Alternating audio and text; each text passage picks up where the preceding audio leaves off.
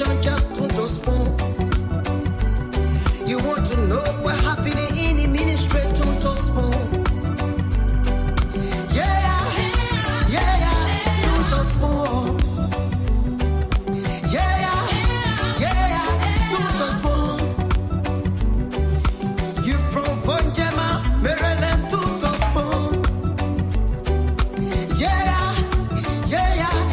to spoon. If you eat keep on congratulate my brother to spoon. You got a spoon TV, you got a spoon radio to spoon. Yeah, to spoon. You wanna get a news update to spoon. What? Yeah, Rastafari.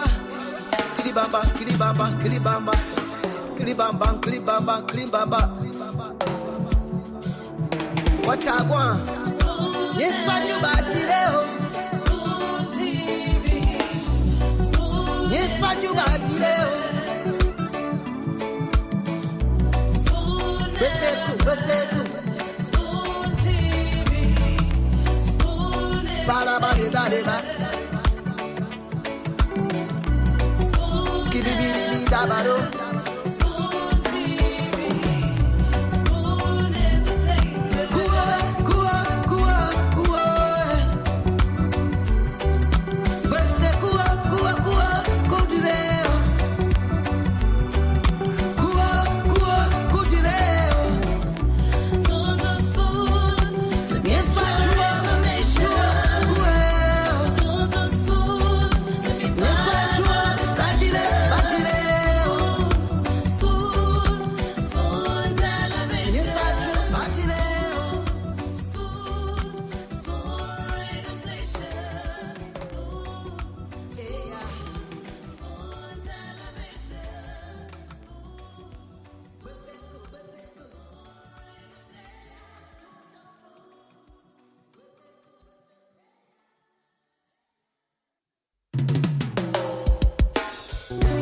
Yes, I, a special one from the CEO, Stanton with the spoon. And your boy, Friday the Southern Band. Charges on the beat. On the spoon to get your information. On the spoon to be part of our discussion. Spoon television. Spoon radio station. Spoon gonna tell you what is happening in Liberia. Spoon gonna tell you what is happening in Monrovia. Spoon gonna tell you what is happening in Africa. Just to spoon you will know. If the children crying for starvation, just to spoon. You want to get a news update, my brother, to spoon.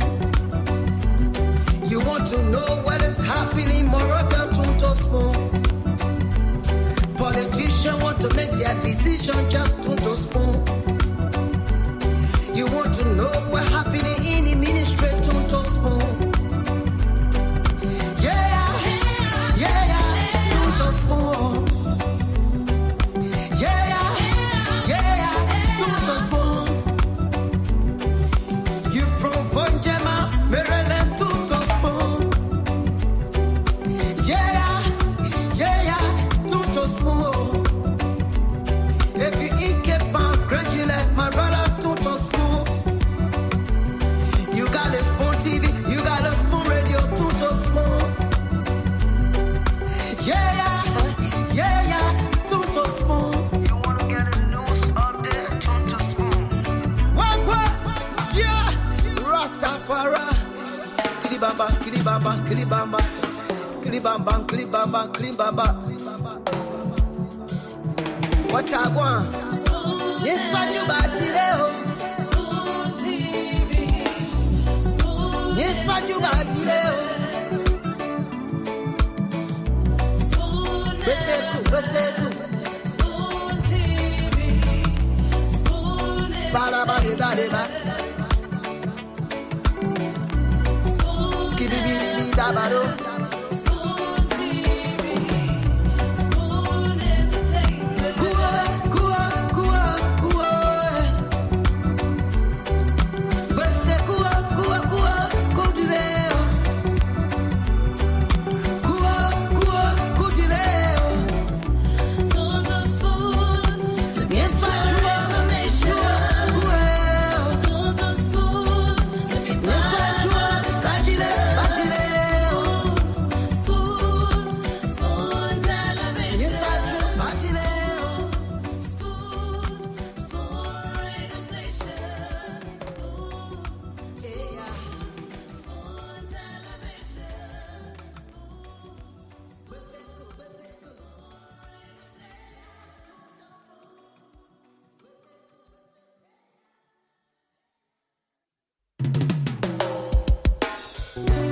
Yes, I, a special one from the CEOs, Stanton with the spoon.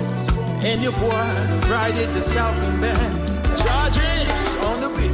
To the spoon to get your information. To the spoon to be part of our discussion. Spoon, spoon, spoon television. Spoon, spoon, spoon radio station. Spoon gonna tell you what is happening in Liberia. Spoon gonna tell you what is happening in Morovia. Monrovia, Spoon gonna tell you what is happening in Africa. Africa. Just to spoon you will know. If the children crying for starvation, just to spoon. You want to get a news update, my brother, to spoon. You want to know what is happening, Moravia, to spoon. Politicians want to make their decision, just to spoon. You want to know what happening in the ministry, to spoon. To spoon. To spoon. You from Fonjema, Maryland, to spoon. To spoon. If you eat keep gradually, my brother, to spoon. You got a spoon TV, you got a spoon radio, to spoon. To spoon. And indeed, it doesn't matter where you're from. You're from Maryland, you're from Grand Gila, you're from Sino County, you're from Bapolu, or maybe you're from somewhere there in Nimba County. I'd like to say welcome. This is your show. This is the Spoon Talk. This program has absolutely no borders. Regardless of where you are, you can always follow. You can tune to Spoon and follow all of the major happenings here in Liberia on your favorite program, Spoon Talk. I'd like to say welcome to the show tonight. My name is Nelson Colette, and Spoon Talk is back. We are live on Spoon FM 107.5. We're live on Fabric 101.1 FM. We're live on Super 95.5 FM. And thanks to the many radio stations across Liberia that are always relaying this program, we are coming to you live as well on Premier FM in Bon County, Trust FM in Bomi County, Trend Radio in Grand Crew County, and a host of other radio stations, including Gibi FM in Kakata, Margibi County. Spoon Talk is back on your radio. We are online and we're on YouTube. The handle is Spoon Talk Live. Thanks to all of you who have joined us via our YouTube handle. And we're live on Facebook as well. We're live on Spoon TV with over 500,000 followers. And we're also live on Fabric TV.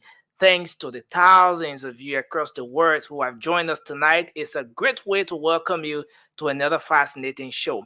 My name is Nelson Colette. Lots of things happening in Liberia. You know, it's a weekend, and a weekend that comes right after double holidays, you know, so you know exactly what the atmosphere is like here in Liberia. Let me welcome Dr. Richardson to the show. Dr. Richardson, good evening. Hi, Nelson. How you doing? Yes, I'm doing well, and it's good to see you again after a long day here in Liberia. I know from your end, maybe the day is still, maybe it's in the afternoon hours at where you are, Yeah. but here in Liberia, we're wrapping up on the day now because it's already 8:12 p.m., 12 minutes past 8 p.m. Yeah. I was reflecting on what you said the weekend after a long holiday. Yeah. Holiday. I can imagine the festivities, in the hmm country. So I just had a reflection of what you were talking about. I had a mental image of what you're talking about. Oh Yeah. yeah. Certainly, Dr. Richardson, a weekend that comes at a time when the legislature has gone for Easter break to be Mhm. back on the 10th of May, a weekend coming after March 15, Joseph Jenkins Roberts' birthday, which was yesterday, and then Decoration Day, which was on Wednesday. Yeah. Double holidays in a single week. Legislature going for Easter break and a whole lot. So yeah, the Hmm. festivities sometimes is too much, Yeah. and this is just where we are. Yeah. Well, I want to just tell you thank you, Nelson, for pulling in the hard hours after the show. I know you have another show. You come here and you kind of run the background for us, and then you moderate. I see that. I was kind of just browsing through last night. I sort of saw your show a little bit, and I'm always impressed when I saw two women on there, and they were Yeah, very impressive. They kind of seem to be a stable group. I think Amy, particularly, she's always yeah, there. yeah. Emmy Powerful. is yeah. She's regular. She's one of the co-moderators on the show, and That's very good. she's regular. That's very good. Very powerful. Yeah, well, it's been quiet on this side. The weather is changing in Jersey where I am. And Okay. yeah, so it's not as cold as it used to be. The weather is very encouraging. Like it makes you want to go out and garden or whatever, just be out there. So I didn't go out today. I actually my husband went out, but I didn't go out. But I'm looking through the window and I'm like, all the trees are beginning to bloom a little bit. Like all the trees that have flowers, they're beginning to bloom because it's spring. Like usually during the winter, they all die because it's so cold. So Wow. it's nice. It's very nice. So like Brimpoke with the barbecue is gonna be rolling. The lots of festivity with barbecues now. This is coming. This is barbecue season coming. So eating we can do right here. So yeah, but so far so good. So far so good. There's something that just kind of skipped my mind. I was going to bring up. Oh, geez, how can I forget? Today is my youngest daughter's birthday. Uh, Oh, okay. yes, Lorraine turned 18 today, so I'm getting closer and closer to being an empty nester. So today, one of my husband, I was talking because he was, my husband's a military man. They indoctrinated him how to keep things in order. So he's usually when he wakes up in the morning, he's keeping things in order from the minute he gets up. Everything got to be in order. So I let him do his thing. I don't Mhm. interfere. I do my thing. So he was turning off the light switch off because if you have children, they turn to leave the light off. Even though we have our house is powered by solar, so we really don't pay a significant electricity bill, but he likes to see it off. So, so he's like, "You need to tell your daughters to turn the light off." And I'm like, "Okay." And I was like, "Yeah, well, they will soon be gone anyway." And he said, "Well, you don't want trying to talk them into staying anyway." So I'm telling you that story because as my last baby as she turns 18, I'm going to be an empty nester very soon. Pretty soon, we will be, Wow. just here by ourselves in this house by ourselves. We think. Mm-hmm. So, And I want to say happy birthday to her as well. Um, just listen. reaching that age 18 is an age that most teenagers are very, they anticipate it a whole lot. Mhm. Just they thought that, oh, 18 at 18 you vote at 18, it's believed that you're mature. So a lot of teenagers anticipate that age a whole lot, and I want to say happy birthday to her as she clocked 18 today. Yes, thank you. And they actually think that when they're 18, they know so much. Yeah. You can't advise them when they're 18. But I can't complain, Nelson, and I'm wishing that all parents have had the same journey that I've had. I've been blessed, really. Yeah. They're pretty, solid in school. Socially, they're very strong too. Like they're all very pretty girls, so I'm always telling them to be careful. Hmm. What boys want. They Hmm. only see how pretty you look, and they always like they say, "Mommy, we know the game. We know the game. You know the game." So, That's interesting. yes, and then my oldest. Well, we're having a girls' talk, and I was asking, "Would you marry an African or Liberian man or person, or date a Liberian person, or Mhm. you guys have a choice. Would you date a African American people that were born in this country? And so, and they looked at me. This one of the spokesperson, I called the spokesperson for for them. She said, "Mommy, they're all the same. The trauma is just different. That's all. The trauma is just different." So, like, so tell me about Liberian people, Liberian men trauma or African men trauma. What do you know about it? And then I was like, she said, "Oh, like the Black American, the trauma is basically, you know, racism, discrimination, and all of that stuff. Y'all know trauma. It goes to war and corruption. And all of that trauma go to corruption, war, lack of parenting because they are running from the war and all of those Mhm. things." But Mhm.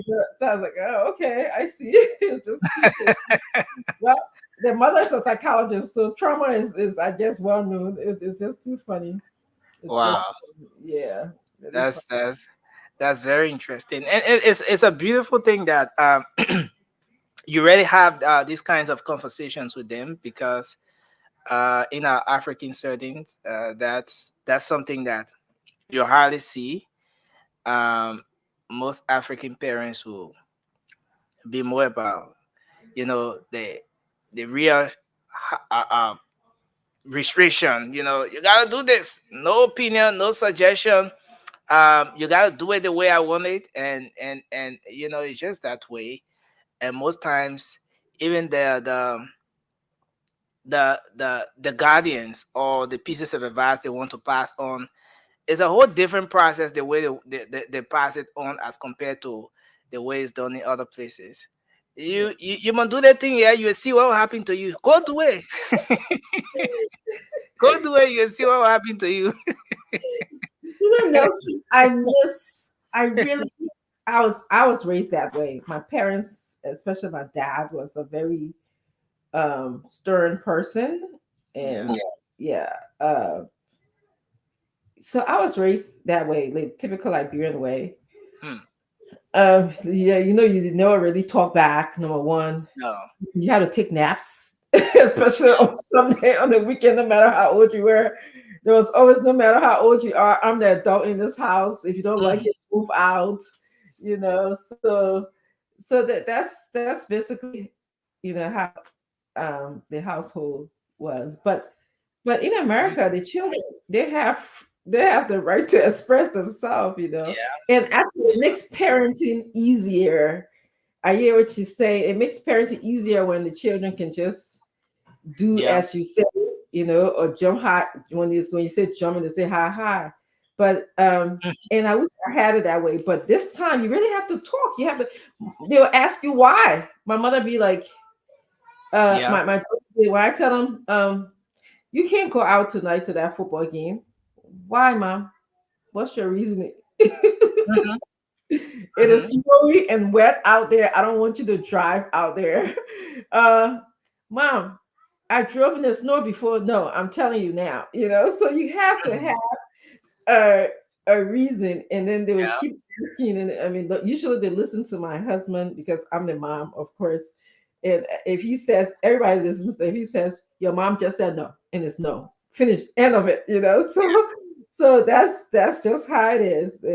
Even the baby, the grandbaby, when my husband says, your grandma needs to rest, you need to leave her alone. He stops. He listens for Stop that. Yeah. Yeah, and it's a beautiful thing, actually. Yeah, it's a real beautiful thing.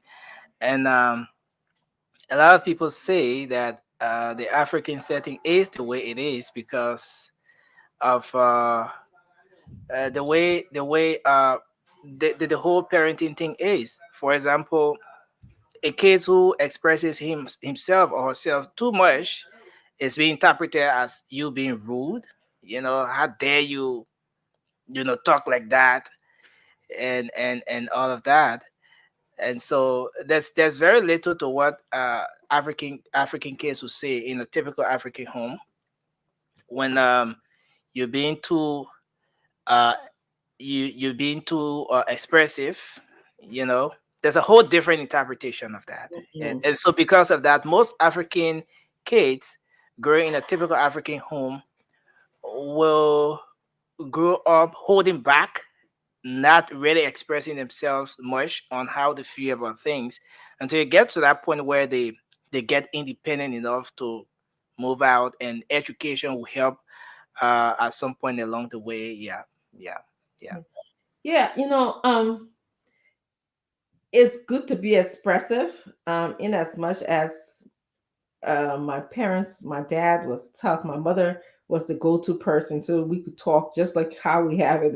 It's amazing how sometimes your home become a manifestation of what you experience.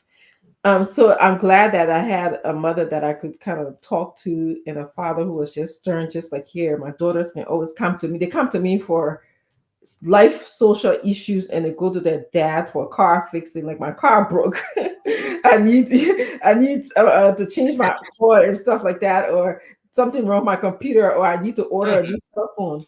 But it's always good for children to have the ability to express themselves, Nelson. Yeah. Especially in this, I think in Liberia culture, it'd be good. It's in this culture, it's even more so because they're rated on expressing themselves. If they don't say anything or they don't express themselves, there's the trend in teaching. There's a lot of group activities, and as you participate in group activities, we're watching, Mhm. especially with the introduction of social media, because a lot of people, they stay on their phone. They don't know they don't know how to interact with people socially. So as professors in a class, we put people in small, every class I have like a small group activity where maybe three persons are working together. I might give them a case to analyze, and I'm watching who's participating. And in the end, we do a big group discussion. I ask each person to state what they say. So if sometimes we have somebody I know who monopolizes the group, like we here, I know who monopolizes our talk show here. I know that, and then in my classroom, I say, "Well, hold on, like, give our friend chance, give the other students chance to talk. What do you think about, what X, Y, Z said, something like that."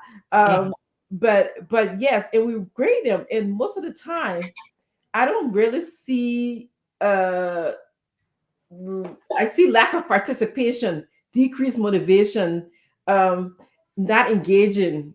I see that a lot versus overly outspoken. I mean, or boundary issues. Usually, when somebody who's always intrusive and always into other people's business, we term that as boundary issues. They don't know how to regulate themselves. So the children have to speak out. They really um, have to talk because, I would tell you. So I was in a situation, Mhm. and we're talking about diagnosing a child with autistic behavior, and we had to make the decision. Autism is basically a mental health diagnosis where the child have trouble with social skills and communication.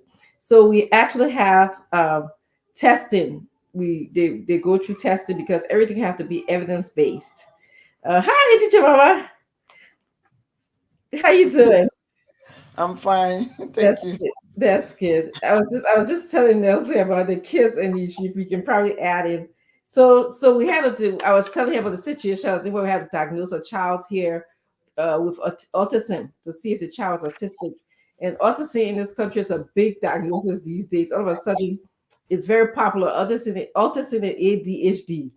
So, which is attention deficit and hyperactivity disorder. So, a lot of children get those labels. So, this young girl who happened to be black, she was very active in school, very active, and the teacher actually thought she had autistic behavior, because she would, talk and stuff like that, and fight a lot, and so we tested her. I knew when I read her case, I didn't see her, but I read her case that she wasn't autistic. And I was going back to Delson question. She was just very expressive. She would fight people on the bus. She would speak out for herself. She if you if another boy beat another girl on the bus, she would take that trouble and put it on her head. And so Wow. when they asked her, why are you behaving this way, she was like maybe about 10 years old. She said, for the better good. For the so imagine, that's how expressive you have to be. You have to fight for yourself. You have to be able. This is the kind of society. Um, in our culture, it says empty drum makes a lot of noise. Which they don't want you to make a lot of noise because you're empty drum. In this culture, it's squeaky wheels gets the most attention. If you complain, you get more attention. If you sit out there, you be quiet, thinking that because somebody will label you to be empty drum, that then you're ready to be quiet for a long time in this culture or in our Yeah. culture as well. Yeah. So that's what I wanted to say. It was just funny how and then we ended up not diagnosing her with autism because she didn't fit the bill or she was just expressing herself, fighting for her rights, fighting for other people's rights. Like she said, for the greater good. That was her term, for the greater good, student for the greater good. So it's just funny. Yeah. So yes, I definitely um So I think I found myself in that category because when I was little, all my sisters used to fight for me. You guys used to be very quiet, and people would just take I my wouldn't thing. believe that at all now that I see what Swear to God, you're I swear to God, we were 9 girls and 2 boys. how beautiful. But my dad always said, you always pick at Jim because she's quiet. My sisters used to up to 1991. My sisters used to fight for me. I'm telling you, when people Mhm. do wrong, I just sit and just look at them. You Not know, today. I just let it pass. But then after 1991, when I came back home to Liberia, I found out that there was a need for me to change and change for the best, for greater For good. better, yes, for better. Yes, Yes. that's good. So I found out that a lot of the time people used to take advantage of people. They would just do the wrong things to people, and people couldn't say anything or couldn't do anything about it. And Hmm. sometimes I would like go and talk to the other parties, or I would take on that case like it's for me. And I still do that. Hmm. When I see that you can't make it, I will take your case and I will go to the limit. Hmm. The sky is the limit. I will Correct. go there. I will fight for you. You know Go how to many the sky if you want to. Yes, yes. Mhm. And I will go there. I said, look, if I have to spend the money for the case, we'll spend the money, but Absolutely. you cannot do this to the person because they don't have it. And I Yes. still do it. And it's embedded in me now. And Yes. I'm so happy that I changed for greater good that Hmm. can benefit a larger society. And I have no regrets. Yes, yes. It's I funny have you say no that because after we talked about this case, it was something that it was in a presentation type setting. So everybody started using the word for greater good, for better good, So this little kid taught us something. I'm telling you. The amazing thing in talking about parenting and parenting Liberia, we do have to do a lot. Uh, all right, babe. We do have to do a lot in terms of parenting and women mentoring. Those two, parenting mentoring and women mentoring. And I will differentiate both of them. But Yes, for parenting, the parents, because she was so active, the parents really couldn't handle her. So they were surprised when we told them that she didn't have any diagnosis. of autism. Imagine, and parents don't want diagnosis and to medicate their kids because they want an empty drum, not to make too many noise because Yes. it's easy to raise a child when you say jump, they say ha ha. It's really Yeah. easy to do that, Yeah. you know. Yeah. But if you have a child who's, I have like my second daughter, I always say like she really takes me to the task. Like she makes me work to be a parent. Yes. Always one in the bunch, Like Yeah. she's not the kind of I mean, they all make me work, but she's like, if I could make $1 million right now for being a parent, parenting her, I And I surpass that $1 million. But it's yeah. just really, and it's good like that. I don't regret it at all. But you really have to train our children to fight for themselves, especially our Yes. female children. Um, Yes. I have no worries too much, although a parent is always worrying. As old as my children are, my oldest daughter is 25. Anytime they're not in the house, I'm worried. Yes. The time I think now I can sleep a little better when they all first started driving, they all, at 16, we purchased a car because the next thing they get a job. They don't want to be responsible for picking them up and dropping them off and all of that stuff. That's how the people culture is here. And I'm sure Yes. Mama can attest to that. Children get the job at 16, they tend to do that. So we have a app on our phone where all of us in the house have it, where wherever they are, it shows up on the phone. So it tells me. And of course, so I was in the middle of now, get up, be looking at the phone when I don't hear my doorbell ring on my ring system. We have cameras all over in the house as well. Yeah. Yeah, I get up, my husband be like, I can't believe you worry about the children. Men got different emotions when it comes to I don't know, y'all don't show it or what, right? Right into my mind, they got different emotions. Yes. Yes. Yes. Yeah, All because of them. I'd be worried and my husband be like, I can't believe you worry about the children. You just like you look at the ring system again. I said, Yeah. yeah, looking to see if they're here. I'm looking Yeah. The men are different when it comes to parenting. They are yeah, very different.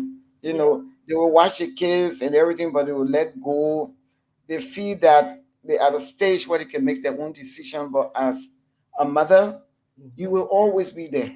always, Even when the child gets married, we stay worried. We stay yeah, calm. How you doing? How your husband? How the children? You are still there for them. But for the men who say, oh, she's married now. She's yeah. okay. That what my Yeah. husband said. He's like, Why you worried? yeah, yeah. But he's like today I was just saying, he goes around, he checks all the lights to make sure that everything. He's like, we shouldn't. We're not even paying electric because our solar power our house. So he's like, but they got an out of 10 light off. And That's true. That's true. I Men, said, but and they come to Canada but they're moving out slowly. There were some people that were apartment, and you telling me, say, well, you don't want trying to keep them here. because you know what? But I tell You you know what, what? Another thing is that men are, they want their wives all to themselves.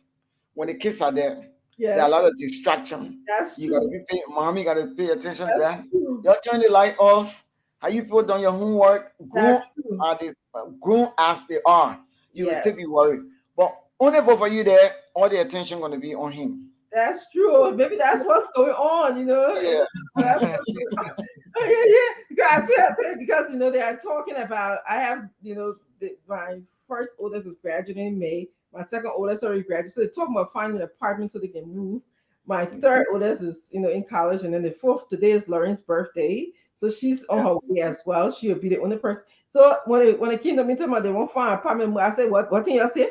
They said, mommy. They said, I mean, they sent me the trying to go look and send me video, and and I said, I don't think so. You're not ready yet. So my other said, I said, you tell me how you pay the bill. So, Mom, I'll be working. I got a job, and I heard. And so I went through all this, question there. And my Yeah. husband, all they had to do was he said, I saw the video.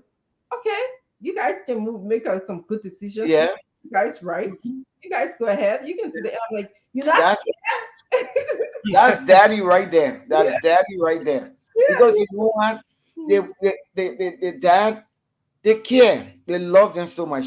But at the same time, they wanted to be independent Yeah. as soon as possible. Yes. Because you can never tell. Yes. Nobody knows when. That's So true. in their mind, they think it's good for them to be independent as soon as possible. Once they are capable of being independent, their dad will let them go. Like Yeah. me, when my daughter said, "Oh, mommy, I'm going to be. I don't want to come to Liberia." I was like, "Can you go with me?" I brought her when they're little, like 4 and 7 years old. Mhm. Then when she went back for school, I'm like, "But how you going to do it?" So I took her on the mission. I Mhm. took her on campus. Then Mhm. she said to me, "Mommy," when we're leaving, I was crying. Then she said, "Oh, mommy, let go. I'm in college now. Mommy, let go." And she was so excited, and I'm just standing, just Right, thinking like, right. That me. I've so been trying since daycare days. yes, And that's not knowing right. the children, and that's the kind of, and that's what I was saying, we were talking about this because we're just sharing parenting, basically. And that's what I was saying, maybe, this is kind of how we just spend more time with our children.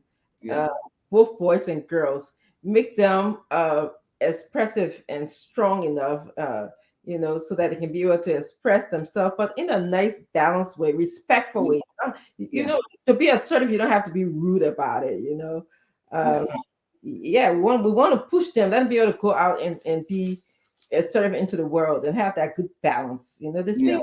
The same thing I was thinking about women. A lot of women in Liberia, they are expected to just be good, be perfect, because we had the first female president. We want to put them in roles and want them to function. But the truth is, who mentored me? Who mentored them to know? That's it. You men have been in the business. Delson, you have men friends who, when you're in journalism school, you all talk together. But there are very few women, I'm sure. Yeah. Yeah. And when you graduated, you probably went to an institution that were owned by a man, and so a woman is less likely to have a model, somebody to mentor her, to say, you're doing good, don't give up. All right. You may not get it now, but this is how you do it. And that's what we need as women in Liberia. You make us minister. Men have been minister for public works for years and years and years. I'm just using one of the, yes. So you put a woman there, then you expect her to know everything and to be act and work like a man in that position, when we know basically she has perhaps never been in that role before. That doesn't mean she doesn't know how to do it. She knows how to do it, but it's been done by the same gender, probably the same way over and over. So she brings her own into it, Yeah. different, and then people say, "Oh, you're not good," or whatever. And I always say we are different, but that doesn't mean that a man is more or less than a woman, or a woman is more or less than a man. We're just different. Okay. So yes, It is. that's It is. But the problem we have in Liberia too is that Mhm. the men intimidate the women. They will go on that very job and learn how to do it. They maybe they might not have one inclination of what the job is all about. But when they go there, they will learn and will learn from other people. But for a woman, oh, that woman, but how can she be minister of public works? What she know about road construction? What she know about it? But if you can do it, she can do it. yes, You learn on that job. yes, Most of the people who go to the various jobs or being appointed, they don't know anything about it, but they learn that because every job has its own specification. It hmm has its own, you have to go there and learn the practical because sometimes you have the educational background, but you don't know the practical of the job. So yes, you got to go there and learn it. But if it's a woman, why you sending her over there? Why must she know anything but shit? Why should you go to maritime? Why should you go to the port? Why? We need a man over there. And that's our society. Our society is a male chauvinistic society. And yes. it's going away gradually, but very gradual. Yes. And you have to really, really, really be tough to live here, especially in Liberia, because in Liberia, man, the men they always want to grab everything, to be on top. They want to handle everything. The women should all be subservient to them, and which is totally wrong. I agree. And when you can stand up to them, then they say, "Oh, that woman full of trouble. That Mhm, woman that talk, she can talk plenty. Oh, that mhm. woman that she too much. I Oh, agree. that woman that can talk." No, try I, to do the right thing, they will criticize you. Try I to move up the ladder, they will criticize you. So women have to be strong. yes. Like you, Dr. Richardson, you live in a developed world. hmm We hmm, we are living in a developing world. hmm So it's very difficult here, especially in Liberia, to be a woman, to be a strong woman. If you have you must have that strong self-esteem. You must be able I know. to to stand up for what you stand for. You must be able to say yes, I can do it, and no man gonna intimidate me. hmm Because that's all the good that what most of them are good for. They will intimidate the women to the point where they will be scared. No, I'm going to happen because I met with disgrace. Or like the other night when that guy Musa, I had a heated argument there. Most of the women call me, oh, just leave Musa because Musa then, the children then, you know what they can do, the children can disgrace people, they will lie on you and the people will believe it. So please, just leave them. I said no. The only reason why I didn't come on our show last night and I recuse myself because if I were going to come on the things that I know, it was going to be really tough last night. And for the respect of the show, the respect for Stanton and you and the rest of my Thank colleagues, you. I said, let me just recuse myself. Thank Because you. I cannot sit on this platform with Musa. I will never sit on the same platform with him anymore. I will not talk. But I will take my decision that I want to take. And the Liberian people know, the entire world know, including FIFA, how Musa is, his characteristics, what he stands for, and stuff like that. So I wasn't prepared to come last night. I was really, really upset. So I decided to leave it. And not that I was afraid of him, but because of respect for y'all, I Yes. excuse myself on the show. And I appreciate I I don't want to make that clear.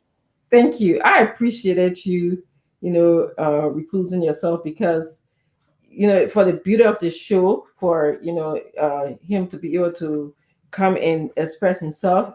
If you were here, it was going to make things difficult for all of us on the show. But That's I'm sure I have faith in Chimama that you're such a introspective, mature person that it will work out, whatever it is between both of you. Okay, and I have to say the same way with Musa too, that it will work out. And sometimes we don't always have to, and I'm saying this to all our Liberian people too. We don't always have to be similar. We don't have to like each other, but we can respect each other in a way that, I see you, hi, hello, bye. You are not eating in your house, right? My eating peanut in your house. You're eating peanut in my house. So, but we can just be like that. But I respect that decision you took, last night as for the sake of the show. Thank you so much for doing that. And I'm sure it'll resolve. I know that somehow it will resolve. That was that's the professional thing to do, honestly, MJ Mama. As opposed to coming over here and, saying something maybe that you didn't intend to say or you don't want to say, or having emotions drive you so fast that you say something like you said, I don't want to say stuff that I don't want to say. That's exactly how we should be able to live. Thank God, Stanton here, I can turn the show over to him. But we're having a beautiful conversation, Angel Mama. We're having a beautiful conversation about parenting, about the relationship between men and women. The way how men parent differently, the way how women parent differently, the mentoring for women. Women need more mentoring. And I forgot to say, Angel Mama, I think because our culture is so sexist and women internalize sexism. Okay. So if you hear a message all the time, like you're not good for that job, you're not good for this, you're only good to cook, you're a good cook, or you're good for being a mom, or you're good just to be beautiful, whatever. It sticks in your head and you live it out. All right. And so a lot of women have done that. They have internalized that marginalization message, what I call it marginalization message. And when we start mentoring other, like for example, if you have another woman who you can go to and talk to after you hear all these messages, it helps. It helps. And I think that's what we need. We need to at least start mentoring other. Okay, Stella, welcome to the show. What are you doing? You leaving? Yeah, I gotta be careful what I say this thing now. You want to say you sexist? No, no, because you get too much of this, feeling things. Don't talk to me. The women. Fatima, what you calling me for? Fatima calling me, oh. But what can we do No, now? no, no, no, no, no. Fatima calling me. Hello. Yes, your honey. I already say, Fatima, are you Yes. coming on? I put you on speaker. Are you coming Oh on? my God. Are you coming on? Mm-hmm. Yeah, I'm coming Fatima. on today. Yeah, Fatima calling Fatima, you me. on speakerphone. Fatima, you on speakerphone. Fatima, Then I just say, no, I know him. Fatima calling me. Oh. I I get just none. said Let me that. go in the bar and talk to Fatima. She begging me to go in the bar to talk to her. That guy is, you know, Yes. and Mama, I'm so glad that in Nelson, people don't understand the personality that we have to work with on the show. and you have to understand everybody's personality, and you have Yeah. to have end goal for yourself. What's your intention? Why you on the show? So people, Yeah. I see a lot of people in our comment section getting mad sometimes when things happen and stuff like that. But I want you guys to know that we all are connected in some way or the other. Mm. Stanton talked to Angel Mama when she hear from her nephew for a while. She'll call nephew, how you doing? Like I call if I hear how you doing. Fatima will call Nelson. I say I text Nelson. Nelson, how you doing? Nelson, he didn't hear from me for a long time. He texts Dr. Richardson, how you doing? So that's how it is. That's the relationship that we try to So you build. know to build, on the show. So Mm. sometimes when things are happening and you see sometimes maybe something we don't want to talk too much because we know that people will work it out eventually. Okay. I mean, we'll get something, I will say something, we'll talk something, but sometimes we don't want to talk. If just see us trying to just paying things out, we'll say something. Or if Fatima can't complain to me, say, oh, Dr. Richardson, what happened, between me and Miss Mama, I don't like it. And I say, okay, Fatima. Then I'll call Angel Mama and say, Mama, what happened? And stay right inside us. Ain't gotta go anywhere. That was confidentiality, Mm. privacy. We respect that. Because we know the purpose is for this show. This show is the biggest show in Monrovia, West Africa to some extent. And Yeah. the reason why we want to keep it this way because it provides information to people. There's a vacuum of information in Liberia. There tends to be people in Africa who don't get information. This is not a written culture type thing. It's very oral. Even right now, for us to go find our own history, sometimes it can get a hard time. People in that Yeah. history from Ginger time. Anything you want to know, you just I'm saying from Benjamin Franklin, anything you want to, you gotta they got it somewhere. They got it sit down somewhere. So that's one of the reasons why we stay to be able to provide not only model relationships, model media, working in media, what it's like for a woman to work with men. I'm sure you guys seen it. You've seen it. You've seen examples of it on this show, Mm. and and you've seen strength of a woman and strength of the man. You see, like you saw an example. Saying like you're too mushy mashy. But exactly what you're talking about. Men are different than women. That doesn't mean that he's any less, or it doesn't mean that we're any greater here. He just demonstrated. Yeah. That's Mhm. true. That's true. So true. So are we taking some calls? Are we moving straight in now because I Uh, see. let's take some calls until Stanton comes. I see somebody said I'm justifying state of disrespect for women. Okay, sorry, justify state of disrespect for women. So I see. We I can see George Lobo is in the back. we can I think I in the should. back. Oh, you okay? I want to do something. Let me put my list on. Okay. All right, I'll be right back. I'm gonna go get a drink. Okay. Mr. Lobo, welcome. It's good to have you on. You are muted. Nelson, thank you very much. It's good to just be here as we speak on these issues while I'm in the Yeah. States, as you know. But Okay.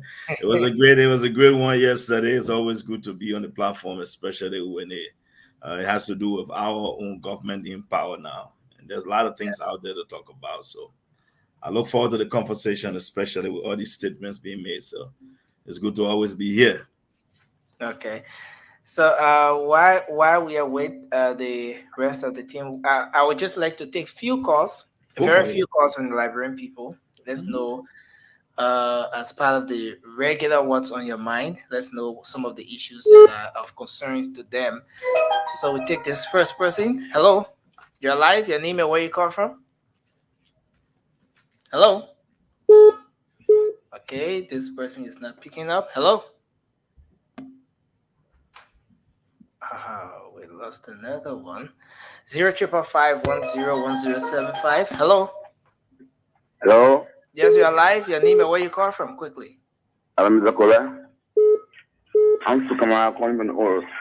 Okay, what's on your mind? Let's hear you quickly. I want to say thank you for the show. I've been loving trying and go through all the things to Dr. Richardson. You know, when this started, we had a 4 people brothers. When they left the show, that show could have died. For Dr. Richardson stood with tender waters phone, and I thank God for Sis Glennie. Yeah, I don't know that one before, but she brought strength to Dr. Richardson. Thank God for Sis Patina and Entity Mama. You know, Thank I'm a male. I'm giving a praise to these people because they did well. And thanks to you guys. May God bless you people. Thank you, And sir. Thank you. please ask Dr. Richardson what is her file name, yeah? Okay, thank you. Let's take Yeah, the caller file from name. the WhatsApp line. The Regency will tell you a file name. Hello, from the WhatsApp line, you are live. Hello. Hello? Yeah, please go ahead. You're live now. Oh, I thought that you had already taken my calls. Oh Nelson, no. this is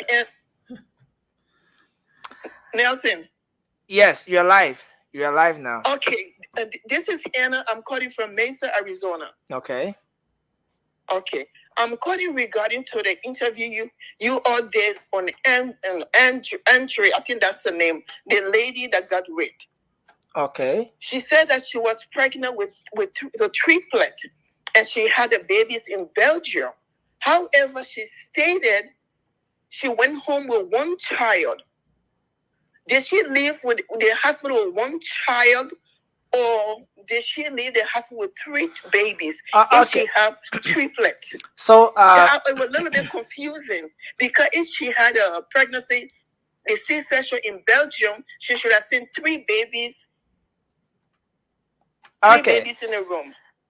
Okay, that's a great concern, but that interview was on the late night show, and Yes, I know. it's a good thing that you're raising that concern. Probably Andre will avail herself to maybe respond to your question. Yeah, but I appreciate you. Thank you very much for that concern. Okay, you're welcome. Thank you. So let's take another person here. Hello, you're live. Your name and where you call from? Hello. Yeah, please go ahead. Well, my name is Pastor Joseph. Nursing Colette. I'm the one. Angie Mama and Dr. Richardson, I pray for each and every one of you on the show. I mean, this is a public plea. I'm begging, please, Angie Mama, Dr. Richardson, the CEO, please, please, please, for Christ's sake. I want you people to help me, Dr. Richardson, Angie Mama, and the CEO. Please, I will need a call for my ministry, please, to spread the word of God. Cleaning the church is the topic, the theme that I have to preach the word of God. I'm making it public that Jesus eyes for donkey in Mark 11. Jesus asked for people, but Jesus asked for people to spread the gospel. It requires help. I'm asking, say, please, Angie Mama, that are listening, please, please, you people have mother, and we need what they want help in the ministry. Please, I'm saying it publicly. I'm not ashamed of the gospel of Jesus. Thank you. Thank you. Please, I think the please, message God has bless gone you. across. Thanks a lot. We appreciate you, sir. We'll take the last 2 calls and then we'll try to wrap up on this. Hello, you're live. Your name and where you call from? Hello. Yes, sir. My Let's name hear is my name is Jerry. I'm calling from New Jersey. Yeah, please I go want to ahead. say good evening, good afternoon to your listener, and Brother John Lobot. I want to say good evening to you. Nursing. There was a press conference from the CDC end yesterday. I'm only appealing to this government, our President Joseph Nyimampuaka, to install and the IG to invite Jefferson Koji. There was a statement made, a lot of statements, threatening statement for the state and the country of Liberia. That man think Liberia is out of law. The country has the law. The Jefferson Koji is threatening the state, asking the president that he will make the president to come to his knee. That statement, we have to take that very seriously. That country is peaceful when people are enjoying themselves, and Jefferson Koji will not disrupt the peace of a country. Thank you, I'm sir. calling on the IG to invite Jefferson Koji. Thank you. Thank you very much. So we'll take this second to the last call. Hello, you're live. Your name and where you call from quickly. Yeah, Nancy. My name is Samuel. Call for Florida. Florida. Yeah, let's hear you. What's on your mind? Concerning the topic between Auntie Jemima and Belete. I remember on the same show, Belete said that Auntie Jemima should go to FIFA. That FIFA supposed to pay her, but I was surprised that he coming up again and saying that he doesn't owe Auntie Jemima. Okay. I remember before the election. Thank you. He said that. Thank you, Yeah. sir. Thank you. Let's hold you there. Yeah. So I think we will hold the calls there. And CEO, we give it back to you and the team. Yeah, sure. Thank you very much, Nelson. Believing that it is we here. We have a good show. The rest of the guys coming up, man. What? That's a quiet Saturday though. Wow. Auntie Mama, you ran away from us yesterday, but that's okay. We understand. Better to say he brought your money, but you left. You say you don't take it, so. Stand on. Yeah, but I'm just Auntie Mama, welcome. How you doing, man? I'm fine. But I said better to say you brought your money yesterday, but you refused your money. You got nothing to say? You plead the fifth, or it's pre-judicial. I know how to say it because it's in court. Where is Serena C first? So your lawyers told you not to say anything about it? I don't want to discuss that name. Okay, so your lawyer said don't talk about it. Okay, we understand. So your lawyer said don't talk about it. Who's your lawyer in this case? That's all right, Stanton. It is like your friend. It is like your friend. Oh, just deal with him. Just deal with him. I will deal with it. I will deal with him decisively. No, we're not talking about the ability issue. You know, I just kidding. I love to joke with everybody. It's not this serious. Oh, I know. About our own mind, we just kidding. I know. I still believe that, somebody owes somebody money, but I think that we just let go. Everybody should just forget about it. You So owe you me, pay I my owe money? you. So you pay me? Huh? So you're gonna pay my money? No. We're just gonna give. Listen. We just let go and let go. You know when Christians say let go and let go, that's how it is. Well, I need my money. I work for my money. Hard-earned money. I didn't steal. I didn't cook anybody. I work for my money. Honestly, work for my money, and I need my money. So if you say that FIFA got my money or who got my money, I will get my money. I can promise you, I will get my money. Yeah, but I'm not one of those women. I'm not one of those women. I'm not one of those women that you can just turn around with your finger or just push Auntie Mama, you said you wasn't going to talk about it though. No, but you brought it up now. I just asked you one question about how you doing today. I'm fine. Good. Thank God for you. Thank God. We're gonna have a wonderful quiet show tonight because it's a quiet evening in America. Where are you, Josh Lobo? Are you in America? After you announced to the people yesterday, say my wallet lost at the airport, then you asking me the question. But seriously, you lost. I got issue, man. Stop But it, seriously, you lost your wallet though, Josh Lobo. Yes, I did. That's true. So it wasn't fake news. It was the truth that your wallet got missing. Yeah, but I'm not interested in going all your own story you gave about the wallet thing. Yes, I lost my wallet yesterday. That's true. I get my own story, Andrew Mama, but he just confirmed that he lost his wallet. Now, what he told me was in the wallet, I'm not going to disclose it. It was his only last money he took from Liberia. And and they make folks can they can talk on it, I'm not gonna listen. I want to be very careful what I say on this show, because people have their own way to move information. But what I said, Josh Lobo got stranded at the airport and he called me. That's all I said. So I will not repeat that. I will not repeat it, Andrew Mama. So from the airport yesterday, I joined you live, and there was a baby crying in the house. No, I'll tell you, you was home already. I mean, I make it very clear. See But you Aunt later, Mama, tell bro. me, what's on your mind, Aunt Mama? What's going on today politically? What's happening in the country? You in Liberia, Aunt Mama? To tell you the fact, today was a quiet day. Saturday is always quiet, but I heard that Jefferson Kuchi had a press conference. I haven't listened to that yet. I need to listen to it, and then I will be able to give you my concerns. But normally Saturdays are very quiet. Most people stay home, clean up the houses, cook, and just relax. So Saturday is always quiet. Okay, I agree with you. I agree with you. At the end of the day, it's a quiet Saturday, but you can give us update on the politics of the day besides Jefferson Koji. And I think what Jefferson Koji saying is just he just calling for attention. I just believe that Jefferson Koji is so confused right now.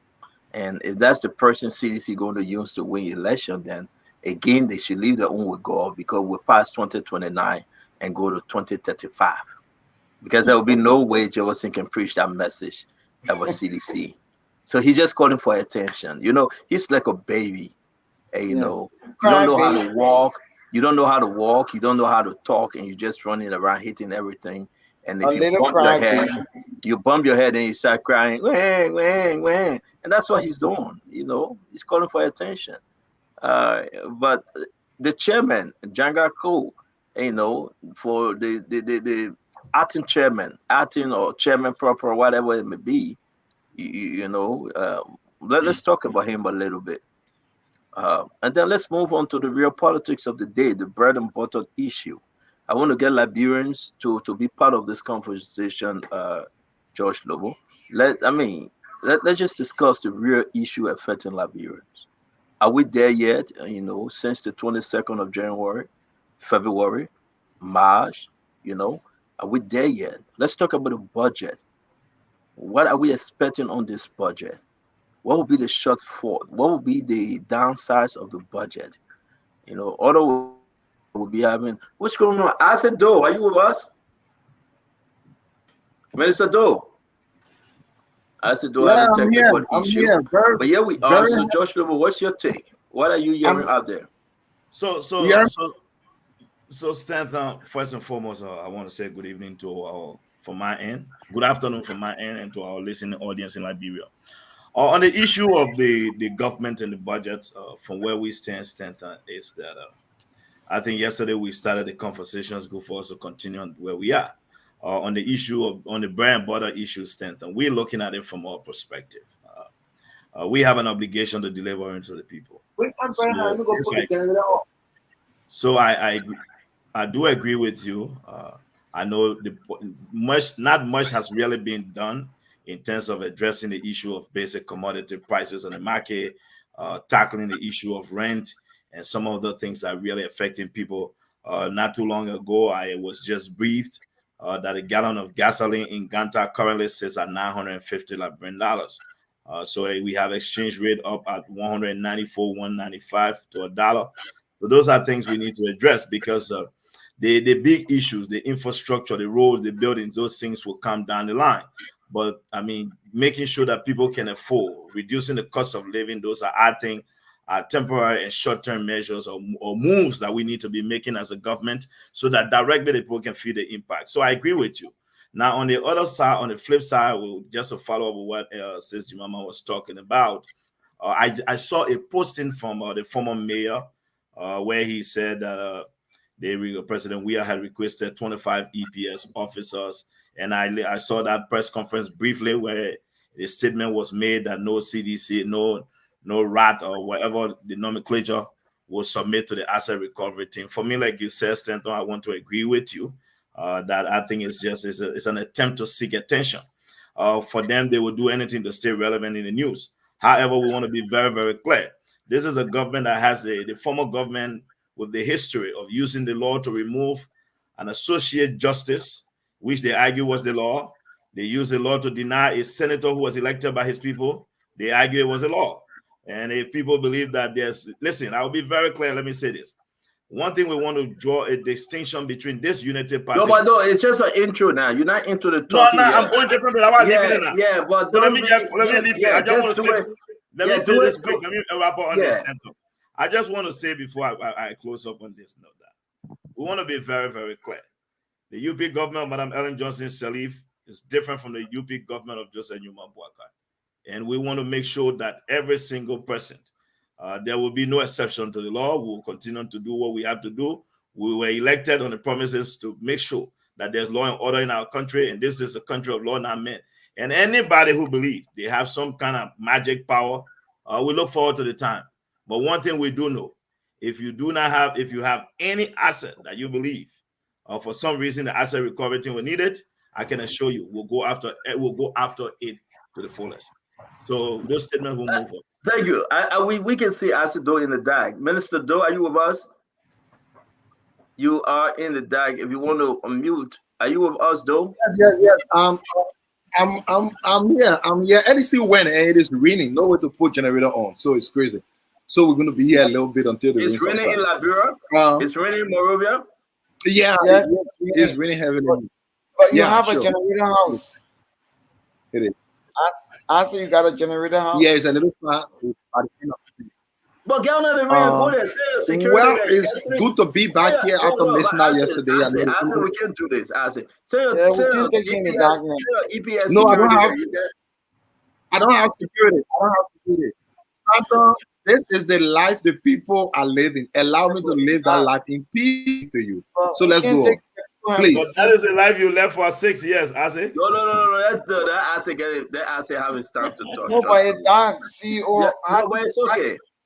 But this is a message, Andrew Mama. Ase is sending a message. So, Minister, go ahead. So thank you very much. I like to be in the number of Liberians today. We are in the dark, in the heat, no problem. So let's continue, please. And now, y'all give me chance. I know y'all talk already. I say nothing. Y'all give me chance, my people. When I was working for 6 years, I wasn't working to basketball field for EDC every day. So it's good to be here. Yesterday I was missing. The internet couldn't permit me at all. Good day. Hi to everyone, our listeners. A couple of issues. First off, to start, we know yesterday, the Mighty People's Party, the Coalition Democratic Change, named an acting chairman, someone who is vested with the politics about land, a very important statesman, a lawyer, and we'll get the party moving to a place where we'll go to a special convention, and we can see the reshaping of the party, the rebranding very soon, very, very soon. We will be as a united opposition, ensuring that Liberia can be better. And again, the direction of the country is something worrying a lot of persons. I'm sure everyone with family here, Enter Jemima lives right here. I'm sure she's worried about that. Almost every price on the market. The prices are all. Today, I went to buy all the money. I went to buy scratch card with $5 Lone Star. The dollar, they charged me $1,100, and did the recording. I posted in the chat room. Unfortunately, crazy. Exchange rate is pushing up to 197, 198 places. My daughter went in the market on yesterday. Thanks, Ender to Mama, for sending me small little things so I can eat. The same amount she always took in the market, she took it there to buy the week's food. Unfortunately, she only had to buy 5 days of food because they couldn't reach with what we always use. This is where we are. And Ender to Mama was the one that sent me that small thing. Unfortunately, we couldn't get our week's food. We only had to bring it down to 5. And again, I want to ask the president quickly in my opening. The little road by the house of the president, the rehab road, that the president kind of fix that for us. It will be a good thing if the president can look at that road. Just the small little road. He can even use his personal money. You don't have to use government money. I mean, right there, I'm sure we all know the massive renovation at his house he's doing. He can also include that little road. It's not conducive. In Kinjaw, as we are protest in Kinjaw again, we want leadership to ensure the problem that is solved, and we are calling the government to be transparent this time and respect the right of the people. ensuring that they have the free will to talk to the government. A lot of stuff going on. And lastly, hey, big explosive news we've got, and we'll definitely come on this from the Ministry of Public Works. But as we go online, we will delve into that. Very big explosive news, something that no one who have ever imagined will happen in the government, especially one that have preached transparency and accountability. Where we are today is very scary. Someone told me that they almost fainted when they got the news, and these are things we'll look into. So let's do this. I beg it, everyone. Let's just give each other the chance to talk. Andrew, Mama, I beg you. You will have your equal time to respond to Isaac. I know you get your pen and you get your paper, please. Uncle Sam, let's welcome you to the show. Papa, you take all your time, and you leave your Barbie doll, and and you with us. Every minute on the show, you should be with your Barbie doll. When you left your princess, and you So welcome to Spoon Talk and talk to us. What's on your mind? Well, thank you very much. Yes, Stanton, what's on my mind? I really admire people who live in America raising kids. I just came from Walmart, and I haven't lived here consistently with a family in 4 years, go to 5 years. Very expensive. Oh my God, everything, the price has gone up 4 or 5 times. Oh my God. I mean, a ballpark franks that used to be $2-3, you think it's like $8. 2 pounds of oxtail, $23.40. Milk and just so I really admire Glendy, then George Lobo, then the young people raising just kids. got back. Don't call Joe Lobo name. But also you stand. You've been sponsoring my house. So we gotta be. I know Liberia's expensive too, but my goodness, it's not that expensive, because I'm telling you, man, I just came from Walmart, and oh my God, I couldn't afford to live and raise kids in America. That's the first thing in my mind. The second thing on my mind is the kid Alvin Kamara. I saw today people were talking about Alvin Kamara. Why is he donating shovels and why is he donating rakes and all of that? But if Liberia was a country where it had all of the structures in place for a young man who is a multi-millionaire to invest serious money, he could be investing in a garbage carton company, and he could make, but right now, if that young man decided to say, let me buy some trucks, let me buy some equipment, and let me put a trucking service together, the first thing to start doing is the government is going to give him problems and give him a contract to clean the city. The second thing is the people who work for him are going to start stealing the parts from his equipment, and they're just going to frustrate the poor kid. So, or whatever he donated, the rakes, the shovels, the gloves, kudos to him. But I'm telling you, Stanton, the country, Liberia, does not put in the structures to attract Liberian entrepreneurs, Liberian people who have serious money. And Stanton, you guys who live in America, you have a lot of money, billions of dollars in your home equity, your 401k, your income, and all of that. You send $600 million to Liberia every year. Imagine if we could pull those resources and put them into businesses, will create jobs, and will create a prosperous country. So those are the things that are on my mind today. Thank you very much, Stanton. You know what? I would say thank you, because so therefore things that are happening.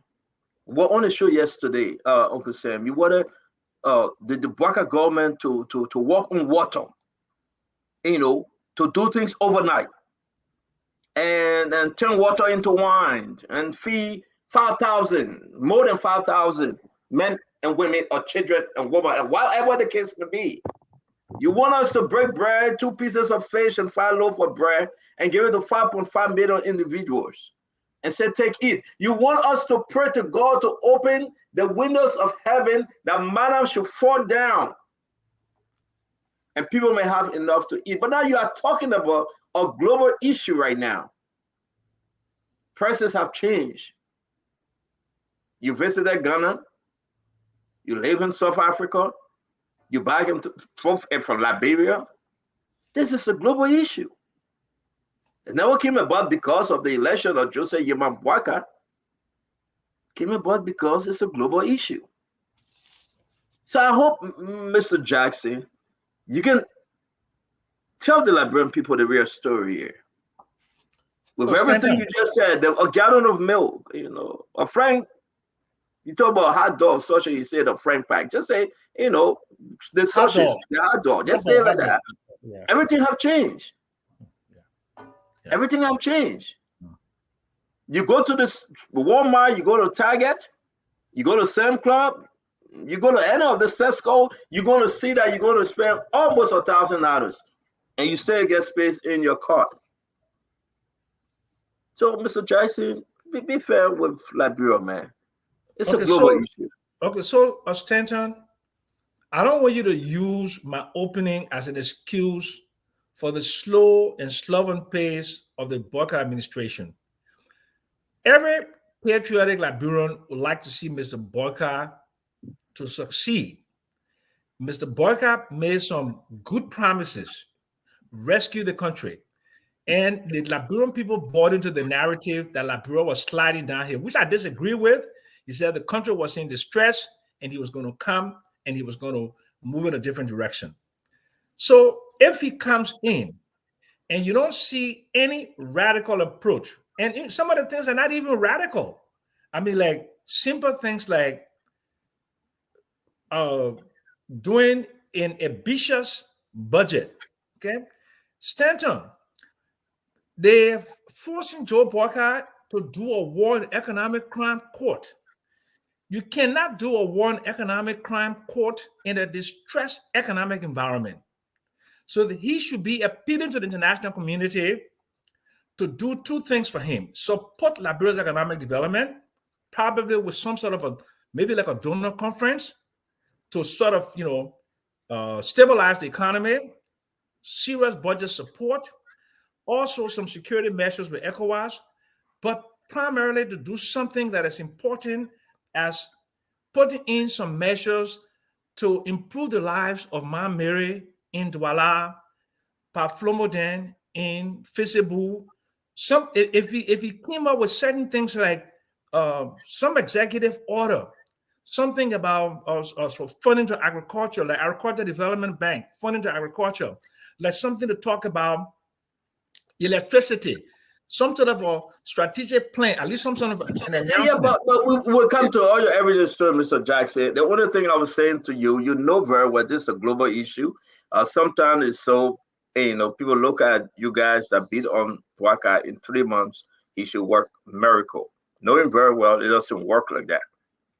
In 3 months, it will reduce the rice prices to $13.50. That was, $13.50 2022. But George Manor, we are putting it up to $17. But now you are telling Boycott in 3 months, bring it back down to $13.50. That's not what I'm saying. But let me make my case. But let me make my case, and you can correct me, Uncle Sam. It may not be you, but it may be some of your CDC brothers. That's what I'm saying. If I say you, not you directly, but sedition. But I'm going to bring in Andrew Mama. Let's have some good conversation. Andrew Mama, you raised the issue about Jefferson Koji. I don't know why we should even talk about him, but because you raised it, I won't give you the chance. Let's talk about it. Because I think Jefferson Koji have just turned to be a crybaby.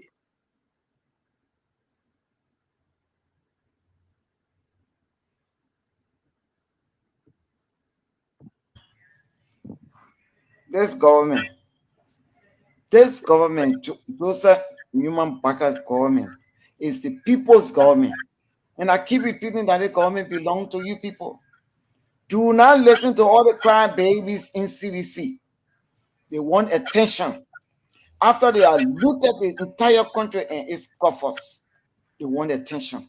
They're going all around crying, rice price up, this other price up. The reason why the government is strangulated because they stole all the money from central bank, from all over, took taxes in advance.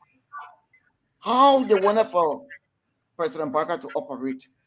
So the president, Liberian people, I'm appealing to you in a public manner that you should have patience with your own government because it is not a joke. It's no shame business. The president wanted to do certain things within 3 months' time. All your hands are tied.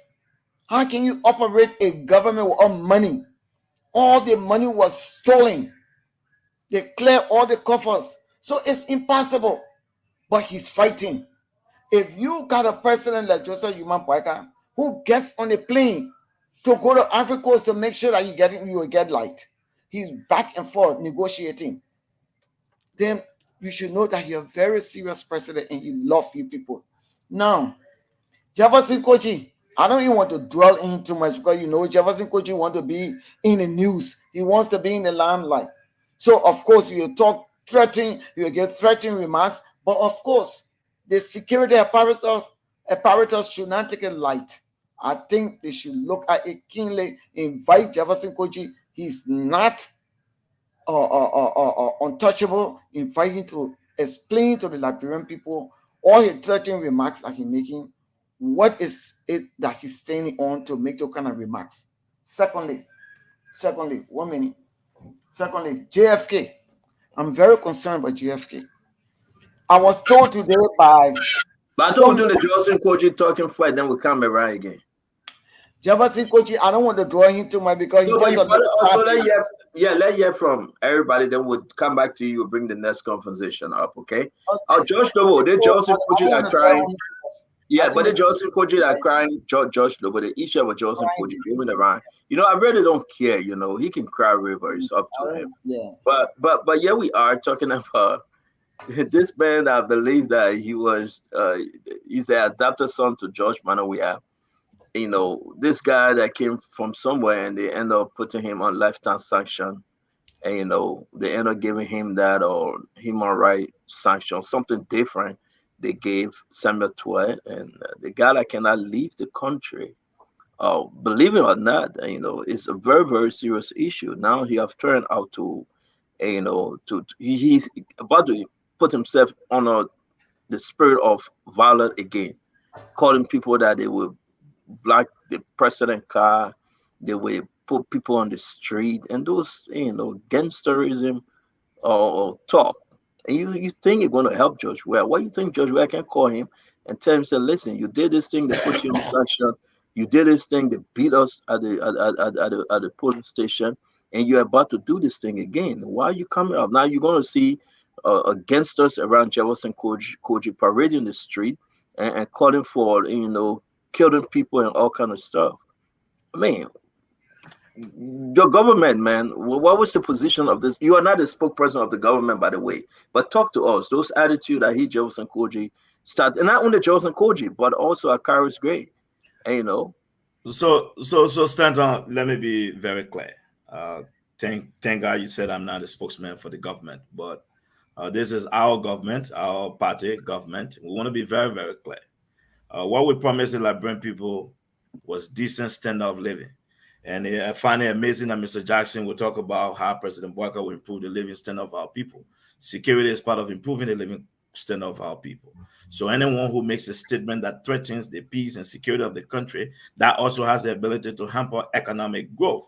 Those are statements that could undermine that. But we want to be very clear, Stanton. We don't want to make the former mayor think more than he is. The former mayor could barely clean the trash in Cinco where he stays, before I say the city of Monrovia. I think the former mayor should be looking in the mirror. Forget about his sanction. What needs to happen, his first ever professional job, Stanton, was a mayor job. And I think there's a reason why there's this panic in the CDC. The thing about it is very simple. The issue of asset recovery, I think, is bothering our friends, Stanton, because many people understand how they rose to prominence. They cannot justify that wealth they've gotten over the last 6 years. And I think this is scaring them. And I just wanted to say this. If I was advising the mayor as a kissy brother to him, I would say to him, at this particular point in time, there's only going to be one government at the time. The CDC has 6 years to lead Liberia. The history of how they led is what got them sitting outside today. And I find it funny when I hear my friend and former minister speaking of the cost of living today. As a matter of fact, you just left power less than 5 months ago. So that is the government we inherited. And I want to say this. I think when we come to these national platforms, as we articulate the problems and want to see the government do more, I think it is fair enough to tell the Liberian people what exactly your government did to improve the living standard of the people. That the Joseph Boakai government is not doing, then you can show a contrast. Sadly for us, So let's know the Joseph Koji. Yeah, When I so, want to so branch let me out. end the Koji Sonny on this. Yeah. So here's what I would say. We know Major Koji and his history. We can go back from the beginning of the CDC with District Number 13. We know he has always been associated with violence. But one thing I want to be very, very clear, and I'll say this again. The CDC, the Unity Party led by Joseph Newman Boaka, is not a Unity Party of Ellen Johnson Sirleaf. We will ensure that there is freedom of movement for all Liberians, not a single one Liberian will impede on the right of other Liberians. We want to be very, very clear about that. Thank you. And we want to make that clear again. So for the mayor, I think if I were him, he should be gathering his receipts for all his enormous amount of property he has so he can justify his wealth and forget about all the other extra things. That is why I think his focus should be. Because there's Thank so you. many things. Sam, I want to bring you in real quick. Let's stick with the Joseph Koji issue. We'll come back to all the other stuff. Let's do it in a new way. Uncle Sam, Joseph Koji, said a lot yesterday. Uncle Sam, he posted a lot. Akaris mostly agree. Now, something about CDC bouncing back with the talking point. The 2004 CDC. The 2011 CDC. The 2017 CDC. They're about to hit the road running with this kind of propaganda that comes with fear. Uncle Sam, are you seeing that? Hearing Akaris mostly agree, saying, "Oh, don't talk in parables," speaking to EPS Director Sam Gay. Joseph Koji challenging him because the president requested 38 EPS director, but they said, no, my friend, you asking for 38. They only gave him 15. They sent 15 EPS. Joe, we have rejected 7 of those EPS, and he said, I'm only taking 8. Madam Sally has 6. Joseph Boaka at the time, as a former vice president, he had 8. Madam Sally and Joseph Boaka brought in their own security. But why should President Weah ask for 38? And now you're making Joseph and Akaris great mad. Talk to me, Uncle Sam. Okay, so let's just go and take like some small step to everything you guys are saying. Yeah. Let's go backwards. Let's start with Jefferson Koji. Mr. Koji says something, and it may not be right for your ears, but I want to remind you that the Unity Party in 2018 and 2019. All right, so I think that's the internet kick, Mr. Sam Jackson. I'll ask it though. Same question to you when Uncle Sam come back. We'll hear him. I said, though, your people, your party secretary general going crazy right now. Akaris mostly great. I really don't know his position in the party, but he's going crazy. He was beaten by less than 85 votes. He was beaten by less than 85 votes. He's coming up going crazy. Yeah, talk to me real quick, man. Sure. And so that's why he remains one of the most popular figures in the district because of the margin of loss. So let's do it step by step a little bit and put in the reality to where it belongs, outside of propaganda and politics. Number one, Akaris Gray was responding to a threat through parable to the head of men and women with arms, Sam Gay.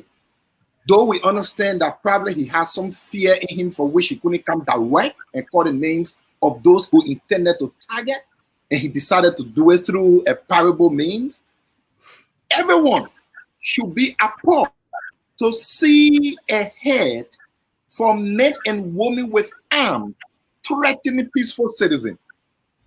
Go on his page. You who see Sam Gay, who happens to be the director for EPS, saying the shoe is on the other foot, and when you cross the red line, are you kidding me? You should have been a professional. This is no campaigning anymore. This is real governance now. You are governing for the people. Why let Sam Gay to say that? Why let Sam Gay to say that? Again, you will need to ask him because he was speaking. I'm asking you. You are reading the Facebook page. That'd be fair. Why let Sam Gay to say what he said, to post that which was posted? What triggered him? Whatever the reason is that he and he alone knows, that I don't know. Sam Gay, that should be a professional man heading the EPS representing Liberia, should not threaten any citizen That you cross red line, the shoe is on the other foot. What do you mean? Oh, you are coming back for vengeance now? You are coming simply because a shoe on certain foot, now it's on your foot. So what will you do? Like I said, he wasn't that, right? He was speaking in parables. If Saint Gay was more than a man, I'm very sure he would have come direct and said, look, Jefferson Koji or George Weah, whoever, when you do this. But again, he decided to put it in fear and put it in parable. But I'm saying that former Representative Gray was responding directly to Mr. Sam Gay, which in my mind, I thought it was the right thing to go, because you cannot stop threatening people for the fact that you have men and women behind you with arms. And I thought that was irresponsible. We shouldn't be having a country where people think the shoe is on the other foot from someone else. Don't forget, these were the very same thing that the Unity Party folks criticized 6 years. They said now becoming a good thing to do. Oh, it is okay now for someone to come and threaten people. It is okay because it is a rescue man not threatening people. And let's go to Jefferson Koji's press statement. For the record, I would not have put certain words out, or I would not have said certain things, the way it was said. But truth being told, Jefferson was speaking figuratively, and he was actually portraying the disdain of the CDC towards the government's mode of dismissing citizens that dare term citizens from across the place. See, let me bring it Uncle Sam, because the Unity Alliance folks on the show really want to respond to you. Uncle Sam. Okay, so the party that supported the COP organized a Joria Step Down campaign, June 7th. And then they had hot hairs like my brother Henry Costa threatening the government in power. Then they had Yeke Koluba threatening the government in power. Then they took illegal means to go and obstruct government operation. These are the same people that are speaking on both sides of their mouths today. When people say they will put people in the street, you're getting scared. You're getting scared of the democracy that you were pushing. The COP, you remember the COP? Went and took Justina, what her name, thing from the hospital there, and black police. Y'all forgot those? Y'all forgot those where y'all went to the Capitol Hill and they have not used the water truck on y'all. Y'all was going to bring the government down. Y'all forgot those instances. Y'all forgot them. Y'all forgot them. Y'all forgot about the poor people campaign of the ASC. We are tired campaign. Y'all forgot those. This is selective amnesia. I don't support some of the things that Jefferson Koji said, okay? But I expect a responsible government that have all the apparatus of the state at their disposal, not to feel threatened, not to come out and start fear-mongering about somebody that would destabilize the country. Liberia is within the Committee of Nations, within the ECOWAS sub-region. ECOWAS regional security is responsible for that. We are also within the orbit of the United States, and nobody will threaten the hard one piece of the Liberian people. People can speak. They can say all they want. So, George Lobo, you shouldn't be afraid of somebody say they will go in the street. You acting like you're scared. You acting like you're scared. You acting like the sky is falling. Because Jefferson Koji said certain things, but when Henry Costa was doing it, when Derek Dillon and others, they got in the street, let me ask you a question. With this health CDC, do you think this way of speaking, the attitude of Akaris Mosi Gray, the attitude of Jefferson Tamakoji, you think that gangster attitude, the Liberian people are going to buy into it? Less than 3 months. The Liberian people went and said, no, let me finish. Uncle Sam, let me finish my question. Okay? Let me finish my question. Less than 3 months. The people then beat you and say, you know what, you are useless government. We don't need you. You corrupted the system. You built all your mansions. The country remained debted under Jefferson Koji. All he does was chasing the manner in which to kill people. Every little killing had Jefferson Koji name. The American government, the international community got tired with him and put him on lifetime sanction and reduced him to nothing on a human rights sanction. And Joseph Koji cannot even put foot in Sierra Leone. It's so bad for him. Frustration has hit him so hard, and he has reduced himself now to go back under the sycamore tree to preach Muya Muya. Will this message help that individual, Joseph Koji, Akaris Gray, will the message help bring back George Manawiya to power? The same message that brought Unity Power to power again after they killed people on November 7, 2011, after they flogged students at GW Gibson, okay, after Harry Greaves disappeared, after Michael, what his name himself, Allison was killed, after all these things, they used what they call it, they use that narrative. That what George Lobo they were doing. That what Henry Casa they were doing. That what Yaga Kobola they were doing. That what the radical elements within the Unity Party that they were doing. That's how they undermine the Joya government and put them out of power. So this is politics. Stanton, get used to it. This is look. If you can't stand the heat, you get out of the kitchen. But I don't think anybody has the ability to undermine the hard-won peace and stability of Liberians. Y'all shouldn't panic. We didn't panic when y'all were doing it. Y'all were putting people in the street. COP, Henry Costa were coming. He blocked the whole traffic from Ralphie. I think it's a bad comparison you are making because the whole COP and the whole Henry Costa, they all supported Joe. We are doing the election. So everything you're saying now is not going to help your argument. That was subsequent to that. But the COP was a pain in the thorn, was a thorn in the flesh of the Joya government. And you guys allowed that to happen. With this help, we're going to bring in Asiva. With this help, Asiva, you follow the news. It's all in our chat room, all in the chat room you're associated with. Asiva, with the Joes, if you can't come on now, then we'll bring it on later. I see that you're talking, right? You can't come on now, right? I It's muted. I was trying to find. Right? Can you hear me? Yeah. We can hear you. Okay. So are you good? Are you with us? With you. What's up? Okay. So my same question, I say, now you are looking at your friend Jefferson Koji, a little piqué. You are looking at Akaris Gray. They're going like chicken with all hair. They're making some outlandish statement, talking about the way attack the president convoy. Talking like, listen, you cannot give Joe Manawiya, we are asked for 38 EPS. You reducing to only 8. But we will stay with Joe Manawiya. Would this help Joe Manawiya re-election campaign? I don't even know if Joe Manawiya wants to be re-elected. You don't want me putting it here. And not part of the benefit. I don't put it on me. I answer the question. No, I answer the question. But answer the question. Part of the question has to do with the premise around the mindset. Will this help his campaign before you take a cheap shot on me? It will not benefit George Weah. It will not benefit. Look, what they're doing now will lead back to the same references that CDC had before we gave CDC integrity. Hooligans, thugs, whatever negative name they want to give them, that's the direction. As a dog can slouch in his seat, they know that with some of us, there will have been no credibility towards the CDC being anywhere near state power. And the track they're going on will be the same direction if they continue that way. Simple. Are you surprised? Are you surprised Aaron Akaris Gray thinking about coming back, but now Akaris Gray likes to talk tough because he will have people behind who can fight for him. Man to man, who Akaris can fight? Seriously, let's be honest here.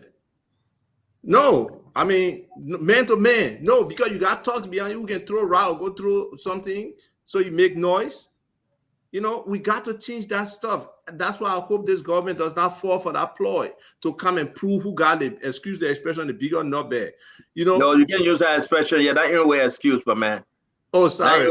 My apology. But there were people trying to compare. But Borison doesn't work. He used a warrior yesterday. Then. So at the end of the day, Anjumama, let me come to you real quick and let me give you guys a chance. But before you do that, Anjumama, again, we're going to leave the Joseph Koji story. We'll give everybody 30 seconds because I know Isaac want to respond.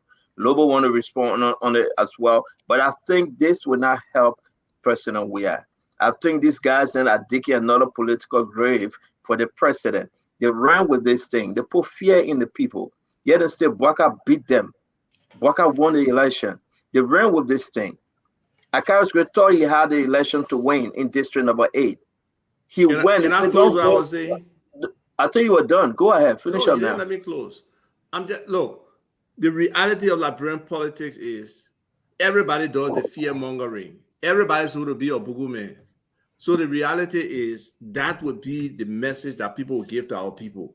If we never educate the Liberian people on their civic responsibility as citizens, and whatever government in power never tries to create opportunities and find jobs and focus on the economic side of development, you know, we always have these kind of things where anybody can be seen as a savior for the people, as a man of the masses, and can just convince people to get in the street and do whatever they want to do. So we got to change the dynamic, and hopefully this government can start moving in that direction of educating our people, giving people opportunities. Would that be that the don't have to depend on that. solution? These people then pushing it to the wall ever.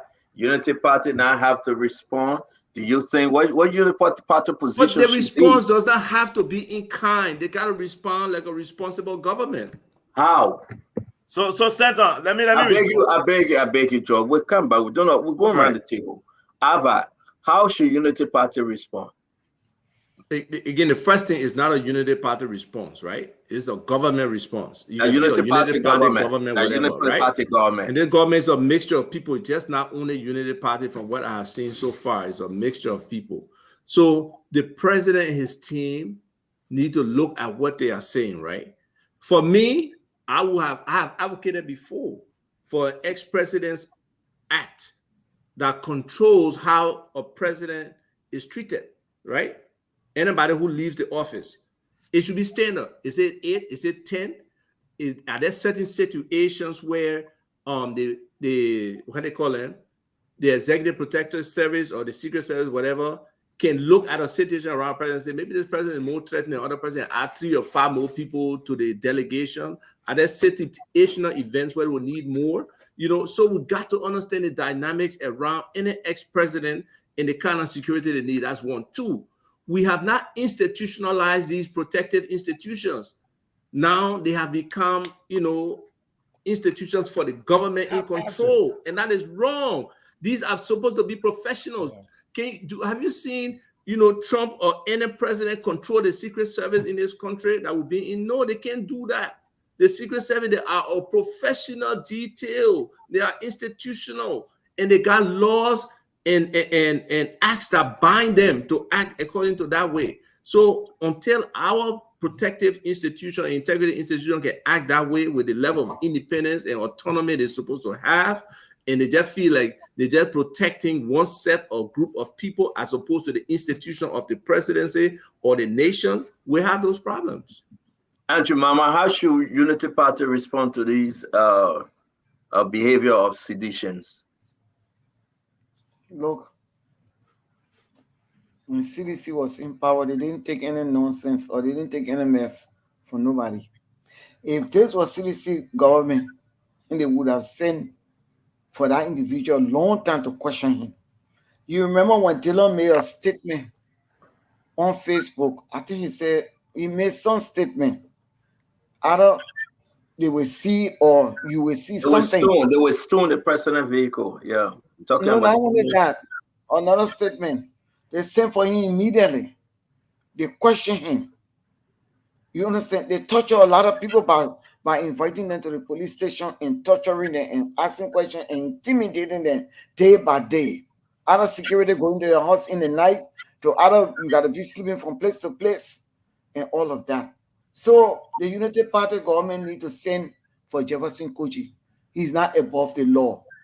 Send for him and ask him what does it mean. What he means by all the statement that he's making, they need to question him. He need to give some explanation like they did in the past government, and that would be fair enough to Jefferson Koji and the government. That's what I think they should do. And secondly, I want to respond to on the scene Jefferson Koji thing to Uncle Sam.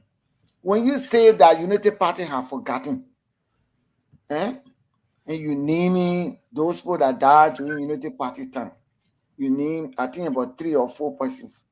But let me just name few that happened, George Weah time. Okay? You have here You have here Gifted Lama,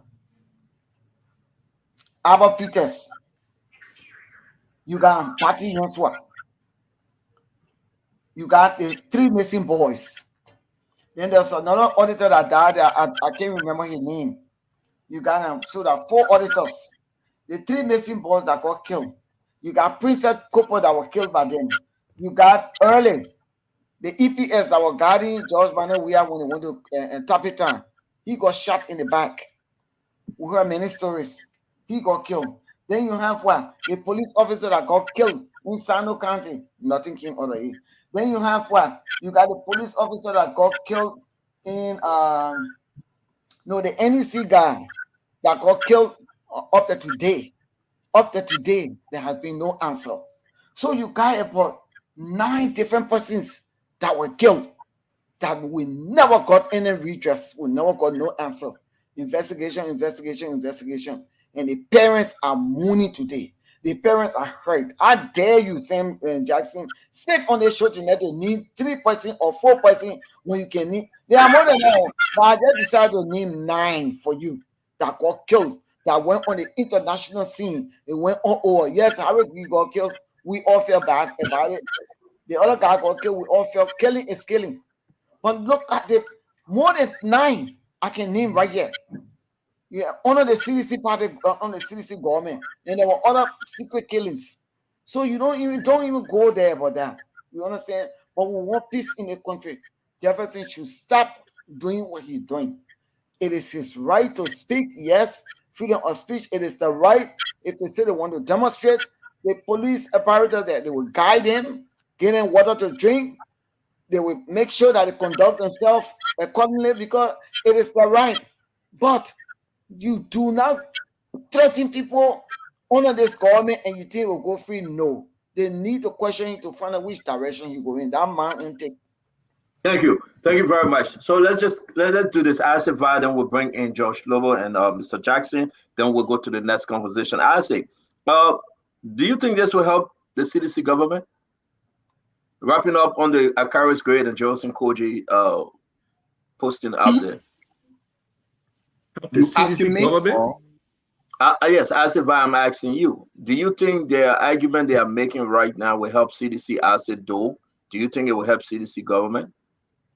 I mean, to me, the CDC doesn't have a government right now. You mean the chances for coming back to government? CDC don't have a government. Okay, Asiva, thank you for the correction. Asido, do you think it will help your chances coming back? Well, thank you. It has always been a party that takes decisions even if it hurt them. I'm not sure this is about helping or hurting party. And like we've said over and over, and thank you, Mr. Jackson, for being right. We are on the show discussing the small thing that Jefferson Koji said. We weren't here to discuss all of the things that Henry Costa said. George, we didn't care about it. We weren't here to discuss all of the things that Yeke Koruba said. George, we didn't care about it. We weren't here to discuss all of the things that, I don't know what they call the guy in Morocco, that guy who can always insult people. George, we didn't care about it. We weren't here to talk all of the things people were saying, even people threatening Senator DeLong, suing. George, we didn't care about it. We weren't here to discuss about it. But we come now to a government that is so unhinged that one statement from Jefferson Koji has become the talk of the day, where you even see EPS people issuing vague threats on social media. So we are in a country that is sad and we should move on. But let me remind you of one thing. In recent memory, for the first time in 6 years of governance, the CDC government did not have a single political prisoner. You may want to know that. That we cannot say of when Mr. Boyka was vice president. That we can say of even before him. Of course, the CDC had 6 years of governance with not a single political president. And people have always said that President Weah was one of the, if not the one, but one of the most insulted men. Not a day he cared about what people say, what they say. Yeah, he moved on in the interest of the state. Today, we are discussing Jefferson Koji coming and say small thing. Imagine if the real thing starts now where opposition really get together. You should be thinking about the rate on the market. You should be thinking about prices. You should be thinking about the government of the state, the rice price. But today, that Johnson Koji wanted to discuss. Let me tell you, the CDC is poised to come back in power, not because of what it said, but because of what this government is doing. And if anybody here can be so proud of what has happened so far, I don't think they're living in a reality of the world. But again, you can sit and discuss Johnson Koji. It is not about what he says, it's about your performance as a government. You've criticized everything on the president we have. But today, we are still asking exactly what we're going as a country. Even George Lobo, I'm sure he cannot send anybody money now to buy scratch card. He will have to send more, unfortunately. I think that's a good pass on to me. Oh, okay. The issue is that George Lobo cannot find his wallet. So I don't think anyone should expect something from him. Go ahead, Georgie. Oh, you know, Stanton, I think if you can recall. So, Mr. Jackson, it's my turn to speak. Stanton, I think if you can recall back in 2018, we sat on this show when Editon and myself were both panelists. And I told Minister Doe that you were confused when you got in government. You will be confused while in government, and you'll be confused. I was on the show in 2018, please. No, when you and myself on this platform, I make those statements, you remember, Stanton. And that's what has happened, Minister Doe. It's mind-blowing that you sit there and talk about the cost of living and the things we are discussing.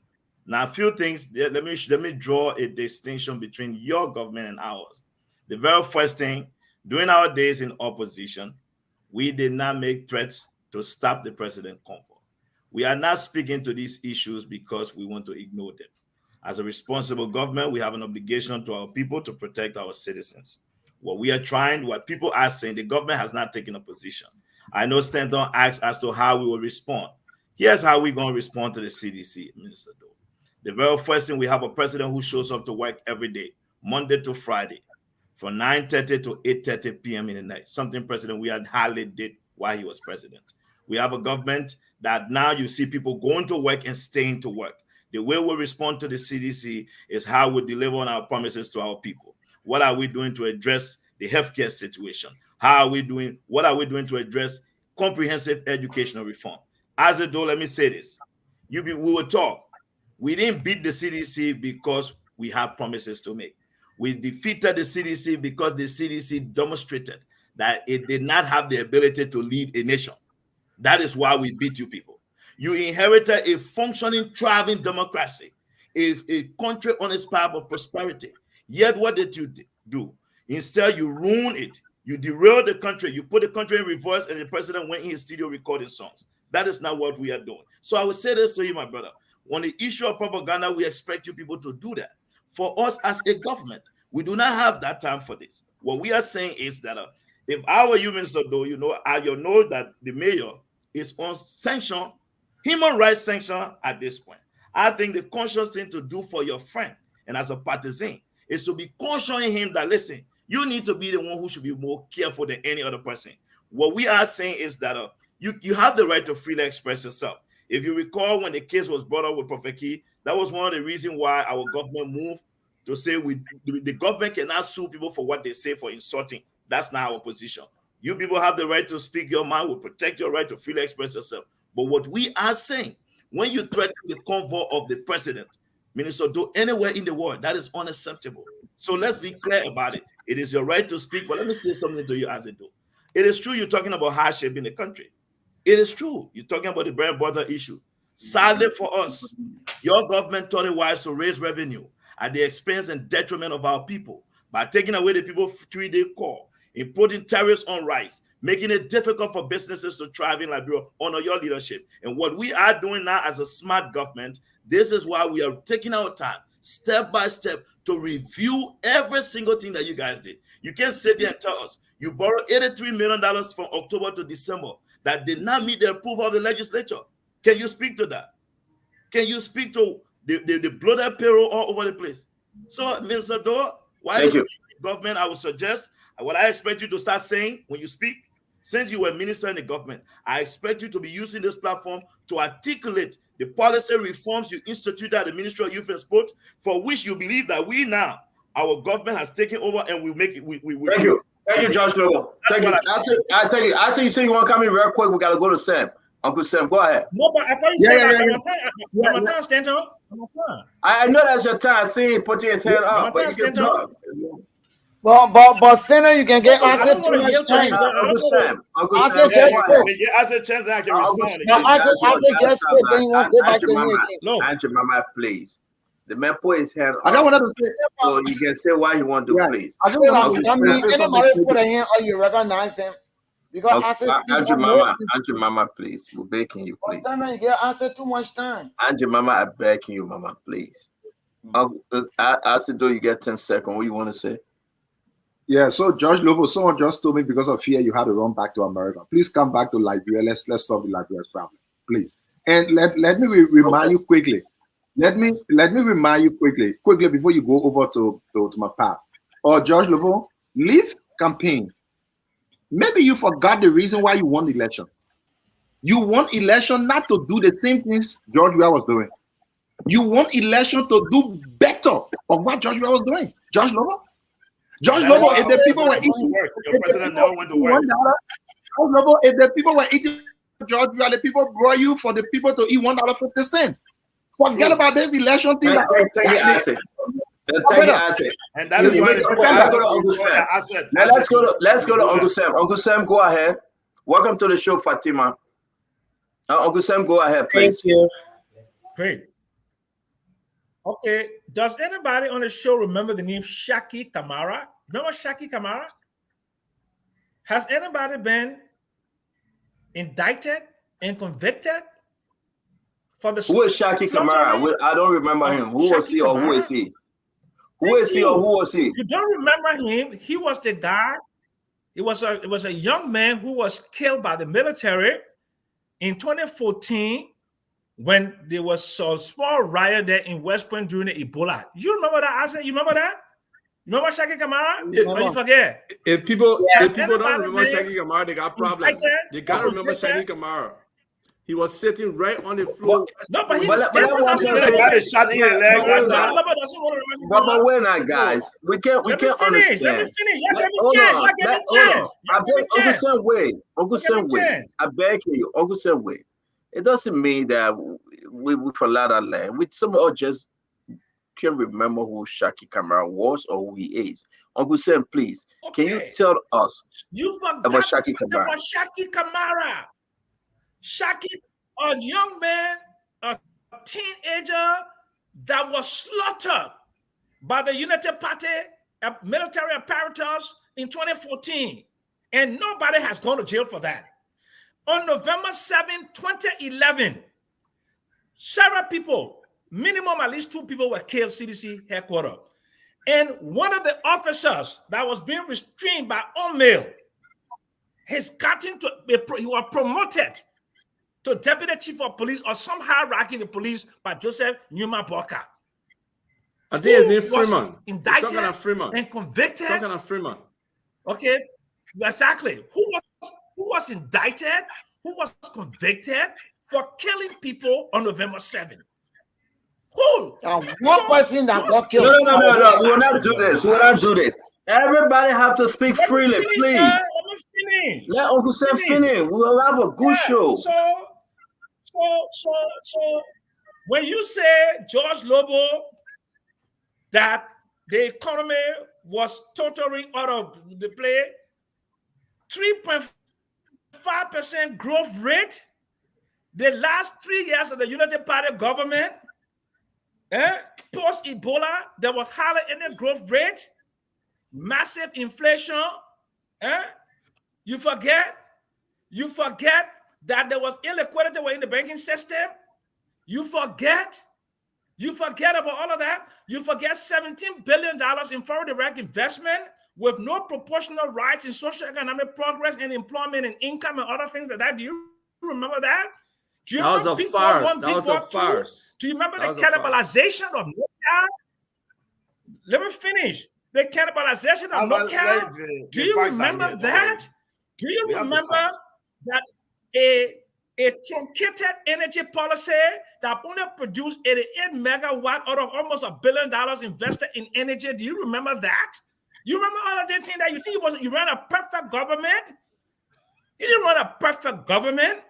You ran a government that failed. Unfortunately, you have a better propaganda machine than the CDC. because they don't employ people like us to run propaganda for them. I spoke for them occasionally. But if I had run that propaganda machine, they were never going to lose well. Because the people that come into power, the two-headed snake that come into power, and then you wonder why. Disassociate yourself from the failures of the Unity Party administration of 12 years, the ineffective and inefficient 66 out of 68 Thank you, Uncle Sam. agreements were deemed were fraudulent. Uncle Sam, your time is up. Uncle Sam, your time is up. Let me just ask a question. I said, wait, I'm coming to you. Everybody be patient. Uncle Sam, we got to talk within our time limit, please. We have many on the show. Others will be joining us. We want to say thank you for joining Spoon. It's a big program today. We have Isaac Doe, Samuel Jackson, directly from CDC, people that supported CDC. We have Jemima Woodokori, Josh Dobo, directly from Unity Party. I think Jemima is 50-50, but now she's leaning maybe 100% to Unity Party. We have Ava, he was there for CDC, now he's CPP.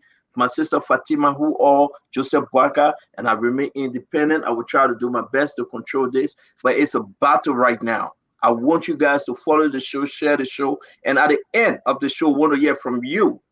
Which side you on? Who make the best argument today? We will give you 1 hour to make your phone call. We will do a poll on the show tonight. Which side you on? Listen to the different argument and tell the Liberian people which side you on. As if I took that Junior. You agree with Samuel Jackson or you going to agree with Josh Lobo? Where are you with this argument? It's not binary like that. It's not just one or the other, right? So Samuel is listing all the ills of the Unity Party government to a large extent from 2006 to 2017. I don't disagree with most of them, right? And that's what we campaign against to get CDC to power. My question today is, those litany of things, those negatives, what did the CDC correct? Thank you.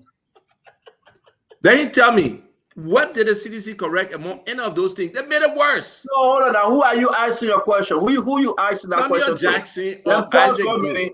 Pause for a Samuel minute. Jackson We or come Isaac back. Doe can answer We come that. back to you. We stay keeping the rest of your time. We come back to you. We're gonna just answer. You got to take one person though, because Fatima got to come in. Who you want to Samuel speak? Jackson, he listed because Isaac will be scared. That's Samuel SPJ, Jackson. SPJ, talk to us. Answer his question. Just be clear. Those things you listed. Tell me Well, I mean, which very was easy. Yes. Okay, so the illiquidity within the banking system. We improved liquidity within the banking system. Last year, there were $2 billion worth of electronic payments, Visa, MasterCard, and mobile money. We improved circular flow. We decreased inflation. We built the ability for more imports and more exports. There were more exports from our government. We decreased the current account deficit. We did that. We improved the banking system. The banking system under your government had less than $800 million in net asset value. We increased it to over $1.2 billion. That's what we did. There was no liquidity within the banking system. We improved liquidity within the banking system.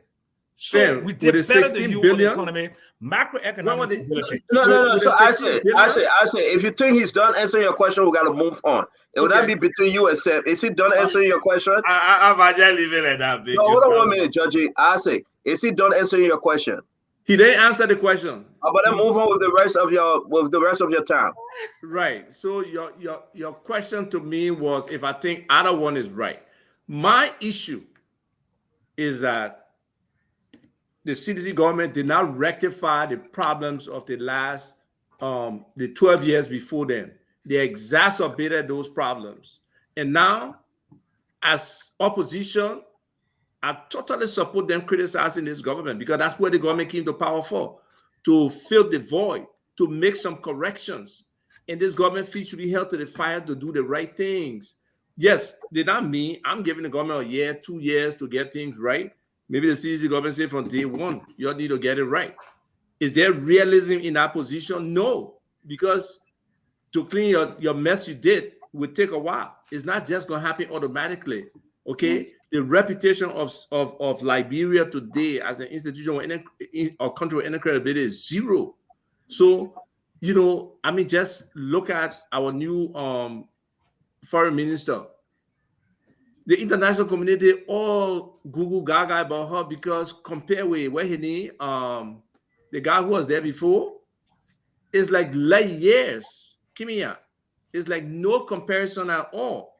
So it would take some time for them to be able to set up instruments or whatever that can improve that relationship that Liberia currently has with the international community. When you come to the economic side, do people trust Liberia to just come invest? Even Liberians who are excited about the change, they want to see what will happen in the next year before they can invest their money. It will take time. Yes, thank you very much. Let me bring in Fatima. Fatima, welcome to the show. Coming from there, we'll go to Andrew Mama. Talk to us. You've been following the show. Yeah, thank you, CEO. Thank you to all of the rest of the panelists and to the viewers around the world. As I was listening, you know, I was driving back home and listening to the conversation. I quite remember, it was George Weah's government who graded Ellen Johnson Sirleaf's government at 80%. Yeah. I don't know if we're having amnesia around here. He said, they asked him, how would you grade Ellen Johnson Sirleaf? The last time I checked when I was in college, 80% was above average, right? Yes. So it's irrelevant as to what they're going back now to Ellen Johnson Sirleaf's government, okay? Because they graded our government with 80%. Ask me to grade George Weah's government. It was a total failure. It was a total failure. I mean, our country was not respected around the world. Nobody wanted to do business with anyone in our country. So for Uncle Sam and Mr. Doe to come here and say that, you know, they expect our Unity Party-led government now, Joseph Boakar's government, to come up and pick up the pieces right away and do this miracle where there was systemic damage. Every system, every governmental agency from the ground was totally damaged. And in fact, there is argument now that they left the conference with a negative $45 million. And then you sit here with in good faith and with straight faces and saying that, oh, you know, the George Weah government did where Ellen Johnson failed. Well, George Weah, the last person I can remember, graded them 80%. So you be the judge. So please, if we're going back to that, you guys failed the Liberian people. The last government totally failed the Liberian people. Uncle Sam, I was just telling you, George Weah graded it, the last government 80%. Does he not know percentage? I didn't. George Weah led government. George Weah himself is on record. George Weah doesn't control my brains. Yeah. Okay, but we're saying you were comparing the two governments, right? Yes. And you are tying yourself to that government. And I can say in terms of macroeconomic stability, although you made a lot of money, Ellen's government. I didn't make any money in Ellen government that there's so much. So I made money in the private sector as a private consultant. I was not working for the government. I used my brain. I'm a knowledge expert. You were a consultant to the Ministry of Finance. Guys, I beg you, guys. No, George Noble, let's stop the interrupting. Set the record straight. No. Let Fatima finish. If anyone gives a government a passing mark, not even above average, not even 79, 75, 70. Nobody's stopping George from forming a consultancy company and not work for the Unity Party government. Nobody's stopping you, but you're looking for jobs. Uncle Sam, Uncle Sam, Uncle Sam. Don't attack the woman. Don't attack the woman. Don't discuss the issue. Don't attack her. Uncle Sam, all I'm saying is that George Weah graded Ellen Johnson's government with an 80%. And how did he come to power? They were in bed with her. That's how he came to power too. So I can say, in all fairness, that Ellen Johnson's government and George Weah's government was an extension of Ellen Johnson Sirleaf's government. So he graded her 80%. So this is a brand new government. You guys need to give this man the chance for us to be able. A brand new And government? maybe, are you saying that George Weah didn't new? know? Well, listen now. No, Listen, no, listen. Uncle Are you Sam. saying Uncle that Sam, George let me Weah, finish, please. who was president of the Republic of Liberia, didn't know better? Because you're saying that you're not counting on him giving. I never said that. I disagree. I disagree with his grading system. I disagree with his grading system. Now there And we should have it. a Okay, right to thank do you. it. I Thank can you, disagree Fatima. with him. Thank you very much. Yes. I'm going to bring in Josh Lobo. We're going to So, go to Angie Sandra, Mama I think- Acido. We got to move on another I think conversation. But I'm begging you. Let me bring in Josh Lobo. Let me bring in Josh Lobo. I'm begging you, please. We got a lot to discuss tonight. Okay, Josh Lobo. Josh Lobo, I'm begging you. Let's respect the 1 minute 30 second, please. I'll be brief and to the point, real quick. Yeah. Don't interrupt it. So Stanton, why it is true, the Unity Party is not in power. What I would like to do is to spend most of my time articulating the way forward. Why it is true, our friends are interested in relitigating 2017 election. They won. The expectation was that they would deliver. But I think it's good we set the record straight. And I think Samuel Jackson, Pat Jackson, Mr. Jackson, I will call you. I find it so funny that a man who put his hand around the late President Doe will sit there and be using words that people were slaughtered. I don't know how you do that. If one who is proud of the PRC days, we'll put that aside. But I think you owe it to the Liberian people when we come to speak to these national issues, to put out the facts. Mr. Jackson, when CDC took over, inflation rate was at 12.4%. The exchange rate was $1 US to 140. That was the exchange rate that day. However, we did not come to relitigate that time. We left the country with more than 140 megawatts of power supply. The 88 you talk about, the 26 from the Cote d'Ivoire, the 25 power plant on the Bourgeois Island. What you should be saying is to tell us how many megawatts the CDC increased it by. You can't say that. I saw Minister Doe started about politics talking about in a dark. You had 6 years, 6 dry seasons. What was done by your government to improve LEC, to enhance the production of energy for our people? Nothing. So I would say, as we proceed, Mr. Pat Jackson, you need to stop spewing out these numbers that are not factual. You keep talking about inflation. You keep talking about microeconomics. Under the CDC, we all know that economic activities were down. We qualified Liberia for the MCC Compact Grant.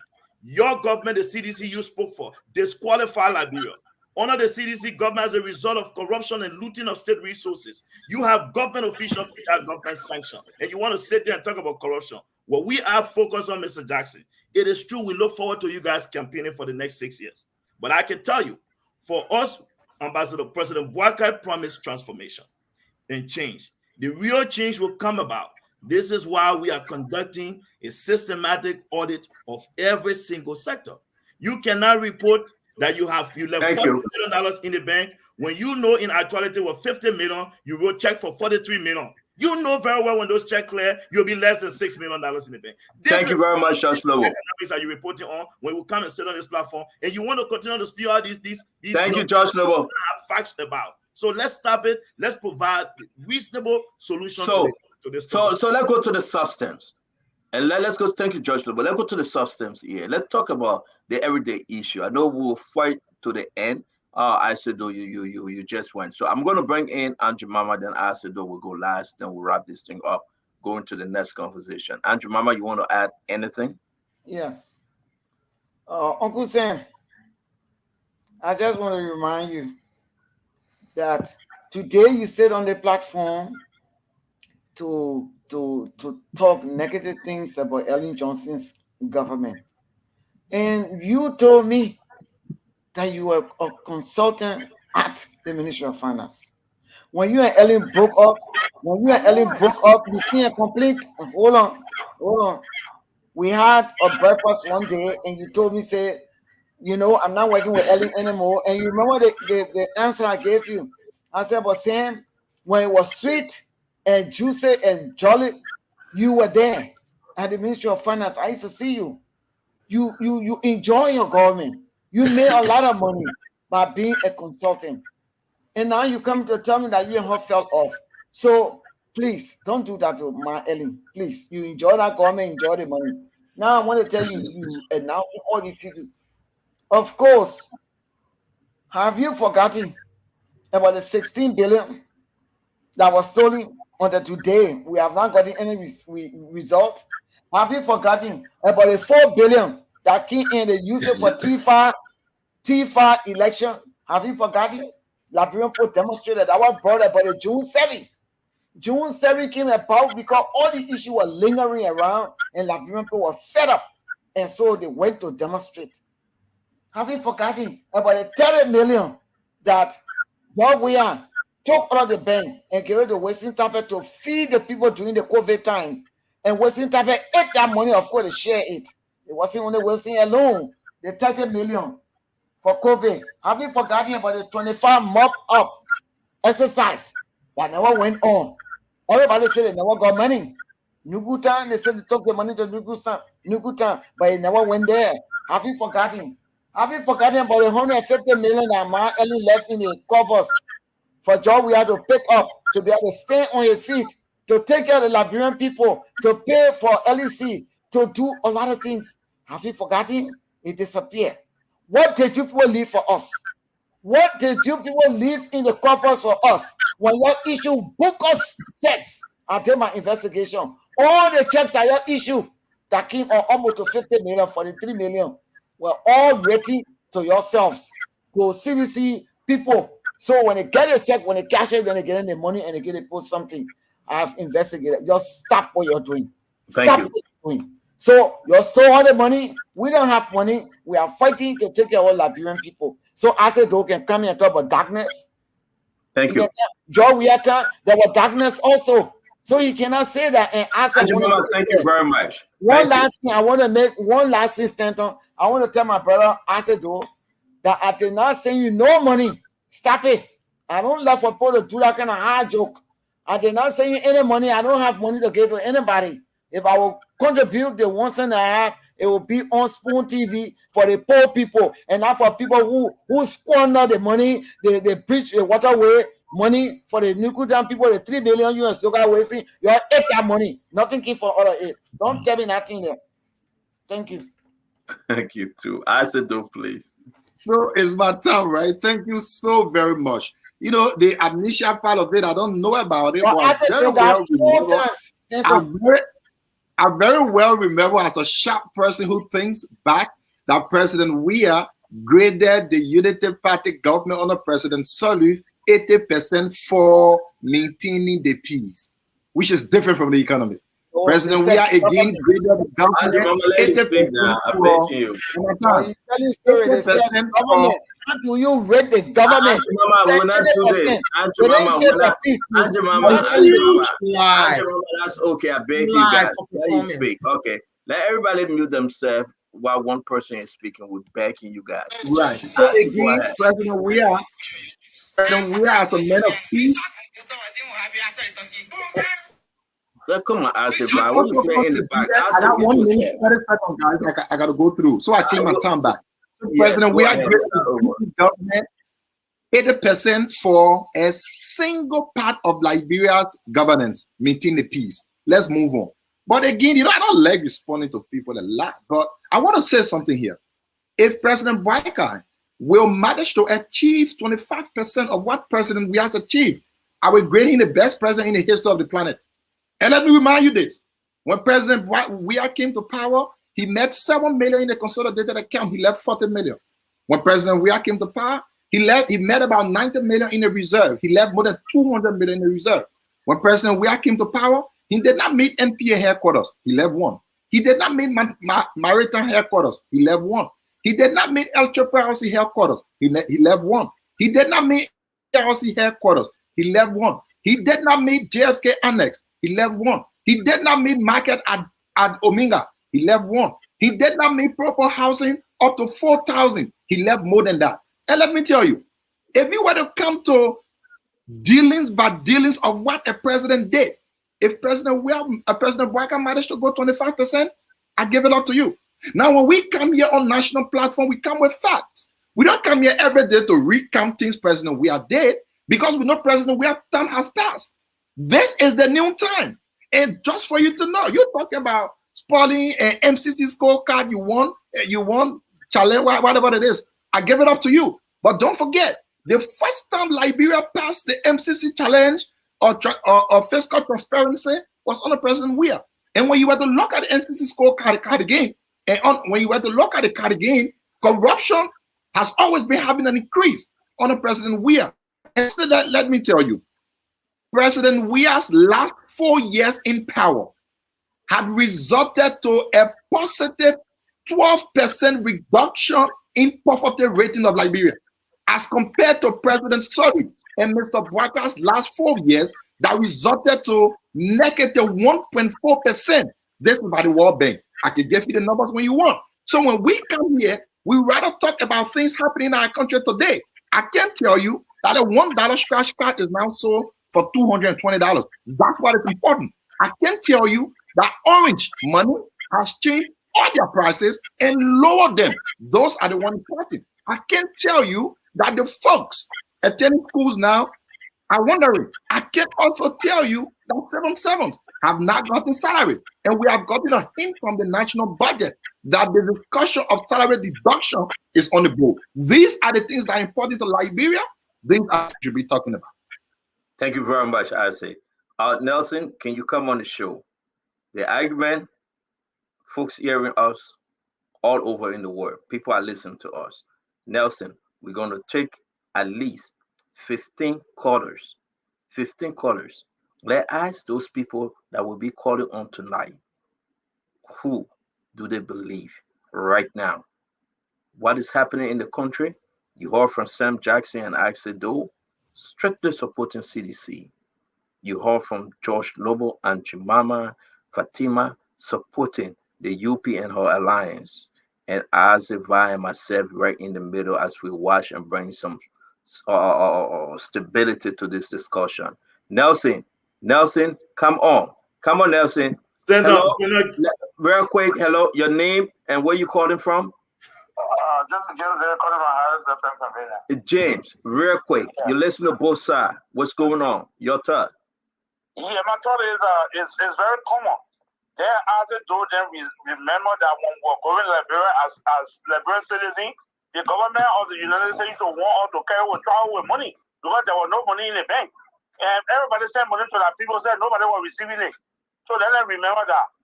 So when they talk about economic, so who making an argument here tonight? Unity Party or CDC? CDC argument. CDC is there upon Rabba.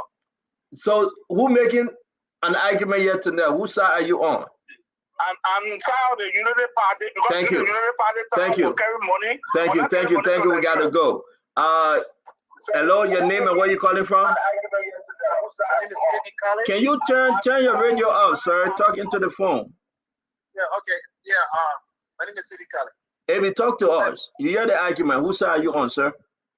Yes. Okay. I'm gonna come to that, but let me just lay a premise just one minute. In the first place, in the world, what government do you know that was thriving, that was doing good, and the people decide to remove that government? That's the evidence to tell you that there is nowhere in the world that a government will provide everything that its citizens needs, and citizens will say, you know what? No. We don't want this government. They are giving us too much good. So whose side are you on, my brother? Real quick, we gotta go now. Listen. The thing is not whose side you on. Let CDC go find place to hide itself for at least the next 2 years. Let the woman work. That woman would do a lot of great things. Thank you. So now we're on the side. You're on the side of Unity Party. Thank you. Nelson, take calls. I have a lot of calls, but these are international calls. Take calls from the country, Nelson. Right now, we can say Unity Party. We're going to take 10. Then we're going to come back and take another 10 because the people got to speak. Nelson, real quick, man. You hear the argument? Whose side are you on? That's all we want to know. Okay, hello. You're live. Let's hear you. Yeah, hello. Yeah, go ahead. Yeah, my name is Chiba Kume. First of all, I'm on the side of the Unity Party. But first of all, Mr. Jackson should understand himself.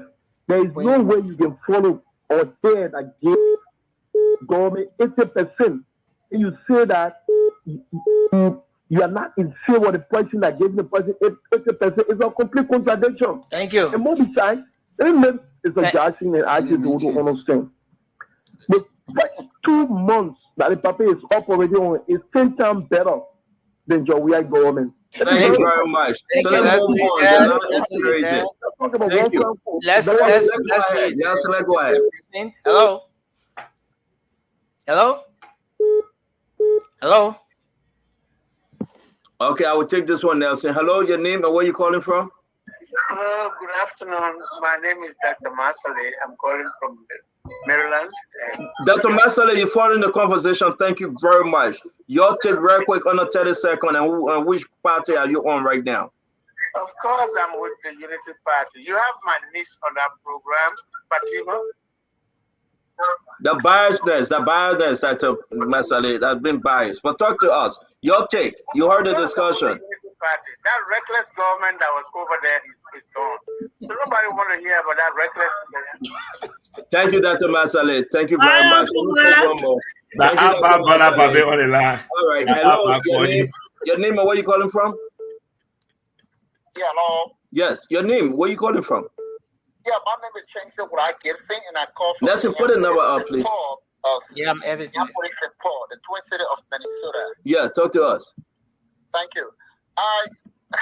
Look, I just want to say this to Minister Axel, though. How can he compare 6-year-old child to a 1 month, 3 weeks old child? Thank you. I don't know. How can he compare?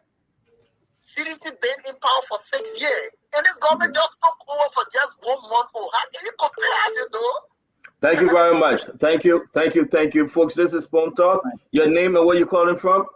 I'm calling from New Jersey. Talk to us.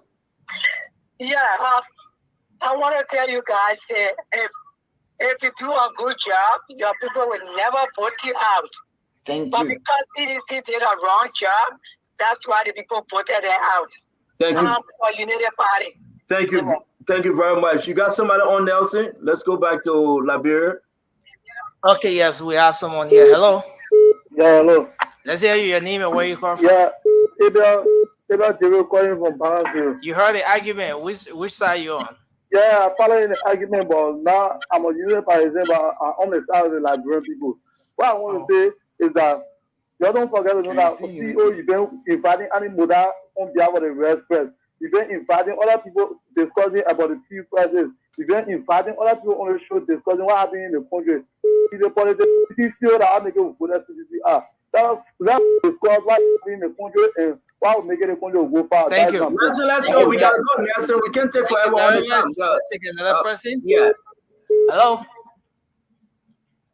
Hello. Hello. Yeah. Go ahead. Hello. Go ahead. Talk to us. Your name and where you calling from? Yeah. My name is Noah Zawu Gibson, the Deputy Managing Director for Operation the NTA. Talk to us, Noah. CEO, this is not about which side on. I just want to respond to old man Sam Jackson. The November 7th situation you spoke about. The United Party did not let that go unpunished. We set up a committee that was headed by Mary Lauren Brown in order to investigate, and the recommendation that came from that committee was I upon my President Salif that saw the then police director Mark Ambler losing his job. That was leadership. But what did he do? What did the government do to the riot that Jefferson County disrupted in New Jersey when they took over in 2018 in the first by-election? They didn't do anything about it. This is why he was sanctioned for. So we saw leadership. Some of what happened in this country at the time on our leadership, we were able to take action. But what did the government do? Thank you, Noah. Be biased in this form and manner. Thank you. Thank you, Noah. So, folks, listen, we're going to take 5 more from because I'm kind of surprised. Let me say this real quick. I'm kind of surprised, guys.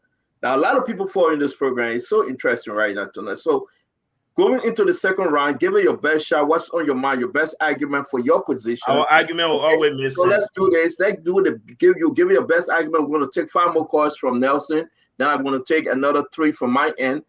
Less than 30 seconds quick. Not too much explanation.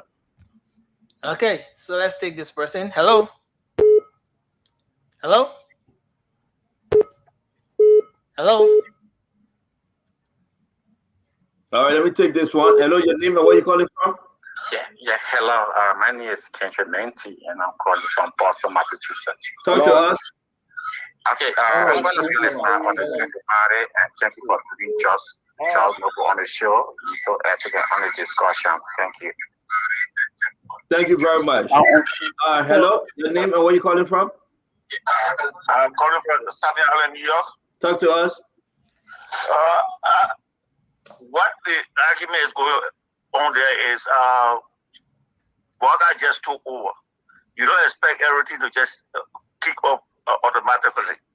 He has to take time to set up everything, and based upon that, after 2-3 months, we'll begin to see fruit. So CDC had the time to just rear up. They should wait for another election, and then they can come up with another plan. Thank you.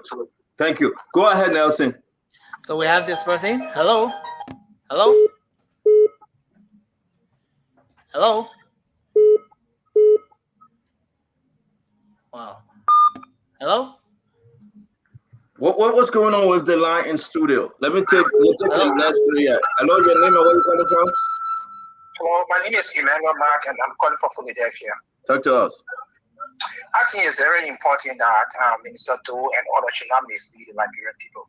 Let's see how many months the government have been in power.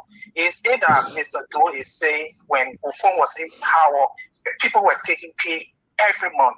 What type of government would be in power? Someone died, your auditor died. Within the twinkle of an eye, or President pick up phone call and say, these people passed away because they were playing love in the car. And that was the end of the case. What type of responsible government can do that? So I think the United Party is doing well. That will look forward and hoping for the best for our country. Thank you. Hello, your name and where you calling from? Hello? Yes, your name and where you calling from? I'm calling from Atlanta, Georgia. Talk to us. I'm just calling to say Pat Jackson and Samuel and Mr. Doe, they both of them need to be ashamed of themselves. Because we work hard and send money to Liberia, and they just made our whole government for nothing. Liberia makes it flat. They need to get off that show.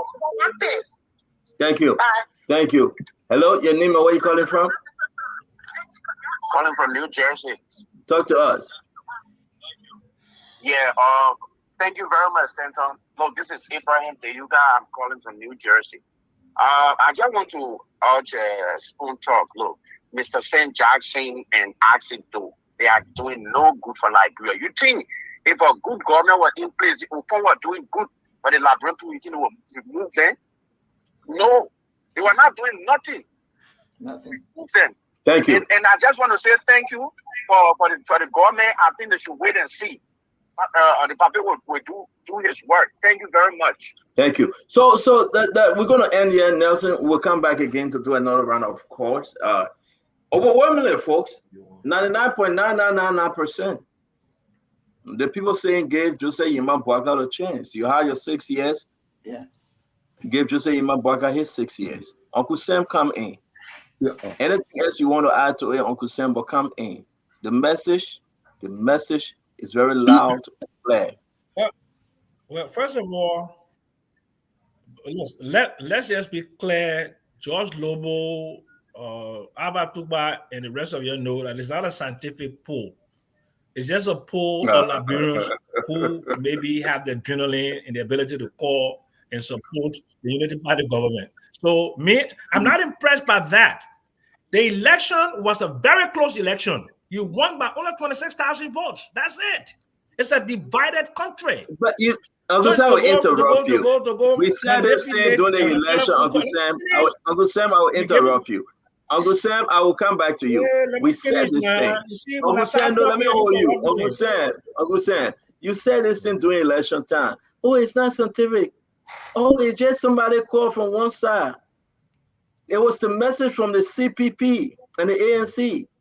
Oh, we get people from California going there to do their own poll. We get CNN coming. You don't listen to Spoon. The ANC, CPP got only 1% because we were telling them they didn't listen. They said it wasn't scientific. We told John Mana we are. Joseph Boakai is coming. He will beat you. They say, no, you don't listen to that. And that's the same message you're carrying. Oh, it's not scientific. The people are speaking, Uncle Sam. Believe them. Okay, But I yield back let your me time. let me I yield back your time. finish. So the election results did not even approximate the polling representation on Spoon. Bottom line, there was a very close election, less than 1%, and the polling right now, the polling result, as you see, you said 99% and to only 1%. So it should have been a blown out by the United Party government, by Joe Booker, but he didn't blow it out. The Liberian people are divided. There are more CDC lawmakers there than UP lawmakers. The Speaker of the House, which is the 73 district, which forms the base of the Liberian voting population, is a what? It's a sedition, fanatic offer. Okay? The deputy is who? What? Not Thomas Fala, right?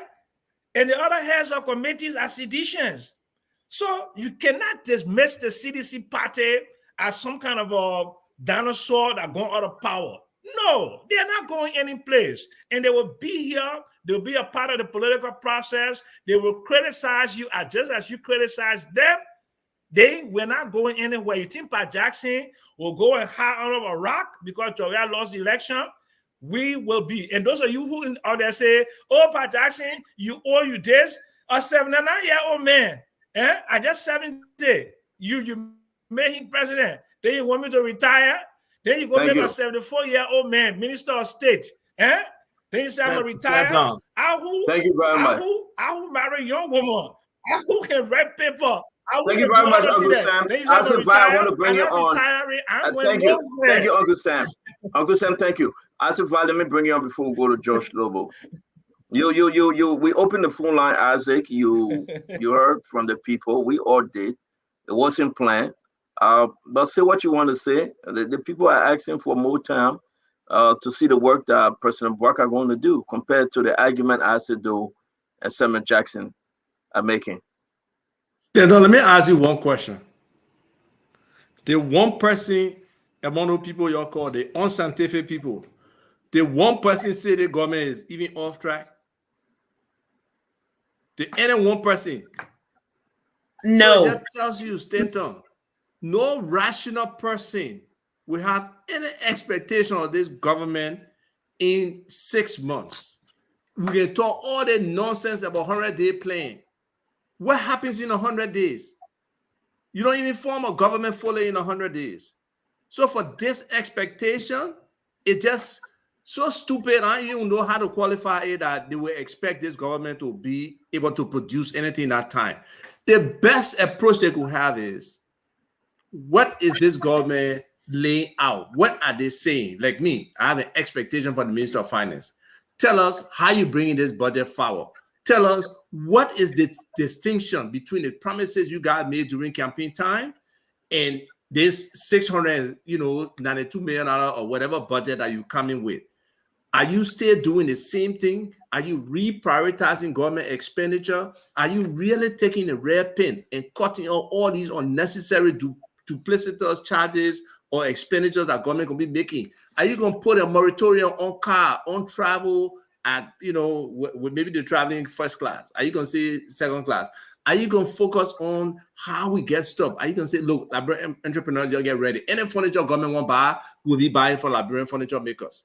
You're trying to improve your stuff. So are they going along those angles? I don't see it, but just making threats, useless threats. At the end of the day, government will have to react, right? But we're just saying government should just act responsibly right now so we don't start to see deterioration in his first few months of this government.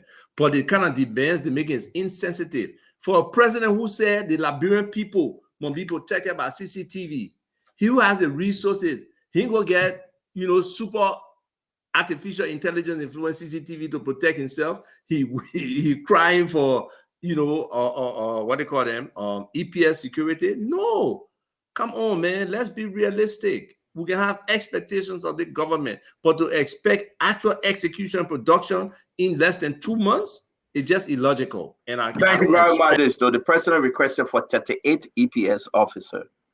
George Manawia, former president. He requested for 38. Okay.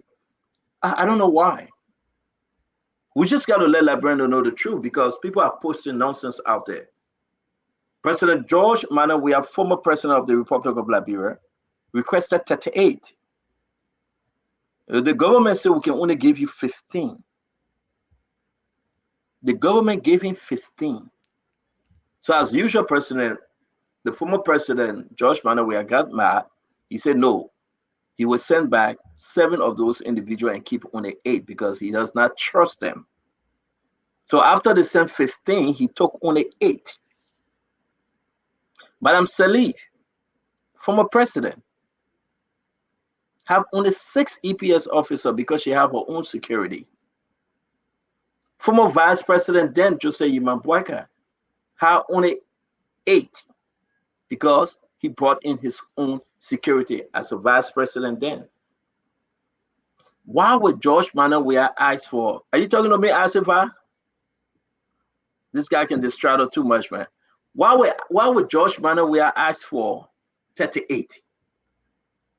Liberia want to know with all the CC camera around his property, with all the bulletproof car that he driving, that big bush meat that people stole from here and sent to him, with everything.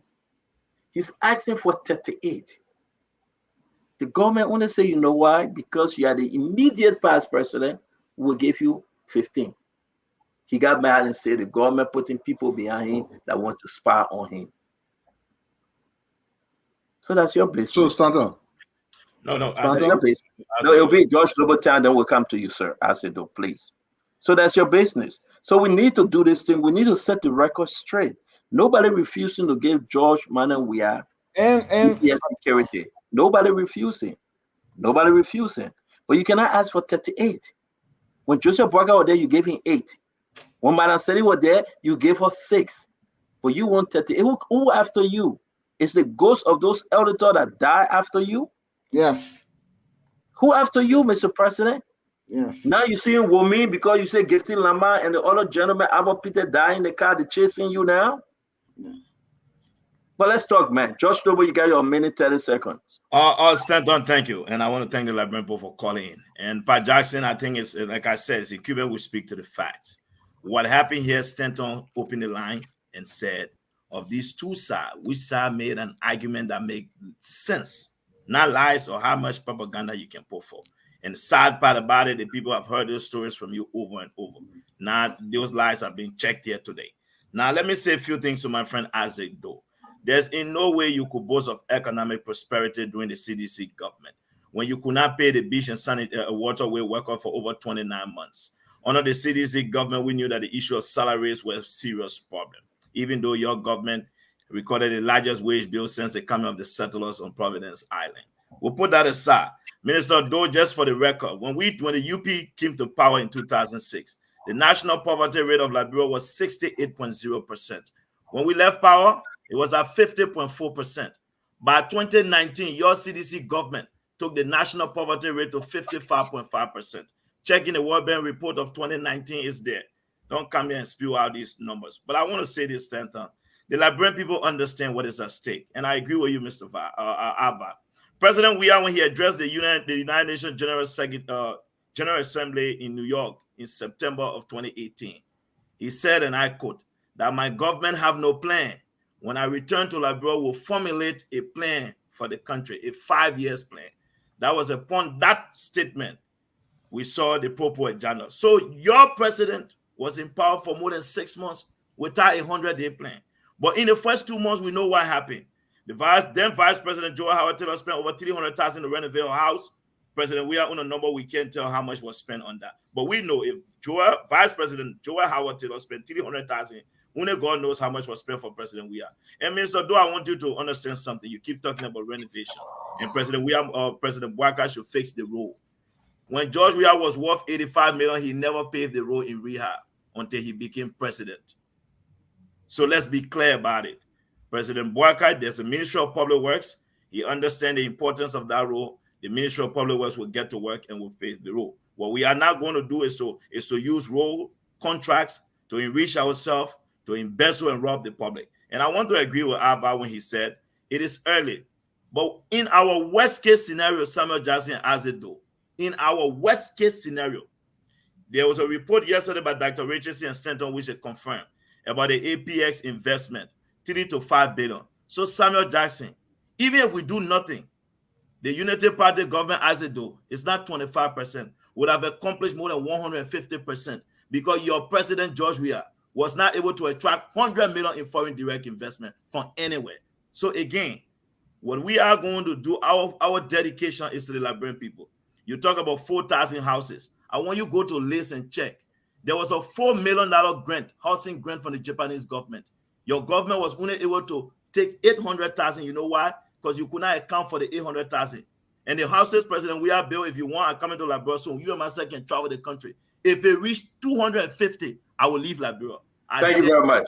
Yeah. So let's speak issues and provide facts here. Thank you very much. George Noble spoke about. Thank you, George. George Noble spoke about public work and road. George Noble spoke about development. Let's come to you before we go to Fatima and Andrew Mama. Then we will again bring in the budget because we have some news on the budget. Minister Doe. Well, thank you. And so to our callers, I said, Doe. You give me 1 minute, I beg you. I hold you for 1 minute. 1 minute. Let me come to what John Lobo said. Okay? I beg So you. if that be the case, then said, I beg you, Sam, Uncle Sam, you take your time, then I said Doe will come in your space. Yeah. So go ahead. Okay, great. So he said George Weah did not bring in one investment. Let me name the investments that George Weah brought in. Agriculture, Nima Rubber Incorporated. Okay, $9.8 million investment. Golden Sifka, okay, 29-year investment, $34 million. Okay, Manu Palm Oil, in terms of all the concessions were signed, either an expansion of existing companies on the ground or foreign or more foreign direct investment. Let me just go. I'll just go through it. Okay, let's look at the Biochico. George, let's stop the laughing. Let's give him a chance to talk. No, but I'm seeing, but the man said, Joey, I didn't go ahead. That's why I want to give you a chance to talk. Yeah, go ahead. Name it. Okay. Well, Biochico, MedTech Scientific, the investment, $15.8 million. Okay. Futa Corporation expansion, okay, $12.7 million. And so on and so forth. Marble Palm, okay, the largest portrait operation in Liberia American Portrait. Liberia American Portrait. How can you say that, Joe? They didn't bring any foreign direct investment to the country, and you're not even counting the restaurants, the hotels, and in the hospitality industry that you cannot count.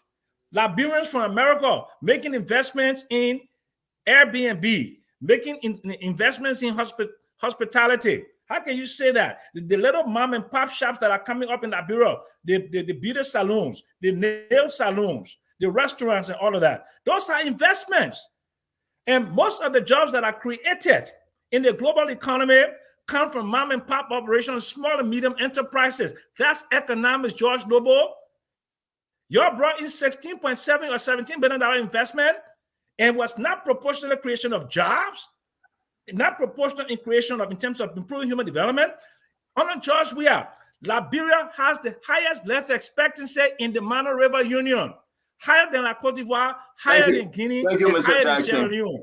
Yes. Thank you, Mr. Jackson. Thank you, Mr. Jackson. Hold on 1 minute, Mr. Jackson. Maria Padet, we appreciate you watching the show, but do not insult anyone, okay? Just disagree with them. I really don't want to block you or anyone else. Please, Maria Padet, please. I mean, you can disagree with anyone, but do not use those words. We're backing you. We're having a very, very interesting show. It's kind of too hard to handle. Asido, where are you? Now, let me say this to you, Mr. Jackson. I think some people get questions before we go to Asido. The question is so direct. Which one of Honor George Weah 6 years, which investment did he bring to Liberia? Biochico. He signed a concession agreement. Joe Weah brought Biochico. And which one? He signed it. It's just the way Ellen did not bring No, in no, no, Metal no, Steel. no, no, no, no, no, You asked me a question. Let me answer. You ask a question. The same way Ellen did not bring in Metal Steel, but when you counting foreign direct investment on Ellen, you call Metal because the Metal Steel came in on Judy Bryant government. That was the largest investment. And I said one foreign direct investment that amount to 100 million. Let me show it. No, let's just do it small. Mr. Jackson. 500 million. Mr. Jackson. Mr. Jackson. 500 million. Mr. Jackson. 500 million. Mr. Jackson. Yeah. And I'm begging you. Which one of the investment, direct investment that was brought in by President George Manawia government? Yes, Power Chico. Power Chico, 500 so million. Are you saying that before I go to the other guy, are you saying that President George Manawia went out and lobbied and brought back Chico in? It is not about lobbying and bringing it in. Government is continuity. I'm not asking you that. I'm not asking you about the country or anything. No. I'm not asking you that. I'm not asking you that they signed a concession agreement. I'm asking you directly. For 6 years, which one of the company that George Manawia went out there in Saudi Arabia, in America, in Europe, in Africa, and brought in and cut the ribbon and signed a concession? Which one of the company? Power Chico. No, you didn't bring Power Chico in. Let me finish. Just get this one very clear in your heads. Orioles money. Honor Ellen was there before. Okay, Honor Charles Taylor. B Mountain was what do you call the thing he said? Orioles money, and then what do you call it? He said the Putu Iron Ore Mining Company was always already there. Wait, y'all get Uncle Sam's chance. I'm just telling you now, so you have to understand the difference. When you negotiate and you sign an agreement, that government takes credit for that because I'm not asking you that. I'm asking Uncle Sam, stop playing. Uncle Sam, stop playing with us here. We all can read. I'm not playing with y'all. I'm giving you the thing. You play with elaborate people. Naming those companies that George Manawia went out. He sent Samuel Twe. He sent his business guy out. He sent everybody out and said, you're going to look for investors. You'll bring them in. Which one the company they brought in? Uncle Sam, don't look in the city. Don't look in the city. Look in the camera. Which one? I'm looking at the camera. Then which one that George brought in the country? Bauer Chico came in on a job. We signed an agreement with Bauer Chico. No, he didn't. It's yes, right. We did. He did. The Liberian American portrait was on George Weah. Uncle Sam, I just telling you. Uncle Sam, I disagree with you about Chico, but give me another one. Liberian American portrait. Where is it? In Liberia. It's the largest portrait operation in the country. Yes. Well, I don't want to laugh, but stop that thing here. Let me alone. You see the picture of LeBron American portrait. Just as long as I'm here, it'll be difficult for you. Wait, Josh, wait. As if I said, please come in. It's your turn. Because Uncle Sam giving us headache here. No, but you can disagree with me. But I told you, ask me, I told you about Chico. I'll be ready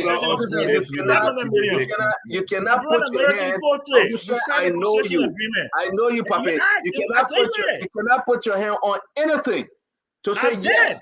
That's it. Uncle Sam, listen. You cannot put your hand on anything to say yes.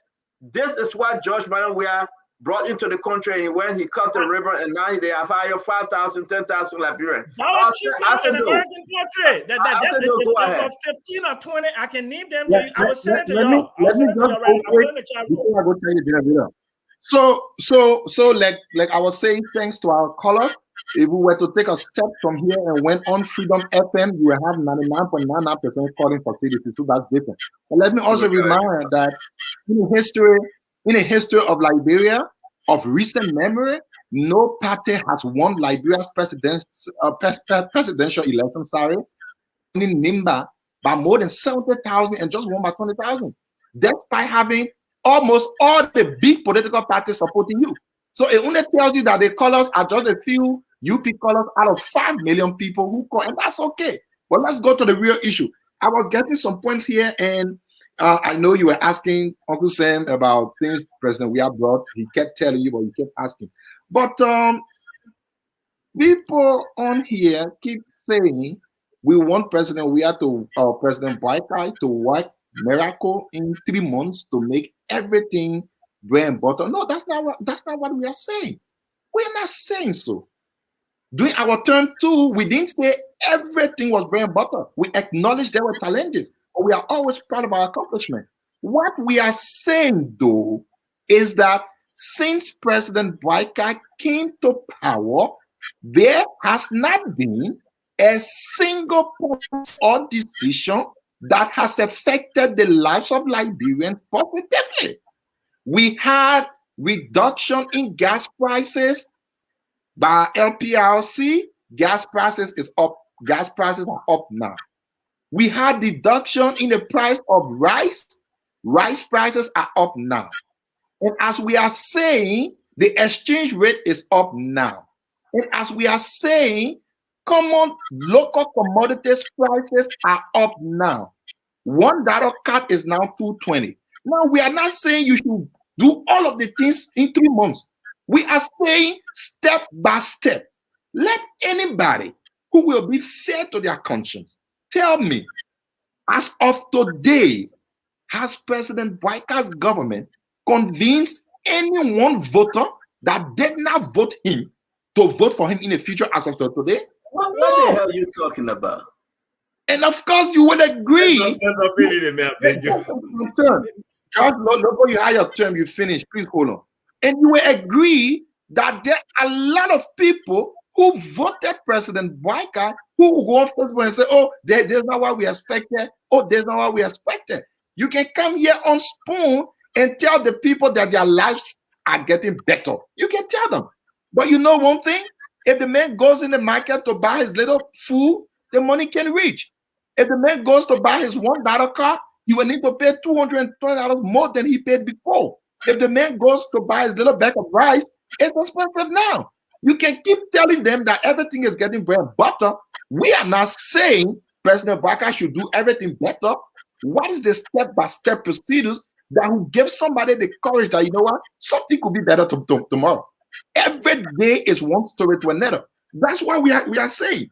And again, I know, my brother, you have to bring in, I know, beaches and waterways program. I don't know, that was a 2021 program that ended. But just to let you know, when we took over, we met a debt of $1 million from UP government. We paid that. When we left 400,000 debt. I'm not sure, you know, propaganda can win you an election. It will not run the country for you.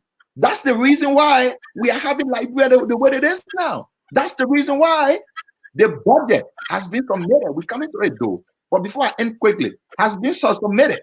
No extra income has been sourced from anywhere besides loans and other grants that the past government did not incorporate in the budget.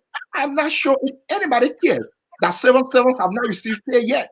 Maybe you need to start thinking about that and stop thinking that 5% calling UP people will make you think that you blow up things. Absolutely not.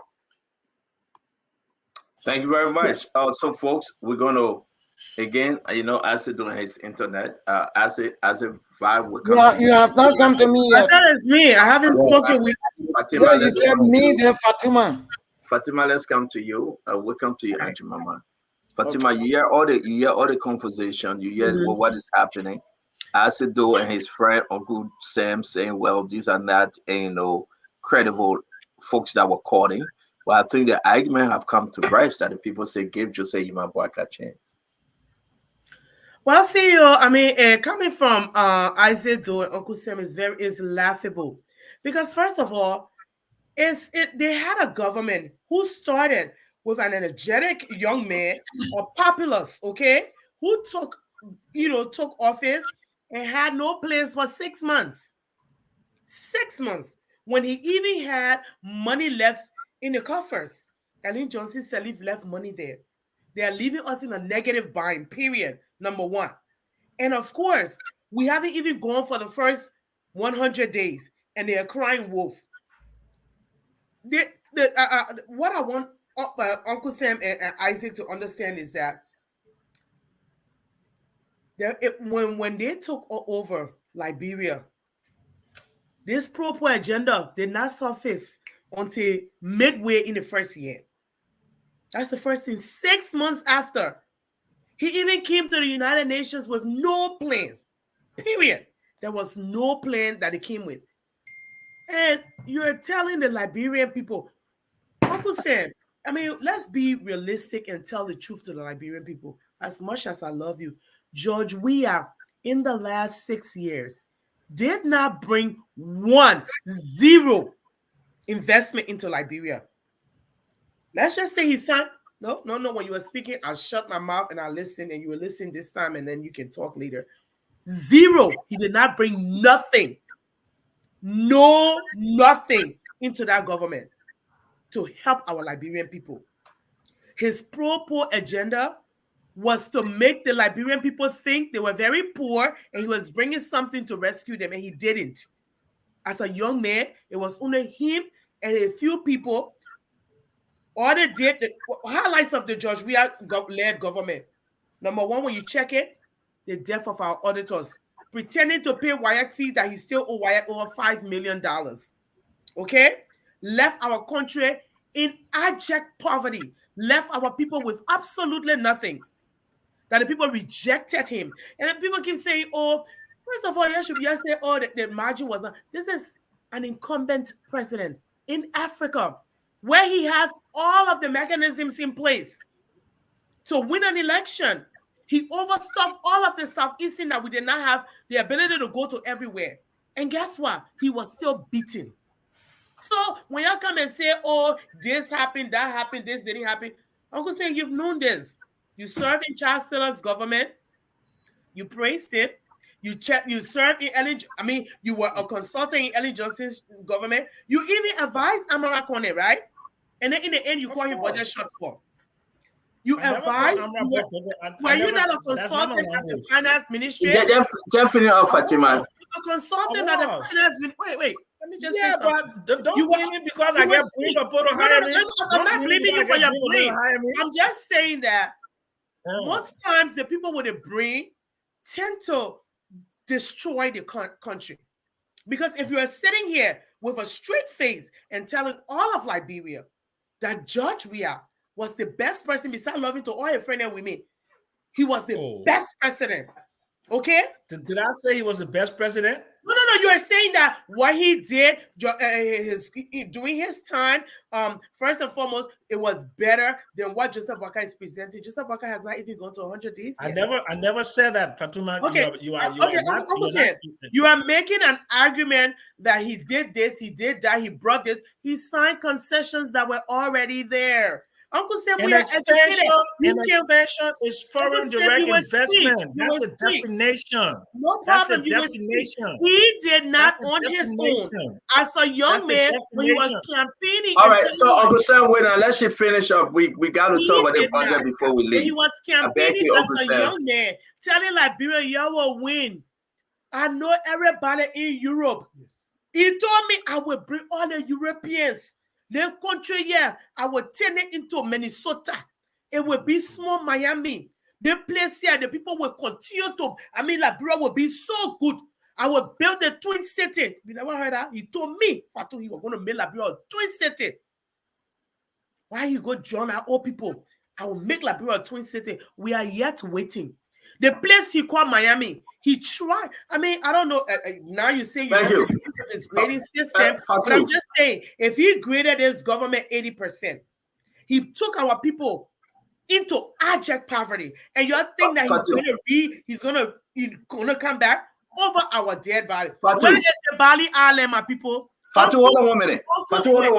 The argument we are making, folks, you guys are saying, okay, why now? Because you know what? When you have a courage screen, when you have the rest of them coming back and saying that, listen, we'll do X, Y, and Z because we are government in waiting. We have to have this argument. We have to have this argument. Did they perform well? And a lot of the callers went against them. I said, I'm going to bring in Andrew Mama. A lot of the callers went against them. We can say it's organic. You can say it's synthetic. You can put any money. But a lot of the callers that people call tonight, and we'll open the phone line again. So if you get your CDC people out there that want to call, let it call. Liberians spoke, home and abroad. They are saying, gave President Joseph Yema Boakai the chance to operate and run the government. and then we would grade him. But for right now, CDC failed. For right now, look at Acedo cannot do a 30-second presentation on the show without his current going off. Who fault it is? It's his fault. It's Uncle, LDC. I just wanted to conclude. Look at Acedo. He can beg you, Fatima. Acedo, where is the Bali Island? What is the Bali Island and the overhead bridges that you're promising? Fatima will come to it. So my argument is that Angie Mama, Acedo winner. Acedo, I beg you. Acedo, I beg you. The people can talk about the phone call. And I will remind Acedo, like I did on the show, who took away the people 3 days? Free calls. Let me answer you. It's not that way. No. I'm going to Angie Mama. I'm going to Angie Mama. No. Angie Mama don't want to give you time. No, I beg you. I beg you. Let's talk about the rice price. Angie Mama, let me let us know and you can speak. I said, do I beg you? Angie Mama, August of 2022. Let's talk about the rice issue. Rice price, according to the date and the year, was $13.50 for 25 kg. President Weah came up and said you carry to $17. Yes. And say it's there. $11 million given to importers. It was a revolving door. They gave it to them, they took it from them. The people ain't forget. The Liberian people ain't stupid. What happened? Most recently, Mola went there and said, gentlemen, you can do this. It's about time to bring the rice prices down. It's about time for us to open the market. Okay? The Liberian people ain't stupid. We are watching with one eye closed and one eye open. If Bwaka made a mistake, we'll correct him. But give President Bwaka the chance. And you know, there's no space for judgment, and we are. And we can make that case again. 3 free days phone call. You're stuck away. You're negotiating with Orange and other company to give you that money and put it in your pocket. You took it away. So now the people are suffering. There's no more free 3-day phone call. You go back to Right, egg, the people are suffering. And yeah, you're talking Tabata. Man, And you yeah, gotta listen, we will welcome you on Spoon Talk, but we will correct you. Andrew, Mama, Yeah, can I in a second. respond to you to correct us? First of all, answer to you gotta wait small. How you go? Wait small. Okay, I like to bring back something to Uncle Sam memory. You remember during Dr. Sawyer's funeral, Jefferson Kochi took the people there and damaged people, beat people up, blooded people, and then he beat us. He brutalized a student. I just like to drift a little bit. Brutalized this boy who cannot even walk today. He's still sick and still taking treatment in foreign country. He beat the boy and naked him on the international TV. I like to bring it to your attention. Then let's go to the things that George Weah did that he didn't do. You know the reason why the Japanese people refuse to send rice to Liberia anymore? Because the first rice that is sent to Liberia, George Weah took that rice, he sent it for the poor people. George Weah and his gang took that rice and shared it among themselves. And when I was at the Ministry of Finance, we had 600,000 in a small business account.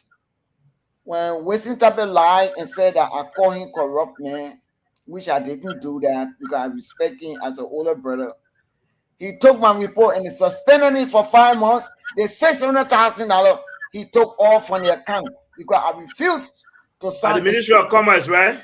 At the Ministry of Commerce, I refused for us to eat that money or for purpose. As soon as they suspended me, he took all that money from the account. When I came back asking for an account, I asked him to give me an account on how they use the money. He never gave it to me until today. Now, Ellie Johnson government, he Mountain King, Chico King. Then you have the All Palm company that is in Sino, operating in Sino. Then the Puto mining came under Ellie government, not George Weah government. Then for 6 years, George, they not bring one investor into this country. One. So I don't know where you come from with your chicken air, American chicken air. They did not. I'm not speaking to you now. Well, Uncle Sam, Uncle Sam, let Auntie Mama when you're speak. talking, don't disrespect your auntie. Please behave. 6 years. No investor. No investor. You're never brought. Zero. I will name them don't again. And food the Liberian people. Then when you come to after Auntie Mama that asked it 5 times though. So no, but I even reach 30 seconds or 20 seconds. You don't pass 2 minutes. My last 2 points. My last 2 points. When it comes to roles, Ellen Johnson under the Unity Party government, my Ellen paid from Red Light straight to Nima County. Now they don't even just tap it out. She carried to the border, Guinea border. Unity Party government carry it to Lokwato border. Then they carry to Fishtown. All the roads that my Ellen did it. What do you people do? Zero. Then they then on a job we are government, they promised to build Bali Island. I had to get up from my sleep early in the morning as every day minister for to go to break ground. It was never done. They rode from 12th Street straight going across. They are promised to do it, they didn't do it. They overpass. Thank you, Auntie Mama. We gotta go. It's 7:13. Overpass from what the place name? From SKD. Auntie Mama. They take the houses down. Auntie Mama, thank you. They never Auntie Mama, thank you. We gotta go. Auntie Mama, we gotta go. Thank you very much. As if the road to Grand Basket, Auntie Mama. When we say thank you, when the moderator said thank you, I beg you. No, but I had to put the last point there. Let's welcome Jackie. Let's welcome you. Jackie, let's welcome you to the show. As if you're going to speak, then we'll bring in Jackie. I don't know. Jackie and Josh were planning to leave Liberia, maybe because it's too hot. I heard that Jackie is here too. So we'll talk about that. You guys running away from the heat. But it was raining today, Jackie. It was raining today, by the way. As if you have heard everything, right? But something said concerning to me as if.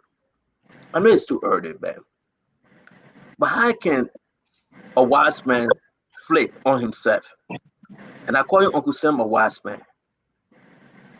Uncle Sam, what he said today, people are sending me information and saying Uncle Sam is in such a big error to say George Manawia and his people went out there and they brought this one big company, right?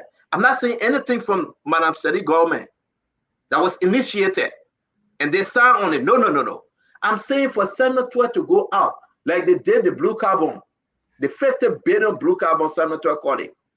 Seriously, that's the only thing we saw on paper, and it's there today on the internet. That Joia is sitting in front of the man, all right, the Arabic guy, and Senator is there, and they're talking about 50 billion blue carbon deal for Liberia, something that never came. The second thing we got to talk about, the cake plane. They went to the airport. Let me remind them what they brought in the country. Say the island, they got amnesia. The second thing they brought in the country was the fake cake plane. Who ate the cake? Who ate the cake? Let's remind these people. Don't tell me anything that was initiated from my government. Why would you finish talking that you can go and pass over us?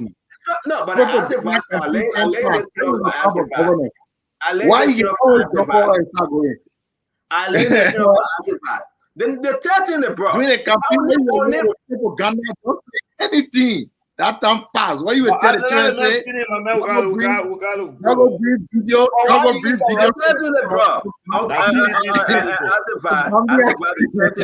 Right? They brought Editon and Ibomaf, right?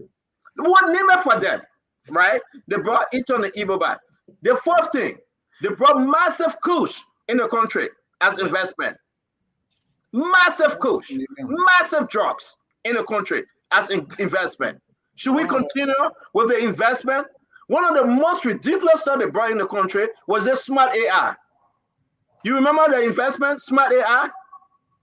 I said, talk to me, man. We got a list of stuff that these people brought and they corrupted the system. They make our brothers and sisters Zogos. They took away the beauty of the country and they want us to accept it. But as we march on, we must remind them. And before I come on, somebody want to ask Azedo a question. Hello? Yeah, hello? You stay here? Yeah, I'm here. All right, please ask your question on Azedo. All right, how you doing, Honorable Minister Azedo? I have a question for you. I'm coming from a footballing background. What do you guys do with the money that is raised every year from the national county meet? What do you guys do with that money? You want me to answer you? Yes, please answer. Answer my guys. Let's mute ourselves. What you guys do, It's a direct question to Azedo. Let Azedo answer. So I want you to Thank you, answer Azedo. that question because I know Azedo, thank you very much. Thank you. We got a question. Azedo, you may answer, please. All right, yeah, brother, thank you. So, as a matter of fact, I was the Deputy Minister for Youth Development, not supposed, but I'll give you answer that I know. When you run a tournament, there are lots of expenses attached. You give prizes. Each of the teams in Liberia across the country get certain percentage. The referee, the landsman, the people that clean. I said you're gonna put it on the referee now. I said you're gonna do the graffiti. Listen, just in the people counted me. Now you're gonna put on the referee. You're gonna put on the water center. We are not running campaign here. Stanton, the only person who is the president of Liberia today is I. Please call him to go and okay, you know what? We come and have county meeting. Let's wait. We ask the people what to do with the money. This is governance. This is not campaign propaganda. I am telling you what is there. I'm not asking you what you should tell me because I know it more than you do. And I'm telling you what happens. You know what? County meet is coming. Just wait and ask what they will do with the county meet money. No, we need an audit of the previous county meet first. I am telling you, while I know the people cost go to us. Do you know what it means? Again, we'll be quiet. I know that's your time. Please, I beg you. We will be quiet, Azedo. Can you be on the record? Can you be on the record? What have you guys done with the county meet resources? Go ahead. Again, the very same thing that Minister Cole Bangalore will do on the county meet coming up was the same thing we did. Just to say I was Deputy Minister for Youth, but I'll tell you because I was in the ministry, things that they will do include a lot. Organizing the tournament alone takes a lot. You have to give prices up. You have to give each of the county as per advancement, certain amount of money. It comes from there. From what I know, you have to pay the referees across the tournament, not just the few days in Monrovia, across Liberia, the entire tournament. You have to give landsmen. You have to give other match official money and many other things that I know. But very shortly, the same thing Minister Cole Bangalore will be doing now. Now. They can't have now. But the same thing they were doing. Okay, Isaac, let's assume everything you say is correct. Is there a report out there over the last 6 years for each county meet that we can just go look at and see what was done? 1 billion%. 1 billion%, yes. Thank you. 1 billion%, not just 100%. Thank you. So you share the link.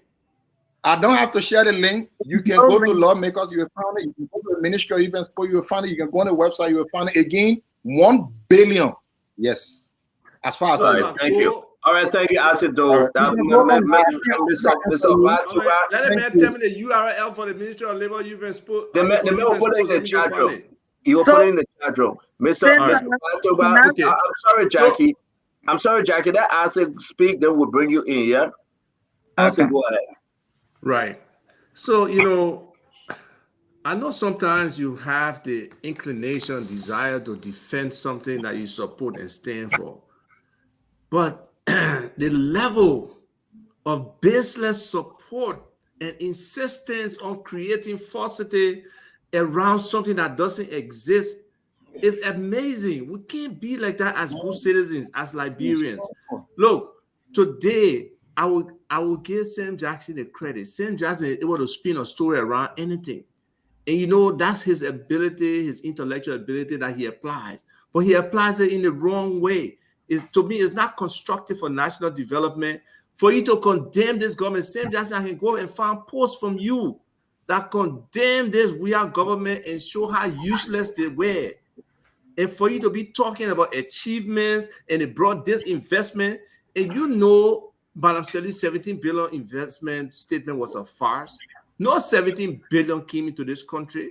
Whatever they brought in, they capitalized on whatever earnings and profits were making in Liberia to feature into that investment. So they didn't bring 17 billion in that you even want to give her credit for. You know that. So let's be honest with Liberian people. Too many people are watching these shows.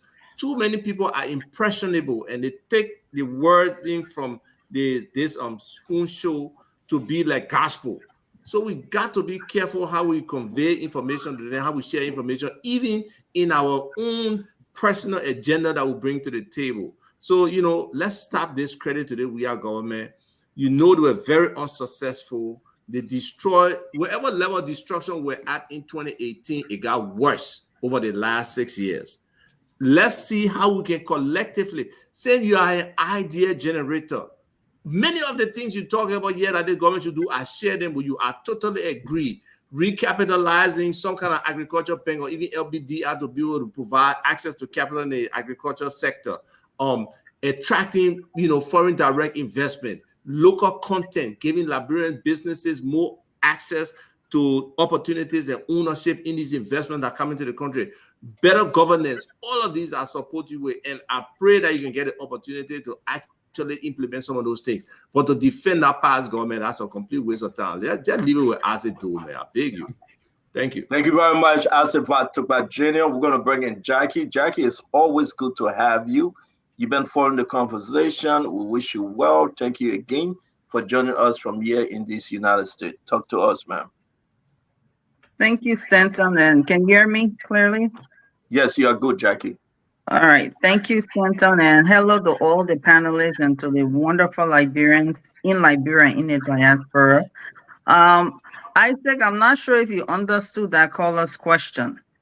Normally for the county meet, you have a budget, and that budget is presented, and the funds are made available for the planning process of the county meet. Now, the question the caller asked, what is done with the profit after taxes? After expenditure.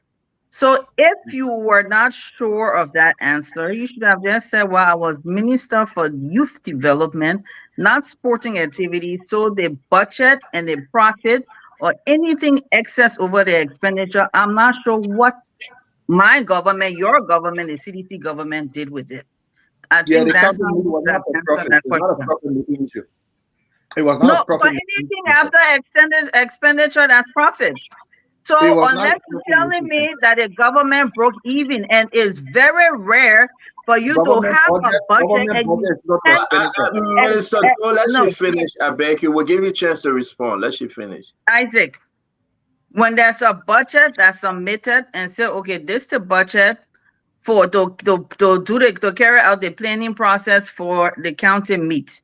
Okay, if there are anything in excess of that, the caller is asking what is done with the excess of it after expenditure. That's the question the caller was asking. So if you did not know about it, if you didn't know the answer, you should have just said, I don't know, I'm not sure, because you were not a part of that. You want me to answer you now? No, let you finish. No. Let you finish your comment, Minister Doe. Jackie, you make your 1 point on the caller now. You have anything else to share? I'm just joining the conversation, so that's what I came in on. So I'll rest for now. So guys, I said we really got to talk, but we got to squeeze something in here. Two very important things. When we get to you, you can correct Jackie. But we got to squeeze this thing. We can now announce that the budget is with the lawmakers. The budget. There, we talked about it already. We also confirm that the soft copy of the budget will be made available on Monday. I can confirm it because I spoke to those that handle the budget. We can also confirm that Burma Kamara, after the full summation of the soft copy and everything is done, he will be appearing on Spoon to talk about the budget. We have the time to question Minister Kamara. We can also say to each and every one of you, something about the budget you may not like, or something about it you may like. We'll continue to follow Spoon. It will be a very hot conversation yet next week, and we invite everybody. We talk about the budget. Now, something is happening at Public Work concerning the road fund, not the road fund, sorry, Public Work. Something is happening. We received some spreadsheet about contract that were given.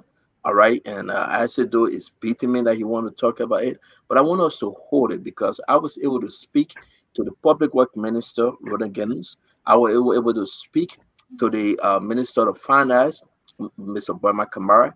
I have the document as to the companies that are giving these contract to. I understand it will be brought up in the House. The company that they have given those contract to, whether it is legit. I, for me, don't want to talk beyond the minister. I'm asking the minister to appear to speak to this issue.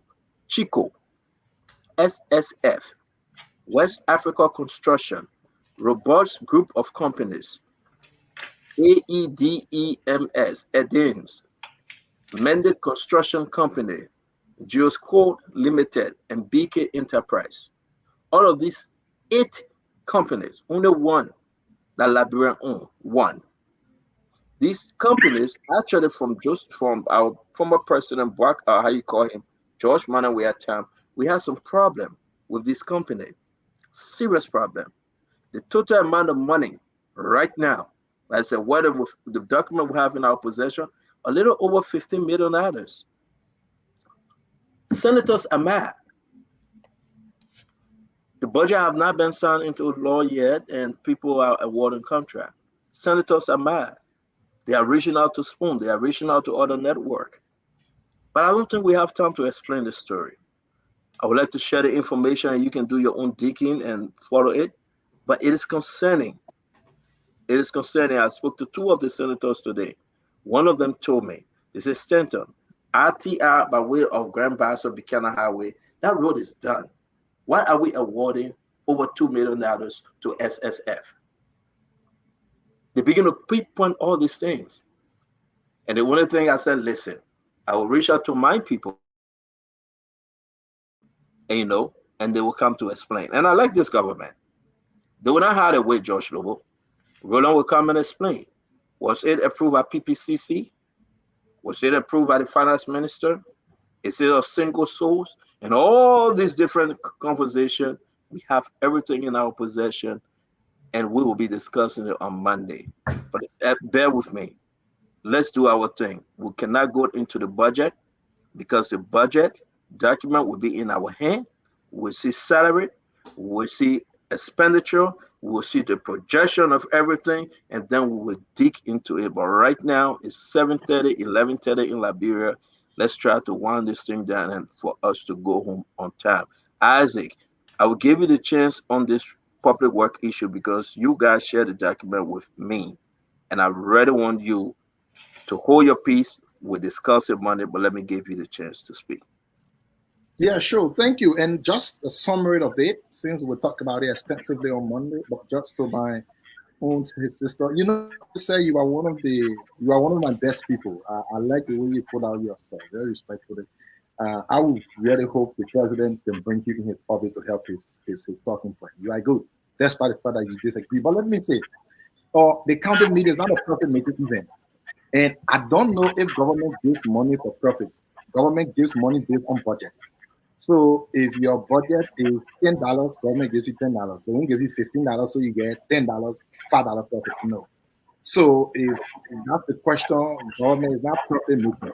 Is budget equal to money? Expenditure, that's how they give you money.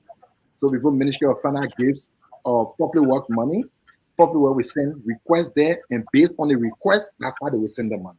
And I'm sure you may be talking about the gate intake. And like I said, I'm Deputy Minister for Youth, not Sport, but based on the information that I get, like you rightly said, government gives you money for preparatory stages of the county meet. And the county meet goes way beyond preparatory. It goes beyond playing after you prepare.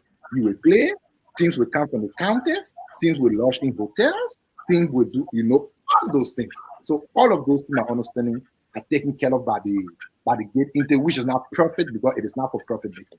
Just to say that. That's what I answer, and that's the right thing. So on the issue of public works, like we've been told, a few things have been strange. And we know for a fact that the senators will be having a letter on the floor from one of their colleagues raising issue concerning events within the public works ministry that we got to know like yesterday, and today we try to verify it. One of the suspicious things that have been there is the fact that the budget has not been passed yet. They just submitted the budget on Thursday. The minister is giving out letter to proceed with companies committing government to debt when the budget is not even being passed. There is no money for that. So it's like telling people go and do we pay later. But no money, no budget. And as we know from government, PPCC will not approve a procurement plan, be it single sourcing, be it market research, be it whatever, when there is no budget line mentioned in there. Unless someone coerces the folks from CP or PPCC to approve it. You have to have source of funding, you have to have approval codes, you have to have all of those things on your request from PPCC to approve something. And budget has not been passed, that will not be possible. And we know for a fact also the finance minister has said it is something he's looking into. And surprisingly, this is amount summing up to close to $16 million, committing government to debt where there's no money. And when we try to find out, they say, you know what? As I said, I hear what you're saying, but you see, I want us to be so accurate when we bring this conversation up. CDC running around with this conversation. No, not CDC. So we'll be talking to Roland Giddens. I know you'll share the information with us, but allow us to investigate. We are talking about $16 million. Was it approved by PPCC? Was it approved by Finance Ministry? How was the vetting and all of these things? How was the bidding process? Are there single sources and everything? We have the whole information here. But again, folks, because of time, if you can join us on Monday, we'll be having a very interesting conversation. This public work money that is going out, and also this budget issue. I'll read a little bit, then we can do our closing. This is what actually just came in. I want to read it real quick because this is part of the precedent 100 days. The below listed contractors were selected by the Ministry of Public Works to perform various tasks to deliver on the precedent of Liberia 100 days commitment to ensuring that all the rules applicable. The selected contract, like I said, but there are so many questions. The list above raises more questions than answer. For starter, how did the ministry derive at the list? And all these questions were answered is in our possession. We will share it in the chat room. We'll share the diagram. We'll share the money. We'll share exactly what people are talking about. And then when we come on Monday, we'll be well informed. From my end, I want to say thanks to every one of you. Again, we will be transparent and we'll discuss all issues. Let's do our closing. Josh Lobo, you go first. Thank you. So Stanton, I want to say thank you. Hey, again, guys, please, it's 2 minutes closing, just 2 minutes. It's 7:35. Let's go ahead, Josh Lobo. You should. I want to say thanks to my fellow panelists for the great conversation. To our audience, we thank you for your comments, your calls, and everything. But Stanton, as I take leave of you, I want to be very, very clear. As a government now, we are not in the business of campaigning. But while it is true we are not in the business of campaigning, we also have an obligation to ensuring that we erect checkpoints, especially when people want to lie and spread falsehoods for their own political benefit. I can't go back to what we inherited. The Liberian people know what the facts are. We in 2006 inherited a salary debt of over 38 million, going back as far as Charles Taylor's day. We inherited a country with 0 megawatts of power. When we left the country, we gave it 144 megawatts of power. The CDC cannot boast of even adding 2 megawatts there.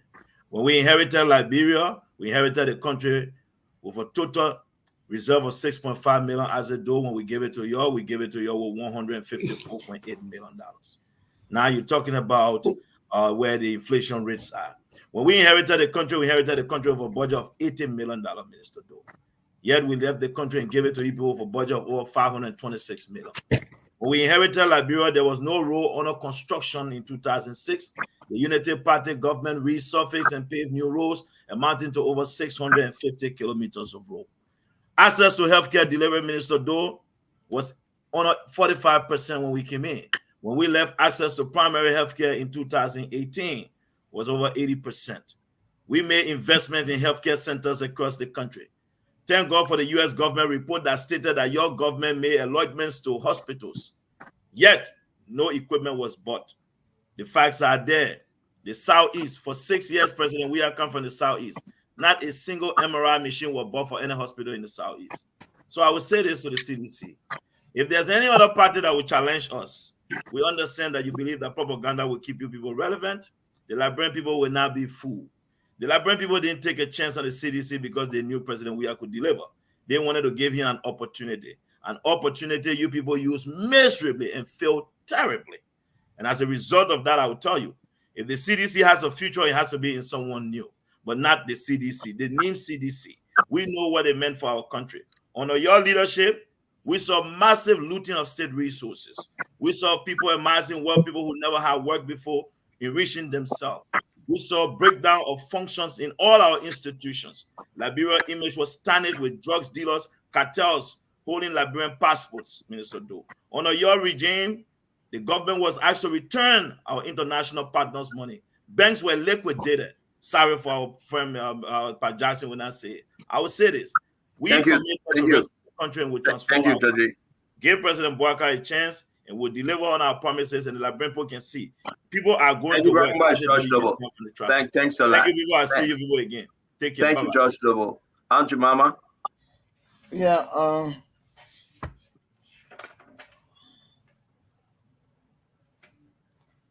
I want to say, you know, when people come and try to defend something that doesn't worth defending, it makes me sick at the stomach.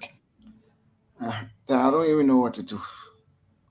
When we sat here, look in the streets of Monrovia.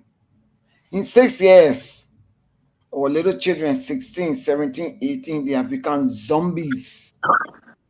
They rode in the big cars, the bulletproof cars, big jeeps, and passed by these children every morning. But little did we know that the government was bringing in these drugs that our children were taking. You forgot? You brought in 100 million. And luckily for us, thanks be to Ambassador McCarthy, who followed that drugs, I think from Brazil through Guinea and Guinea-Bissau or Equatorial Guinea, and came through the borders and came to Liberia to drug our children. 100 million. He was able to bring that. Then after 2 weeks, they brought in 40 million worth of drugs again to destroy the youth of this country, to destroy the poor people children who they say they came to power to elevate. They destroy the market women children. They destroy the wheelbarrow children. They destroy, because you know they can destroy ours, because our children is in America.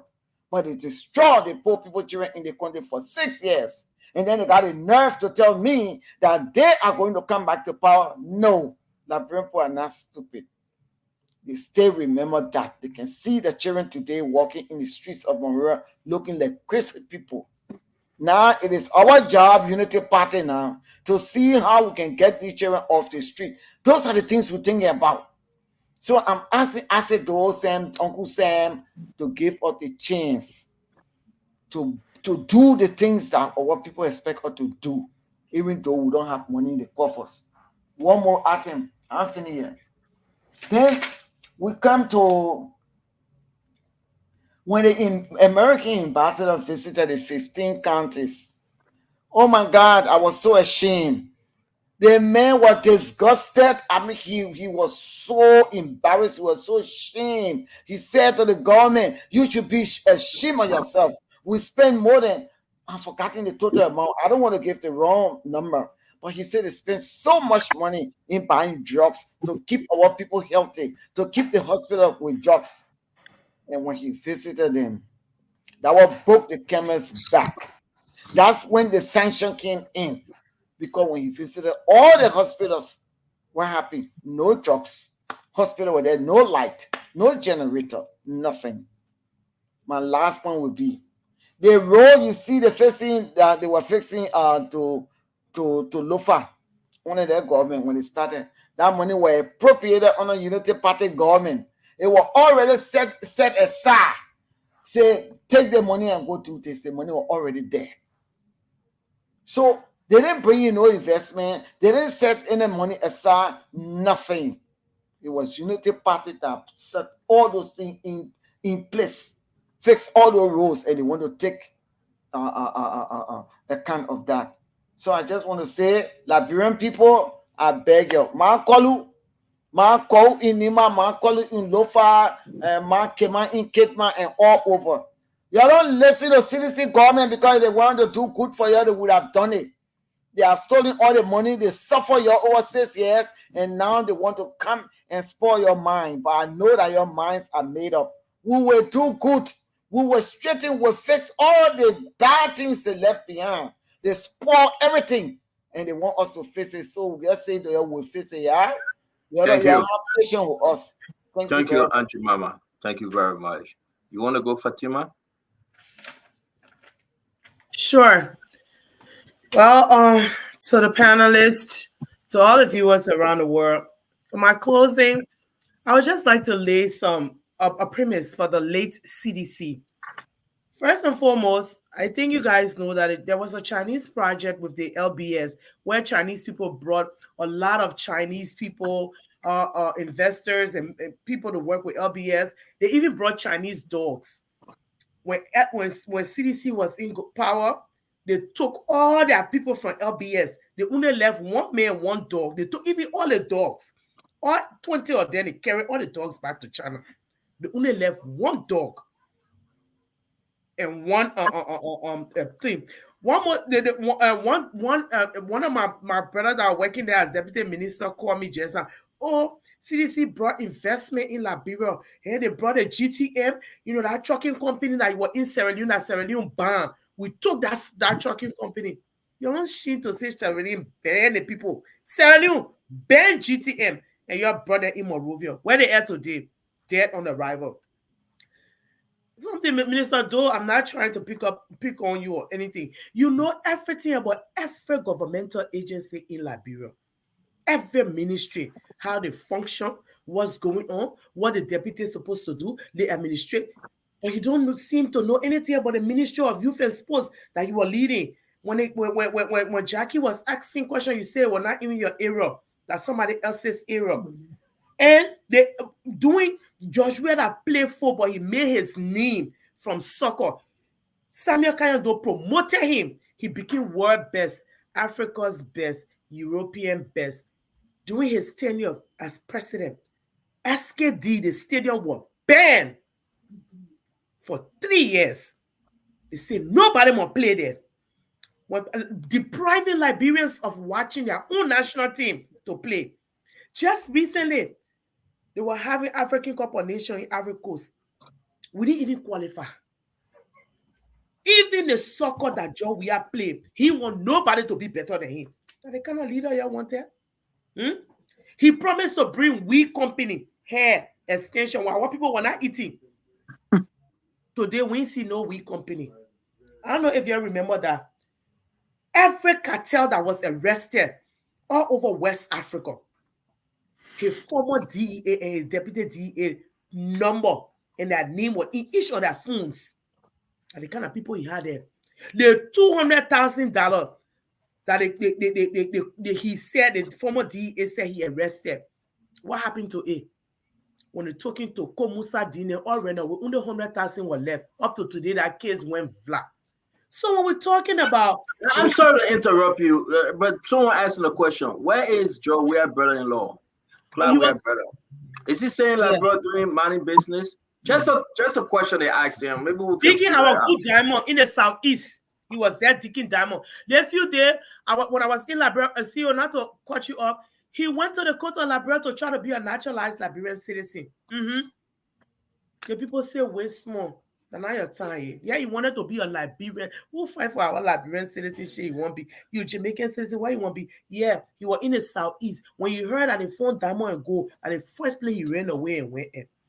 Some of people, let's come here to discuss. The Liberian people want to hear the truth about our country. All the thing we're talking here, we're talking according to what CEO say is for the Liberian people. We're here to inform our people. Honor George Weah, the government, what the highlights of his government was our dear auditors were killed. He promised to give wire fees.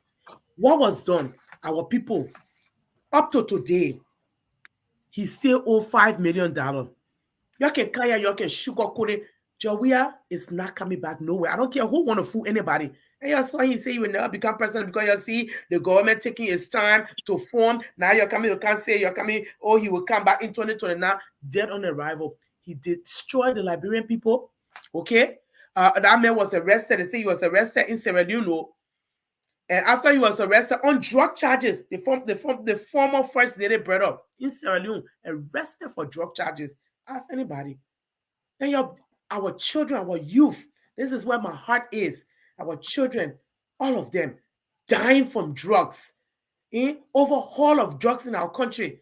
And you want for us to go back to where it was? No, it's not going to happen. There are new breed of Liberians, new people that will come out and take our country where we need it to be. So my people, let's come together, support this government. This is the only country that we have, and we are all going to work hard to ensure that she rises again. Thank you.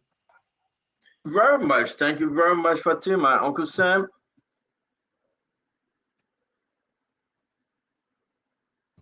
You know, I don't understand why when people can make a cogent argument, they try to use something in we used to call this battery ad hominem. What do I have to benefit by still saying that there were some good things that President Weah did, the CDC government did? I'm sitting here in Madonna, you know, nicely, you know. What? So as I say, I spin it in. Why I want Joe Weah not president again? You can't give me 5 cents. So what would be the reason for me to say Joe Weah did something? Joe Weah did something good. They did a lot of bad things, but they did a lot of good things too. Tell me what the United Party government did, a lot of good things, but they did a lot of bad things. And let's get very clear about what the definition of foreign direct investment is. Foreign direct investment is either an expansion of an existing company where you add in more money. That is the World Bank definition of foreign direct investment. So you gave me a couple of minutes. I got it in the correct format now. Let me name you. Give me a chance to let me name you the investments that were ratified between 2018 and 2023 by the Joe Weah government. Nimba Rubber Incorporated, $9.6 million, creating 300 jobs. Golden Sifka, 2019, Maryland, $34 million, creating 110 jobs. Mano Palm Oil, Liberia Limited, Cape Man, 14 million, creating 1,000 jobs. Bao Chico, 35 years, Bapulu, 500 million, creating 560 jobs. Okay. MedTech Scientific, UAE, Montserrat County, 15.8 million. Tracon, first of all, y'all only have one cement factory. On a job, we have 3 additional cement factories came. Allah. So let me go further. Nobody will answer you. Talk. But I have business. You won't answer. You don't care. Okay. Star Cement. Okay. 25 million. Capital Link. 35 million. Modern Mills. 9 million. Jetty. The first significant rubber processing plant that ever came to Liberia since 1927 when Firestone came under George Weah. Allah? You tell me Allah. So yeah, it's not like getting vexed with me, say, I'm spinning. I said, you got a nerve to say something that's in spinning when you spend most of the last 20 years, a significant portion of that running behind George Weah like a lap dog. Then you can tell me, say, I'm spinning for George Weah. You gotta address us appropriately, man. No, man, but the man say, I know how to spin. I use my education falsely. Let me finish. Okay? Let's go down. Okay? Liberty Investment. Liberia Investment Incorporated, 4 million. Okay? G5 Plus, right? Created 150 jobs, and so on and so forth.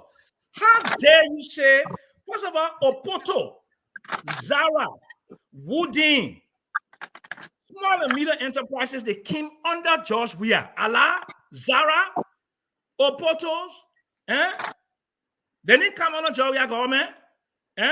You know what the definition of small and medium enterprise is? Most of the investments that came under the Unity Party government were in the extractive industry, and they don't create jobs. They don't improve socioeconomic conditions. Most of the investments that came under George Weah, they were small and medium enterprises that created jobs. They are sustainable. The hotels, the restaurants, the Airbnb, the bed and breakfast, and all of that under George Weah. Okay, you can't say George Weah didn't bring any investment. That is completely disingenuous to come and say George Weah didn't bring any investment. For 6 years, if a country does not bring any investment, you know what our country will do? If there's no expansion, economic output, aggregate demand, under your Unity Party government, you have 17,000 unmade troops, all of the UN agencies there that were responsible for aggregate demand. And one thing before I go, the automaticity of economic development that happened post-war, you can't take credit for that. You can't take credit for people coming back home, rebuilding their homes, buying zinc, buying uniform for their children here, and budget increasing revenue that happened between 2006 and 2017. When unmade troops left, what happened?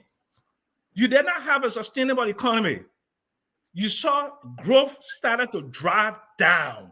So no can tell me here, say, you took budget from 80 million to 522 million. If we had dressed a monkey or baboon in a suit and made that person president, you will have an automaticity of economic development between 2006 and 2017. Thank you, Uncle Sam. Thank you very much. Thank you very much, Uncle Sam. Now, as it took that place.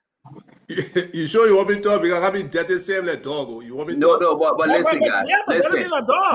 Listen, guys. We'll be very mature in our tone, and I apologize as if on behalf of Uncle Sam, you are not a lap dog.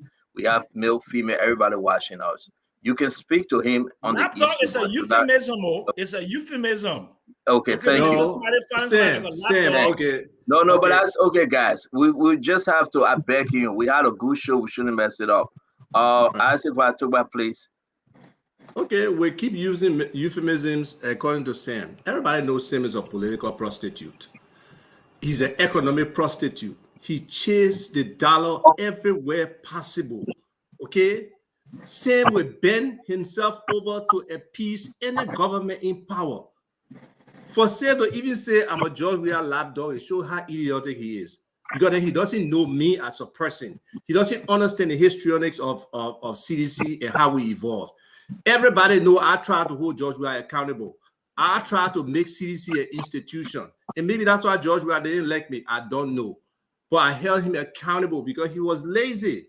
He did not want to do what people wanted him to do in terms of really being functional. He avoided events. George Weah will be having a policy conference. George Weah will come late. He found some kind of excuse to run away from it. And I will hold him accountable. So for Sam to say I was a lapdog, no, I was not one of those. I was the one who, when I sat down with George Weah, he lectured and just lied. I said, man, he's lying. I was able to tell him that. Saying so for you to even use that word to mean show your ignorance of any engagement between George Weah and myself. So don't demonstrate that level of ignorance to the public and try to fool people. That total stupidity right there. Enough, man. Let move on now. Yes. Let's get to the substance. Same with spin for people. See how often. Look, you can go back to my writings from 2006, 2007. You'll see the consistency in my positions.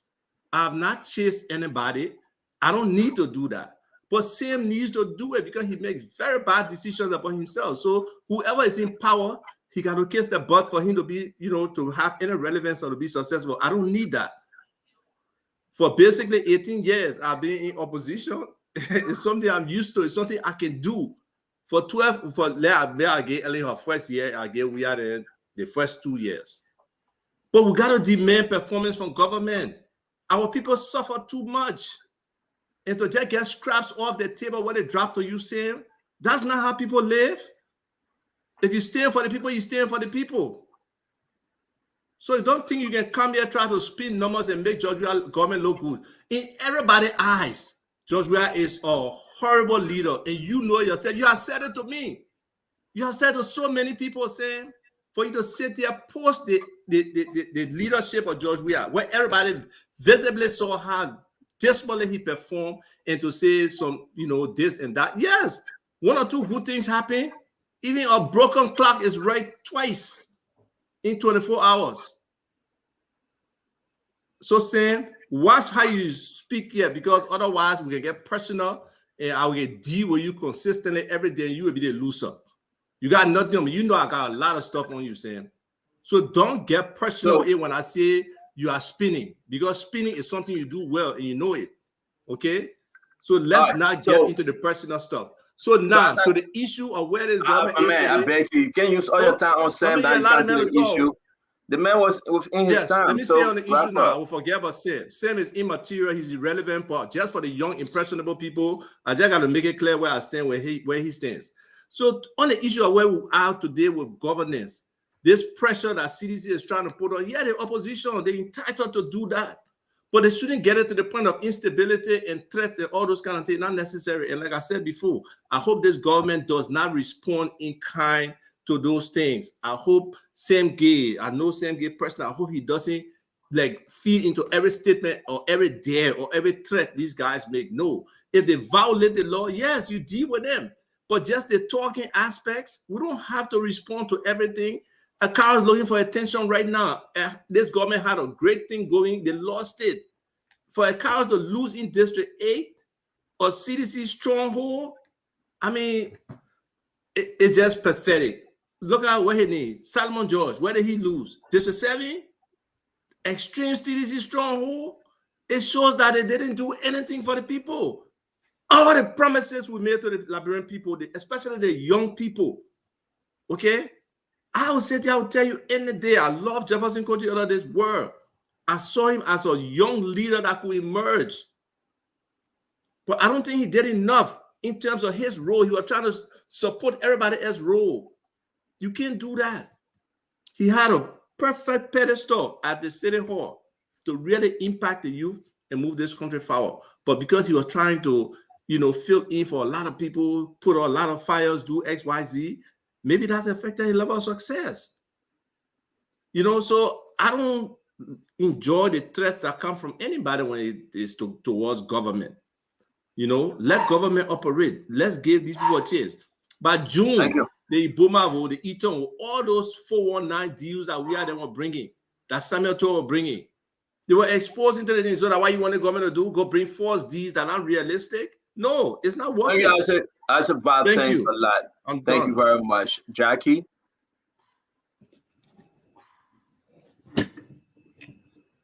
Well, sorry I came late. I missed most of the conversation, but quickly before I go into my closing, let me just quickly respond to Isaac again on that same topic. Isaac, we know that government is non-for-profit. Whatever revenue raised usually goes back or supposed to go back to the people. So that specific question, again, you did not answer it, because whatever was generated for the county meet, you either break even, You either get excess in revenue, whether it's from funding, fees that were charged from tickets and whatever, or you at a loss. So you did not know the answer to that question. You should have just said, I don't know because I'm Minister of Youth and Sports. But either one of those three scenarios would happen for the county meet. But let me say this. The government, from the little bit and pieces I heard before coming on the show, the Joseph Boyka government right now, so far, been in government since January 22nd, has accomplished a great deal. We got the asset recovery. We got the committee, the special committee to deal with the drug situation that the WIA-led government refused to deal with. You have that committee now that doing a lot to address the situation. We have our civil servant director who just took over a few days ago, and he's going to be dealing with the civil servant situation, the challenges, the harmonization issue. A lot of things are going on right now. The president himself, when we talk about Liberian owned businesses and Liberian now having the opportunity to take advantage of all the business opportunities in Liberia, this is something that's on the president's top agenda. So we're going to see some major changes in that over time. The situation with the diaspora programs and policies, the president was recently even talking about that. That's something that's even to his heart. So we have the right people. His government is not 100% formed yet. But we have, I think, Stanton, you took a poll earlier. I think I caught a few minutes of that, where a lot of the people are still speaking favorable for this government, and rightfully so, because we have the right people who are being appointed, and you're going to start seeing, in fact, the changes already started from day one. And a lot more is to come over the next year, 2 years, 3, 5, 6 years under this president's term. And I just want to say to the Liberian people that yes, there were promises that were made during the campaign, and those promises will be delivered. Why? Because the president, one, he listens. He listens to the Liberian people. Number two, under his arrest agenda, those critical needs to be met by Liberians, whether they are in Liberia or in the diaspora, are on the agenda for the president, and therefore he is working on all those various policy and strategies to make sure everything can be accomplished at one time. We got to prioritize the priorities, like how he started with the asset recovery and the drug situation that's in the country that killing our people, and the Zogos addressing them, their needs, the civil servants. All those things are coming into play.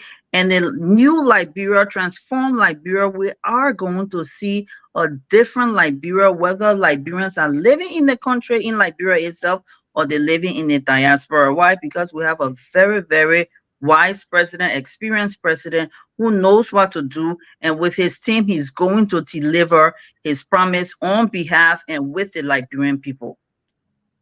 Thank you very much, Jackie. We're going to be as if though you're going to come in, and we're going to wrap this thing up. It's 8:05, 12:05. Thank you. Oh, quickly, I forgot to say something real quick, Sam. I think I still left some time on the clock to respond to Sam Jackson. Sam, you know very well, you an economist, there's something called growth without development. If you look at the status of the economy when the WIA-led government was exiting, you know very well that had the WIA-led government stay into power another 6 months, Liberia are going to be under the ocean. No, I don't know that. No, I don't know that. You do. You do. I don't know that. No. Uncle Sam, let you finish. Uncle Sam, let you finish. Uncle Sam, let you finish. The World Bank, unless you say you do not believe, and you are quoting the World Bank data, but you refuse to quote the World Bank data that said under the WIA-led government, the poverty rate went skyrocketing. The hunger rate. Most of the world because of no.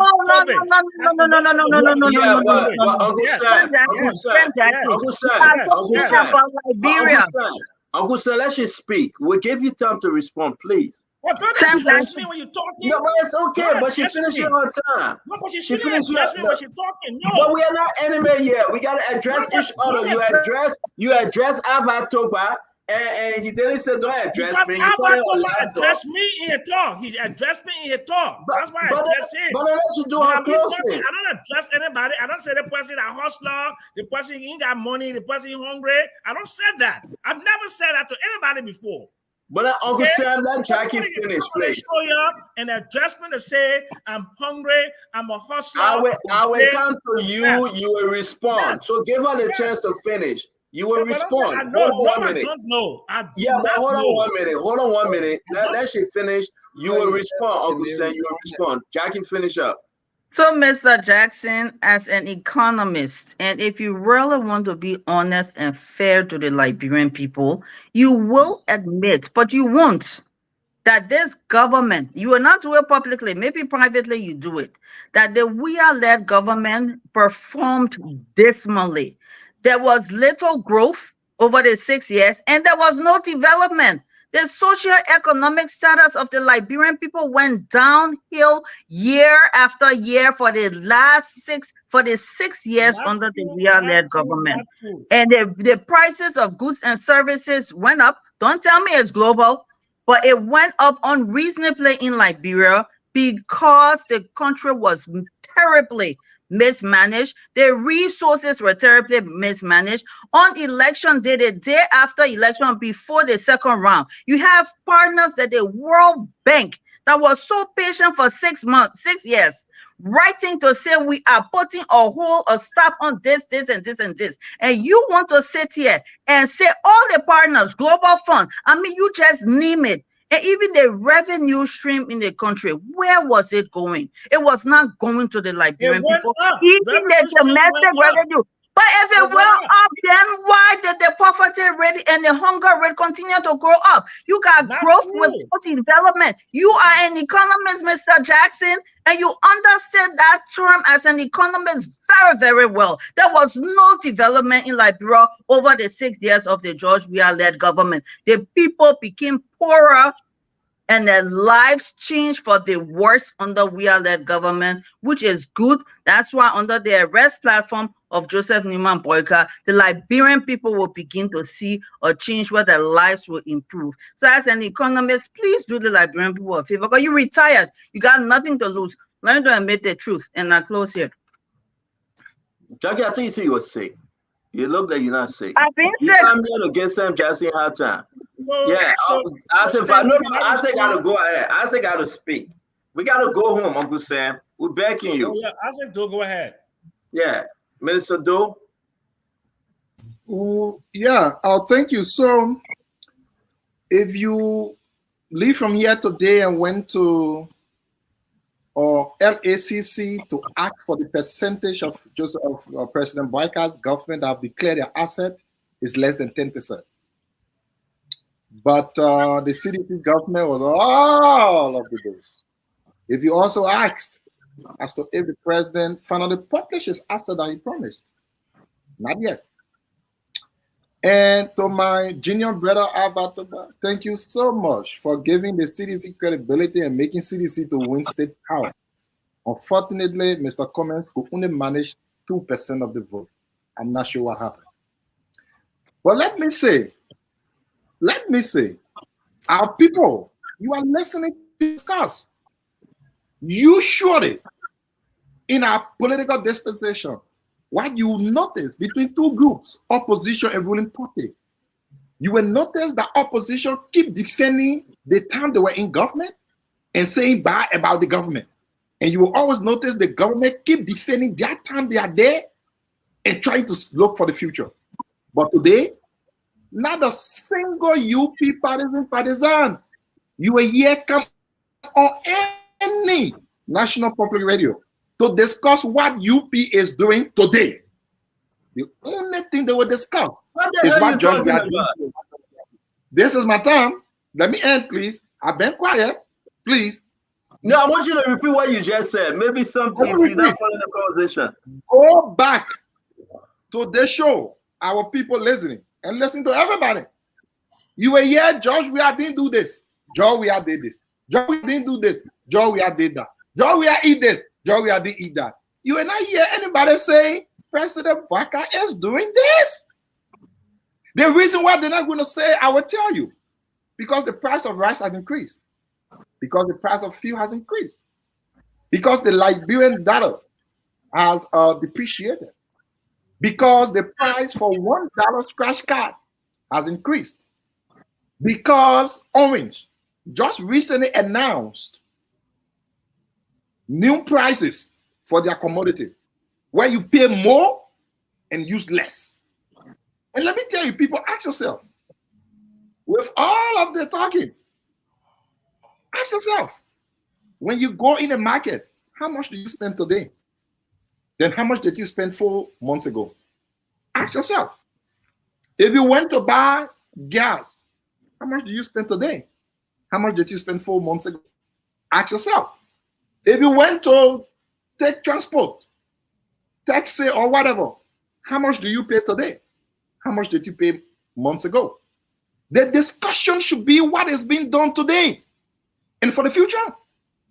I'm sorry, we want to base on what wasn't done yesterday.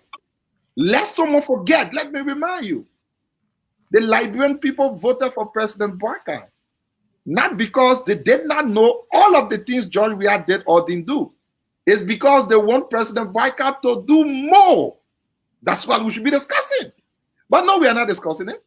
What we want to do is to run campaign every day by telling the people George Weah failed. Oh yeah, George Weah was not the winner of the elections because the people said, President Weah, you did your best. But 20,000 votes will get you out of power to bring President Baka in. They know. That's why they voted President Baka. If you keep repeating over and over what you voted for, you are only running campaign. I would really love for us to come here and discuss the issue of prices on the local market.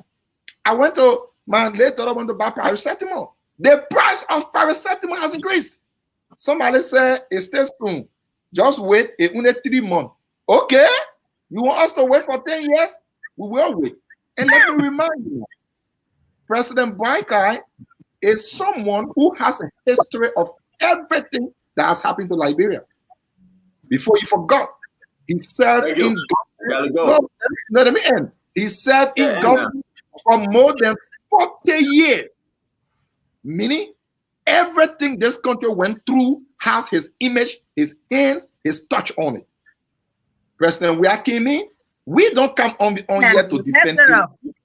Nobody gave me scratch card to come on here to Obama. That Obama said no citizen person. I do. Not to defend citizen, but to defend the workings that we had in 6 years against the misrule that we are having today. I come here to talk about the successes that Liberia enjoyed. Of course, I will always say that we had challenges as a country. Could we have done more? Oh, absolutely yes. Did we do everything? Oh, no. Did we accomplish? Oh, absolutely. That's what I'm proud of. I will take everybody to the PHP Park to sit down and have a relaxing time. President Weah had given the children of Liberia a place to play. Unlike in the war years, where there was nowhere to go. We gotta go. I like the way how Weah accomplishment is a park. That's the accomplishment. He called me on video to show me his children having fun time at the park in Liberia. He doesn't want the people's children. Are you serious? It is bad country. Thank you so much. I say, you know, listen, you can try harder, but let me say this. We'll call family member from you call me. Now we got accomplishment in park. That's it. No other accomplishment. They want this shit. I will come back to so let me do my closing. Please. Yeah, it is important as we move towards the actual working of this government. Because I say actual working. The last time I asked Joe, well, was you appointed when President George Weah came in? He appointed you on the 5th of March, 2018. Because Asedo was beating on the appointment issues. February, January 23rd, 24th, President Joe Weah at the time appointed his finance minister in some group. February 7th to the 8th, he appointed some people. The first person that was appointed for Justice Ministry, Gibson, they got to put him back. They waited again, they brought in Musa Dean. So there's nothing changed. That's how the appointment goes. So if you sit over here and say, well, he appointed Cooper Cry, and now he's talking from there, he's talking forever, he appointed Councilor as well. So it's all, listen. The appointment argument is going down. Everybody getting, things begin to shape up. The working of the government with this budget that was brought in by Burma Kabar, they will argue it. It will pass. We will argue it.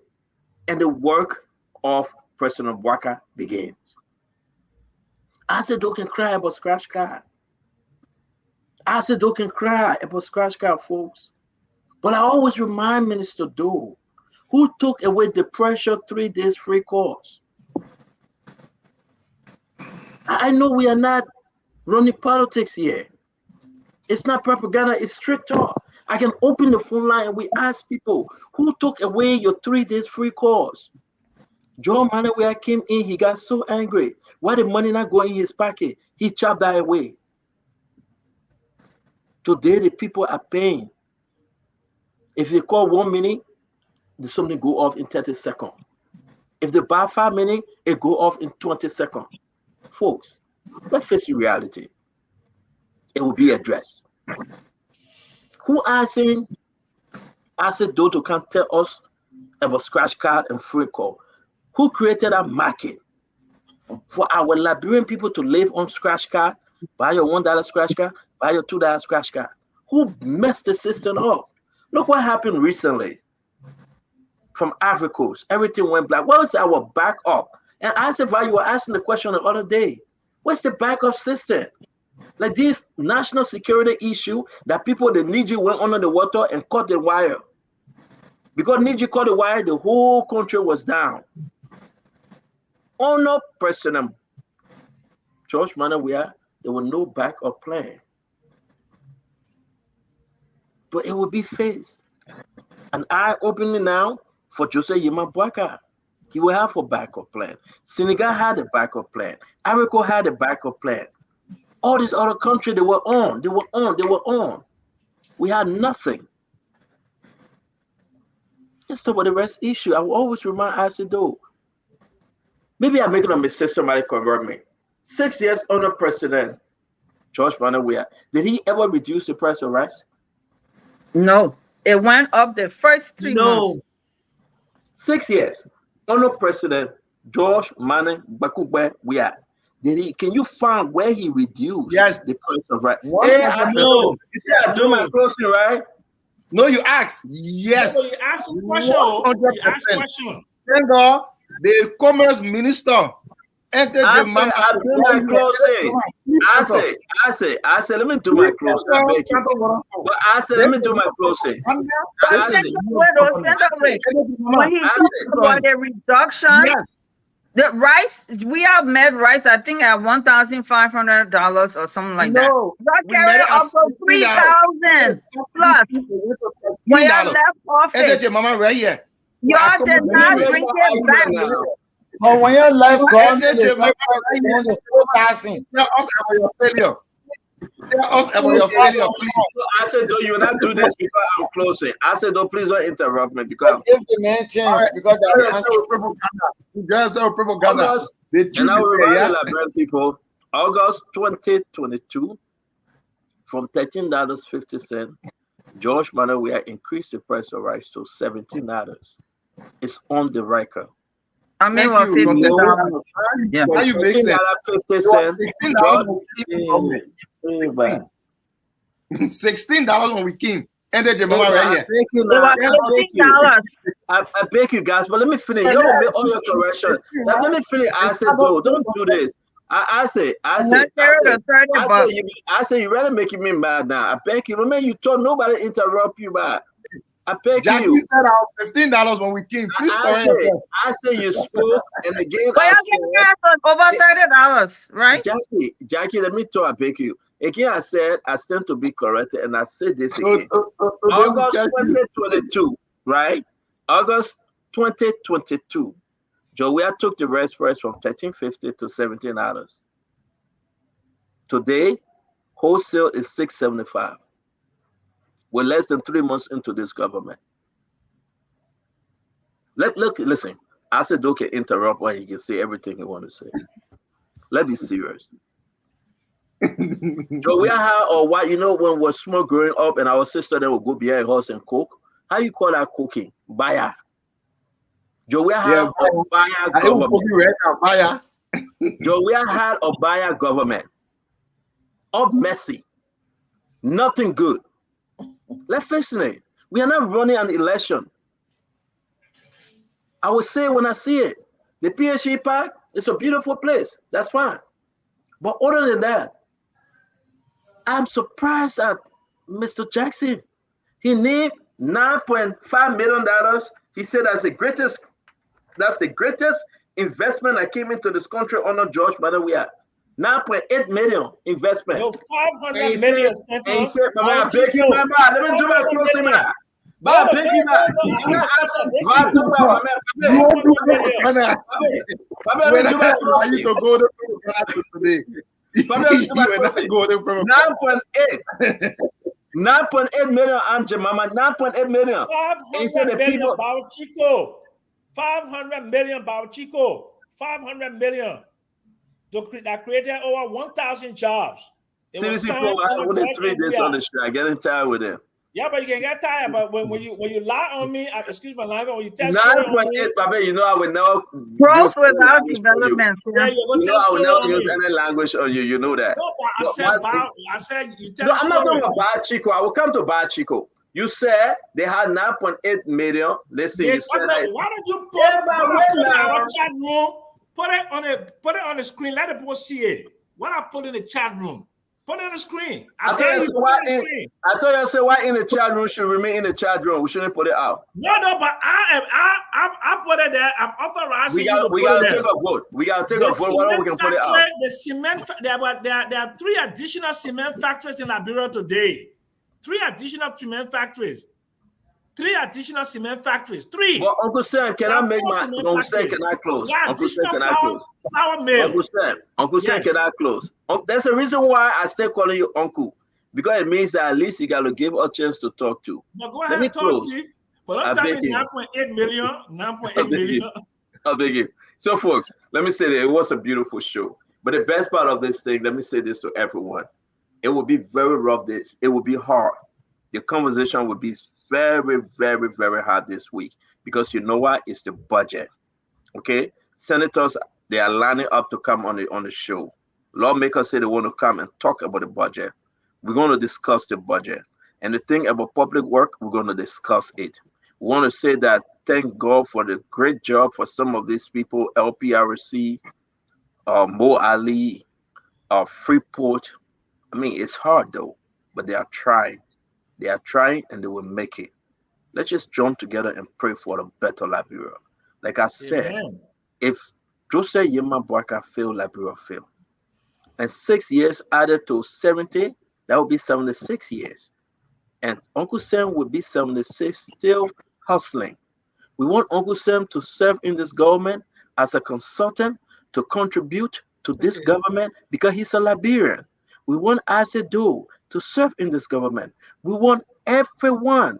There's no CDC, there's no unity party. We are all one Liberian. So therefore, we should come together and do that which is right, and pray for Joseph Yemabwaka, that this rescue train, this rescue take place. Our country needs to be rescued, folks. Our country. Let me give you the story before I end. It took everything. But God brought Moses. And Moses led the children of Israel out of Egypt. Through the desert, where you have snakes, where you have scorpions, where you have the bad animals. Through the Red Sea. But God brought the children of Egypt out of the children of Israel out of Egypt. And guess what happened? Moses could see the promised land, but he didn't. Joseph Yima Bwaka is the Moses of today. God will use him to bring Liberia out of this poverty, Inshallah. all of this mess, Inshallah. all of this bad thing that have happened to our country. Inshallah. It will not be easy. Inshallah. To accomplish that which is right. Liberia will go through the Red Sea. Liberia will go through the desert. It will not be easy. Unity Party people will get mad with Joseph Bwaka. It will not be easy. International community will be mad. It will not be easy. But we should remain together as a country and support and pray for Joseph Yima Bwaka that he will deliver Liberia. That one day when we look back, we can only see free at last, free at last. Thank God Almighty, Liberia is free at last. Asset recovery, economic crime code, war crime code, whatever the situation may be, let's just pray for the better Liberia. I know CDC will not like it, but God is working. God is working. And all those bad apples and people that wish evil for our country, God is about to remove them. Listen, and I love the Bible. You will see them no more. I'm not saying they went down, but those troublemakers you see today, those people that threatening the peace, those people that are saying they will stop the convoy of the president, those people that want to put the poor people children on the street, trust me, the time is coming. You will see them no more. And they will be history. So Mr. Isaac, don't go and tell your people. The good Lord of Liberia is watching. We're telling that the EPF boss will not threaten nobody. And I want to say though, other thing you're talking about, Sam Gay, like as if I said, we know him. I was able to speak to Sam Gay. We chatted today. He doesn't care about Akaris Gray or Ayiko and Jefferson Koji. They are no threat to the government. They are no threat to the president. Sam Gay is focused. Thank you. Okay? They're no threat. Sam Gay is focused. They will just yap because they want job. We have to give them money. Sam Gay is a professional. It's a professional, and I have to add this. That's what we want. Listen, guys, because you know when I saw all this mess, I spoke to him. He's not looking Jefferson Koji way or Akaris Gray. He focused. He will do his work. He will protect the first family. He will not be distracted. If you guys want money from George Manor, where you go ask and you start yapping. No, thank you. All right. Yeah, the main system that red line, you're jittering. If you want to arrest Jefferson Koji, we arrest you. Want to him being that jittering. Stanton, they're already afraid of the asset recovery team. They're already scared. What are you afraid of? If you don't have anything to worry about, then hey. Yeah, all the houses you're putting your children in Well, will know Liberia is not a lawless nation. You can just come outside with your hooligans to come stop the president convoy. You're not happy that it's a country of law. I want to say, I want to say, we have a crucial guy. Let's go. You want to say something before we leave? You are in tune. Asif, you are in tune. You want to say something before we leave? You've been polite tonight, Asif. We don't know why you've been so polite tonight. I mean, yeah, you thinking of something? It came out up and down. I didn't weigh anything much. Oh, the man talking to somebody. No. You can hear me? Yeah, but somebody talking from your back. You got TV on or something? Yeah, you're right. Let me just tell you, I'll call them back. But you know, we gotta deal with these things like they say respectfully, right? Sometimes, you know, you gotta deal with some things the way it's supposed to be dealt with.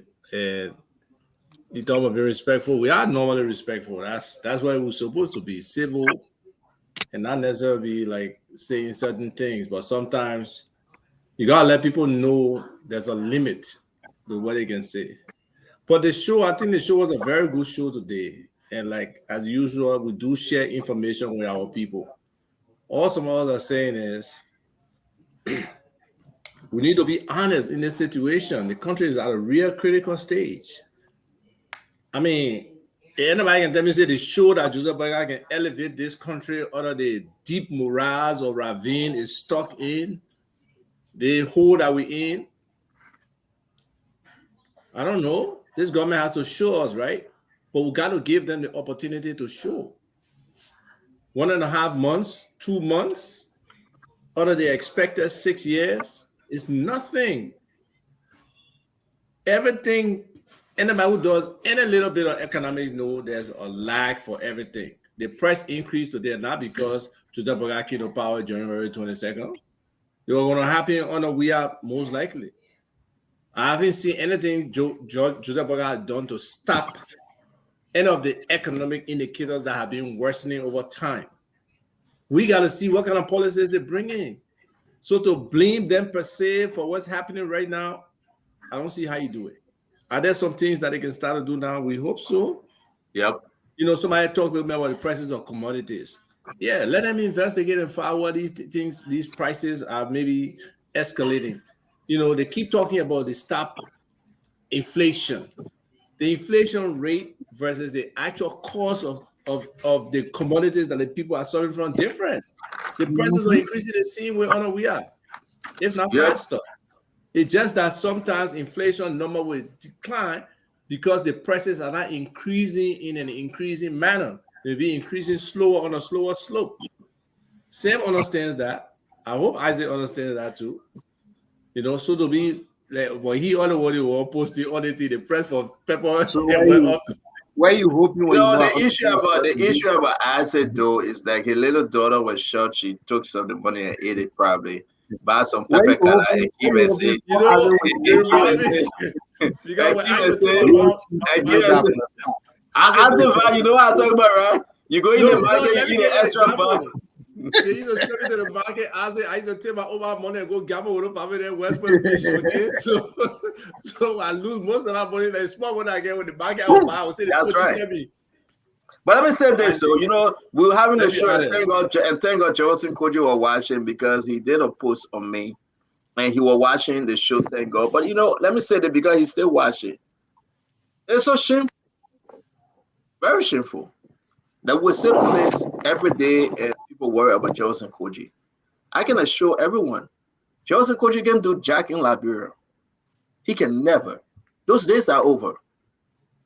I can assure everyone. Let's sanction step. And at the end of the day, even Joe, we don't even want Joseph Koji close to him. And at the end of the day, Joseph Koji will just mess himself up. How can you be living at the party headquarters because Jeremiah Kun took his house from you?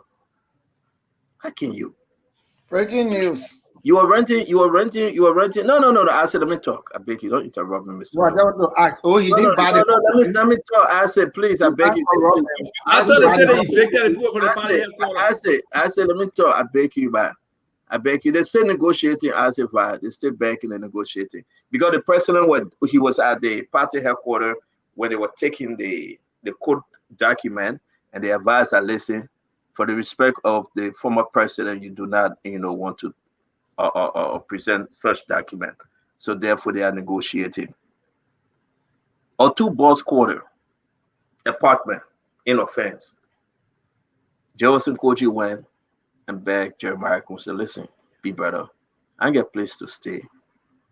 Can I be cracking here? Can I be staying here? For 3 years, Joseph Koji was there.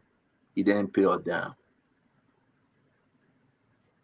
When they negotiated and said Joseph Koji, 2 boss quarter in the same fence, they say you'll be paying $500 every month. Up to now, Joseph Koji have not paid her down. So they have asked him to leave. He went to the party headquarters because he said he's concerned about his safety, and he prepared himself 2 rooms at the party headquarters. I'm not saying he does not have other places, but it's the level of disgrace. You got a building on 19th Street. That's right. That's the 19th Street building we're talking about. That's the Jeremiah Kun house. That Jeremiah Kun house and Jemima. So what I'm saying here is that I'm not saying he does not have other properties. Hear me well. He does. Okay, but let's just be fair. Joseph Koji cannot do anything to anyone Liberian. He can tend to Zogos. He can go armed rob. He cannot do anything to anyone Liberian. Those days are over. Not even President Weah will protect him. He will end up in the Hague. There's a man that walking with human rights sanction on him. Seriously. So why should we waste our time about what he said? The only reason we raise it up today, Jackie, is because he's not helping George Manawea. If even George Manawea or anybody thinking about coming back, a couple of people you don't want them around, Joseph Koji, Akaris Mose Gray, Samuel Twe, Samora Wodokori, Auntie Mama own stepson, Samora Wodokori, and all of them. You don't want those people around you if you want to talk about coming back. Even that chairperson or chairman, what you call him, your manager, your friend, Asiva, what's his name, Eugene Nangwe. You don't want these kind of people around. I mean, and that's the decision that President Weah is forced with today. Those guys, you don't want the Finabono around. They will not help you. And I'm telling you guys, be strong. Don't let them scare you. Be strong. Don't give into their lies and fear. Be strong. You have a government, a responsible government, that will persecute them, that will arrest them. If Joseph Koji crossed the line, he will be. I said, "Why? Can you meet yourself?" If he crossed the line, he would be arrested. Seriously, no if and a but. Nobody will stop anybody from arresting him. Gregor Koma can arrest. Seriously speaking. So all that plenty, blah blah blah blah blah, they will arrest him. He's looking for attention. We do not have anything. We're not even looking his way. How he will go on the street and put a gun in his head and be walking around and beat somebody. Let him try it. Let him try it. Let him try it. Let him put people behind him and go walk around and say he black in the president convoy. You will never ever see Joseph Koji walking in daylight again. Let him try it. So folks, let's go. Don't nonsense got to stop. But I want to say to every one of you, Sam Gate is well professional, intelligent. He's not even looking at Joseph Koji way. Because simple mistake from the Koji school. I know what Friday say you are. So we're just going to leave it like that. I want to appreciate everyone of you. Tomorrow, God can bless anybody. Don't forget, call in and win yourself $10. We want to say thanks to everyone that contributed to God Can Bless Anybody. People contributed almost, I don't know how much last week. The people received the money. Again, they received a gift, $10. But if you answer question, it's Ramadan month. So we'll also bring in the Ramadan question. Okay, if you have a brothers and sisters doing the Muslim thing, we want to say, you know what, Liberia is God for all, and you want us to do the Bible, the Ramadan Quran question. You want to ask it at Fatima here. You can come and set a time and ask the question. Because I don't know Ramadan question. I don't know how to even read the Quran. So we just ask you come and ask question, and then there your people win. All right. Think on our Muslim brothers and sisters. They are fasting. Think on what you can give them at the end of the fast. Let's celebrate with them.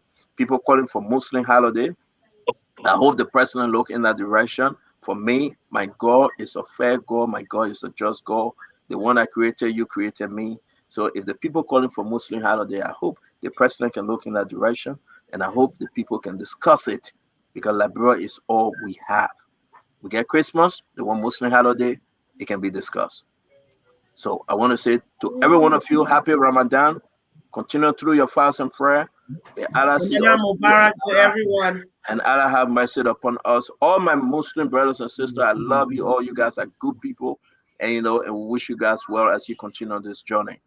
All right. Anything else? I'm done, though. I'm done. Yeah, I'm done. I want to say something quick. Sure. Stanton. Yes, sir. I don't know why when I say something and people disagree with me, they come and attack me. You know, if I say something, just basically deal with that. Don't believe I have some kind of ulterior motive. Joya is no longer president. I never met Joya face to face for us to sit down and eat. Joya has never given me a dime in his life. Joya has never invited me anywhere to sit down with him. Okay? When I take a position, it's because it's about the truth. You said Joshua did not bring in any investment. That was the issue on the table. But it's short feeling now. No. But I'm just saying, I don't like people to insult me. Apostle, No. Yeah, but it's short feeling, Uncle Sam. If people keep insulting me on the show, I will not come back here. Okay, because I don't need a show. I'm not getting paid for this show. Who insulted you yet? Because ASEC started it, and other people in your thread then taking it to insult me. I don't control the thread, Uncle Sam. I understand that. But I'm saying ASEC insulted me by seeing that Sam Jackson, the thing he's talking, he's trying to spin. What am I trying to spin? I disagree with you that George Weah brought in some investments. It's a disagreement. It's an honest disagreement. You can't tell me that I have an ulterior motive to spin it to what benefit? Uncle Sam, you insulted the man first. Uncle Sam. Uncle Sam, we gotta go. Uncle Sam, the man or dog. You insulted the man first. We gotta go. I will not do this today. I will not do this today. I will not do this today. Andrew Mama, thank you very much. We gotta go. Let's go in peace. Andrew Mama, thank you, Stanton. It was a wonderful show. Thank you so much. Thank you. We see you. Yeah, Jackie, we see you. Uncle Sam, I beg you, Papa. I beg you. We gotta go, please. I don't want to do this again. I beg you, Uncle Sam. Let it go. Ava, as always, hit me up. Thank you, my man. It's a good show. Yeah, I'm still waiting on Ramadan food. Sister yes. Fatima. Nelson, come on now. Sister Fatima, thank you. Shout out to all Muslims around the world, all those that are supporting all Muslims around the globe. We say thank you, Ramadan Mubarak, to my brothers and my sisters. Liberia first, Liberia last. To all the people that see you tomorrow, please. Our people rise, so you promise. No, I didn't promise any rise. Because the radio, listen, Fatima. The radio station gave back to the people when you guys break your fast. Yeah. Exactly. So it's not me. It's that's what I'm saying, the radio station. They will give out when you break your fast, not tomorrow. You're not breaking your fast until maybe the end of the month, right? SubhanAllah. When is that? April? Is that April? Yeah, April sometimes. April sometime, okay. We just want to say thank you to everyone for watching the show, for supporting the cause, for supporting Islam, for coexisting. Muslim, Christian, whoever you are, whatever you worship, we're all one people. We worship our own God. We all worship one God. Thank you guys so much. Ramadan Mubarak to all my Muslim brothers and sisters. Thank you. See you. How you call it? Ramadan Mubarak? Ramadan Mubarak, Ramadan Kareem. You could say any. What's that? What do you mean? It's just happy Ramadan, joyful Ramadan. Oh, okay. All right. Happy fasting, because it's difficult. Happy fasting. Yeah. Thank you very much. Thank you very much. All right. Have a good day. All right. Thank you. Yes, ma'am. Let me bring in my piggy. Nelson Kola, what's up? Yes, sir. I'm doing good. Ramadan Mubarak. Nelson. We got to say something to me too now. I don't know how to respond. Yeah, I just want to say why I say come back on the show. Yeah, you bring me on. You bring me on. I knew you were bringing on. I can be watching the clock. I just want to go home, please. No, I'm going home. It's gonna be 15 minutes to 1 a.m. I got security. I got securities. Oh, you got securities? Okay. Oh, I got plenty of security. You think I'm moving alone so CDC people can come and through. I got plenty of security. You man. But Andrew, the show over. Leo would want to. Oh, but more I said do now. Let I said do go home. But I said do to my friend Andrew. Oh, so are you what? Are you empty? Yeah, but let me. No, I mean I said do it to now. But Andrew, Mama, let be friend. Okay? We had a good show. I don't want the argument. I just hate the argument this time when we're closing. So we just gotta go. No, I feel let get away from the argument discussion. Mama, please go because you're getting late. Okay, Andrew, Mama, I'm moving on the show. Please go up. I got 5 everybody there. Okay, Andrew, Mama. Okay, Andrew, Mama, I said gone. So yeah, no, that's true. No, I said gone. You go and have a good night. Because I gotta go. I'm hungry too. I gotta go eat. I ain't going nowhere. I said right there in the back. No, I said gone. I'm hungry too. So Andrew, Mama, thank you. Okay, go now. All right, thank you very much, Nelson. As always, we want to say, you having a show tonight, right? Yeah. Yeah. But I might leave the chair now. I might see me. I could join the show, Angela. I can see you in the studio. Then Angela leave the chair now.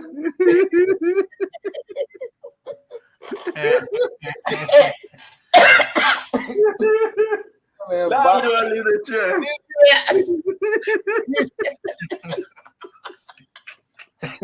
He's not coming me.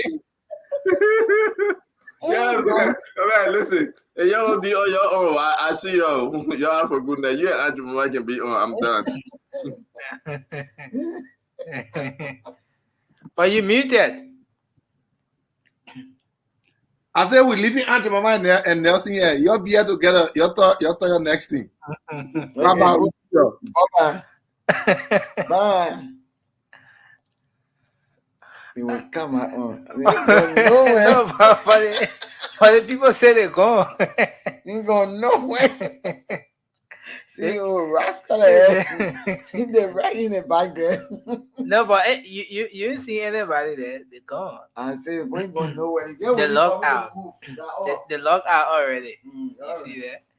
They locked out already, and they want you to drive safe. They want you. Yeah, they want you to stay safe, and they are also concerned about your safety tonight. They want to make sure that you. I'm safe. Yeah. I got my security, so. Yeah. So yeah.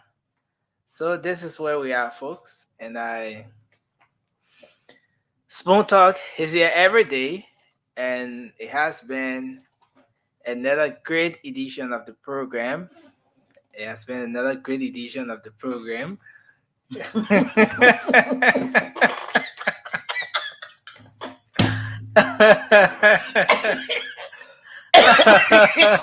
man rascal. I knew you ain't in the corner. Okay, yeah, bye. I'll see you. Bring your friend out the door. And if you finally give up.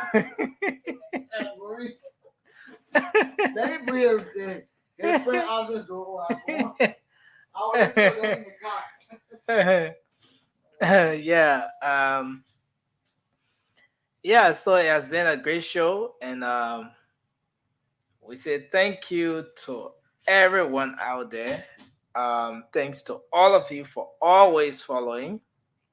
We appreciate you for your contribution.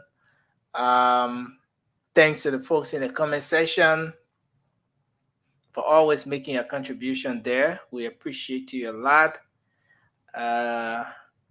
Thanks to all of you who always make up time to call in as well. We appreciate the fact that you always call in and make a contribution to the program. Thank you very much. We sincerely appreciate you being here. We appreciate the fact that you're here with us. And yes, thanks to the folks in Radio Land, thanks to the radio station, our partner radio stations across the country that are always here relaying the program. We appreciate Trust FM in Bomi County, Gibi FM in my Gibi County, Kakata precisely. And Minister Doi back? You made it Oma to come back. The Oma will tell the driver to you are muted. And then your mama gone and so free. She will hear our boy and start coming back. Now we'll go for good. You're not coming back. Where's Tano? No, he gone. He gone. Trying to come on. Nelson, when your show starting? My show starts at 1 a.m. So we have like 10 minutes or so from now. Oh, yeah. So we can enjoy the 10 minutes. Whilst on that year, we can talk the Baba thing.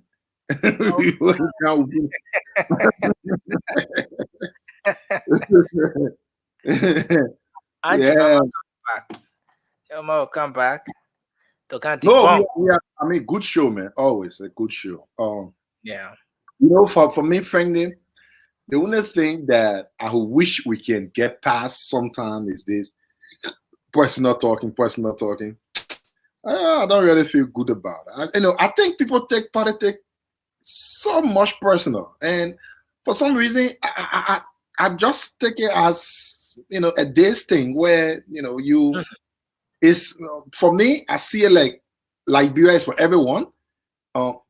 We all have the same thought of Liberia. The only difference we have is how do we run the country? Who should be there? What should we do? I think that's the only difference, and that's how we are, convincing the people. If they left my one bed, listen. After we all they do, kind of laugh, we have fun. This is one Liberia. We are one people. I just really don't. I'm not cool usually when people doing these things that like me. Truth being told, I'm the most insulted. I'm the most talk at person. And for some reason, I don't care about those. It don't even get to my skin. Like I don't even take it as complimentary. You understand? That's the reason, even from the weird government, you will notice, maybe I'm wrong, I don't know, but all those who work in the weird government, I think I'm the only person on the radio here and there every day running my mouth and all the places. And people say you come to defend CDC. No, CDC ain't giving me. I spend the money I spend every day. I could be saving it to eat. Every day, nobody CDC give me a dime. Say, my man, back card, you help me to talk about us. Nobody. I spend my own money. Last time I spent $175 in the store. Yeah, it finished. I got to be buying card. No, I don't. I can't because of the commitment. Why I see Liberia. And truth being told, I'm one person who's always proud of things that I do. I don't shy away from my accomplishment. I think you should. And I believe anybody who would do that will be a coward. You can't work in Georgia government for 6 years and then you cannot come to defend what you've done there. You should be able. Then why were you there? That's the reason why when I see some folks who were in weird government come off all of the criticism, it can be funny because you were there. Why didn't you leave or something? You were there, and only after we had lost election, it only shows who people are.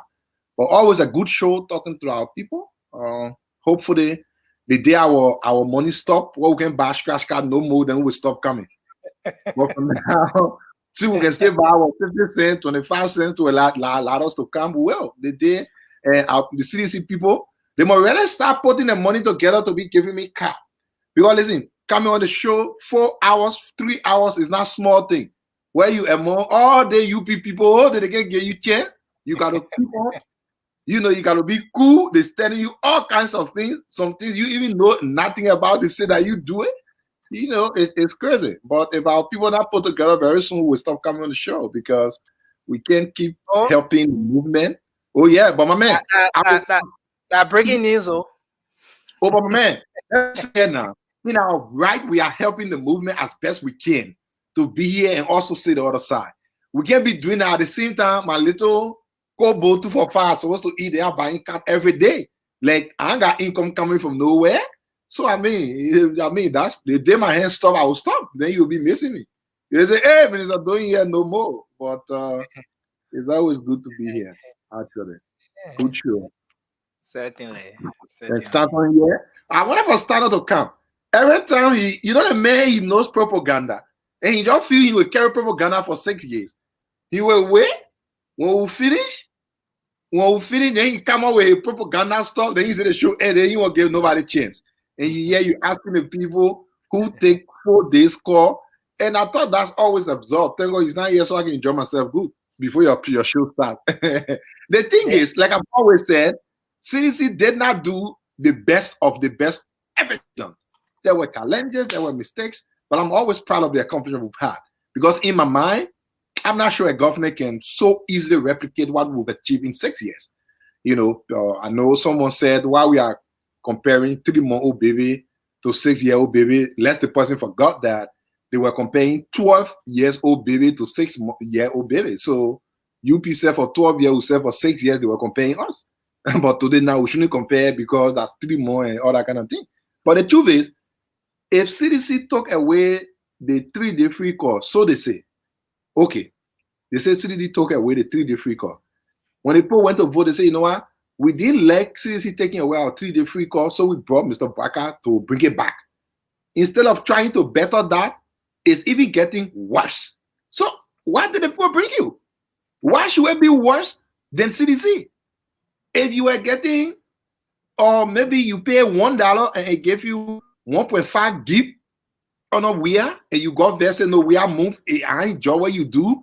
Then Mr. Barker comes, you have to pay $1.50 before you get a same 1.5 gig, and worse, it only came to 1 day. It doesn't make no sense to me. You know, it doesn't make sense to me. I think the government should look at doing better, not equal to what CDC did. It shouldn't be if I walk 3 steps and you came and then you want to walk the same 3 steps. The problem most of the people have is that the CDC was there for 6 years, and even in the period of 6 years, things did not just get on course. The CDC took up a little bit of time to even be able to stand up and get the government moving on the pace at which they wanted it to move on. But their government is just less than 3 months, and then the criticism have already started. Yeah, no, but I don't think so. That is not a fair thing. I mean, one way I can give it to you, but listen, the government is not 3 months. The government is 40 years running. This is the thing you understand. The government? When the people, 40 years running. When the people were coming in power, they did not come like CDC. When CDC came in power 2017, it was like a brand new to government. So you would expect that certain things, listen, if you had lived in America for 10 years, you came to Liberia. 4 years later, you went back to America. Your being in America, the way you were started will be different from someone who would just be going for the first time because you've been there before. The government here was in power for 12 years. President Barker was there for 40 years. So everybody thought as he was coming, it wouldn't be 10 months later before things start kicking up because he already knows how government works. Wow. The CDC came with the first time. CDC came in government the first time. But most of the poor President Barker brought, they were there for 12 years, some of them for 16 years. So I don't think it's the same thing. I don't think, and besides, on the campaign trail, the president said he would get the country running from day one. He didn't say, I'm coming to get the country running for 6 months. He said from day one. So we want to ask the president to live by what he said. The people didn't vote for President Barker because they hated George Weah. They voted for him because they felt he could do better, and he said he would do the better from day one. So okay, so Mr. Doe, we're out of time now. We are seriously out of time. We have. Thank you for making me enjoy myself. Stana should not come here tomorrow. We think on the show again. For you. May I in the house? Thank you for the time, man. You enjoy the show with your people. Let's have a good time. Thank you. Yeah. Okay. Good night. Good night. Well, okay. Well, folks, that's how I would like to join the curtains on Spoon Talk today. Thanks to all of you out there for being here. We appreciate your comments in the comment section. We appreciate you for being here, tuning into your radio, the different frequencies across the country, and just following Spoon Talk. We appreciate you. Thanks to our folks on YouTube, our folks on Facebook. You can always follow us on YouTube. Spoon Talk Live is the YouTube handle. On Facebook, we are live on Spoon TV, we're live on Fabric TV, and we're also live on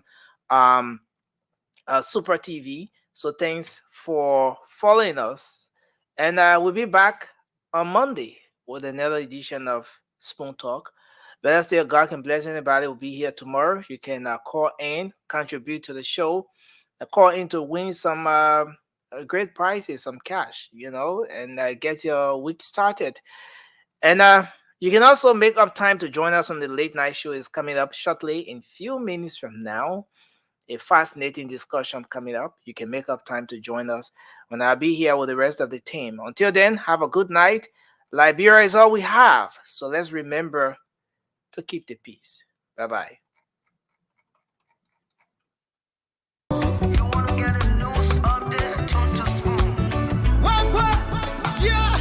Rastafari.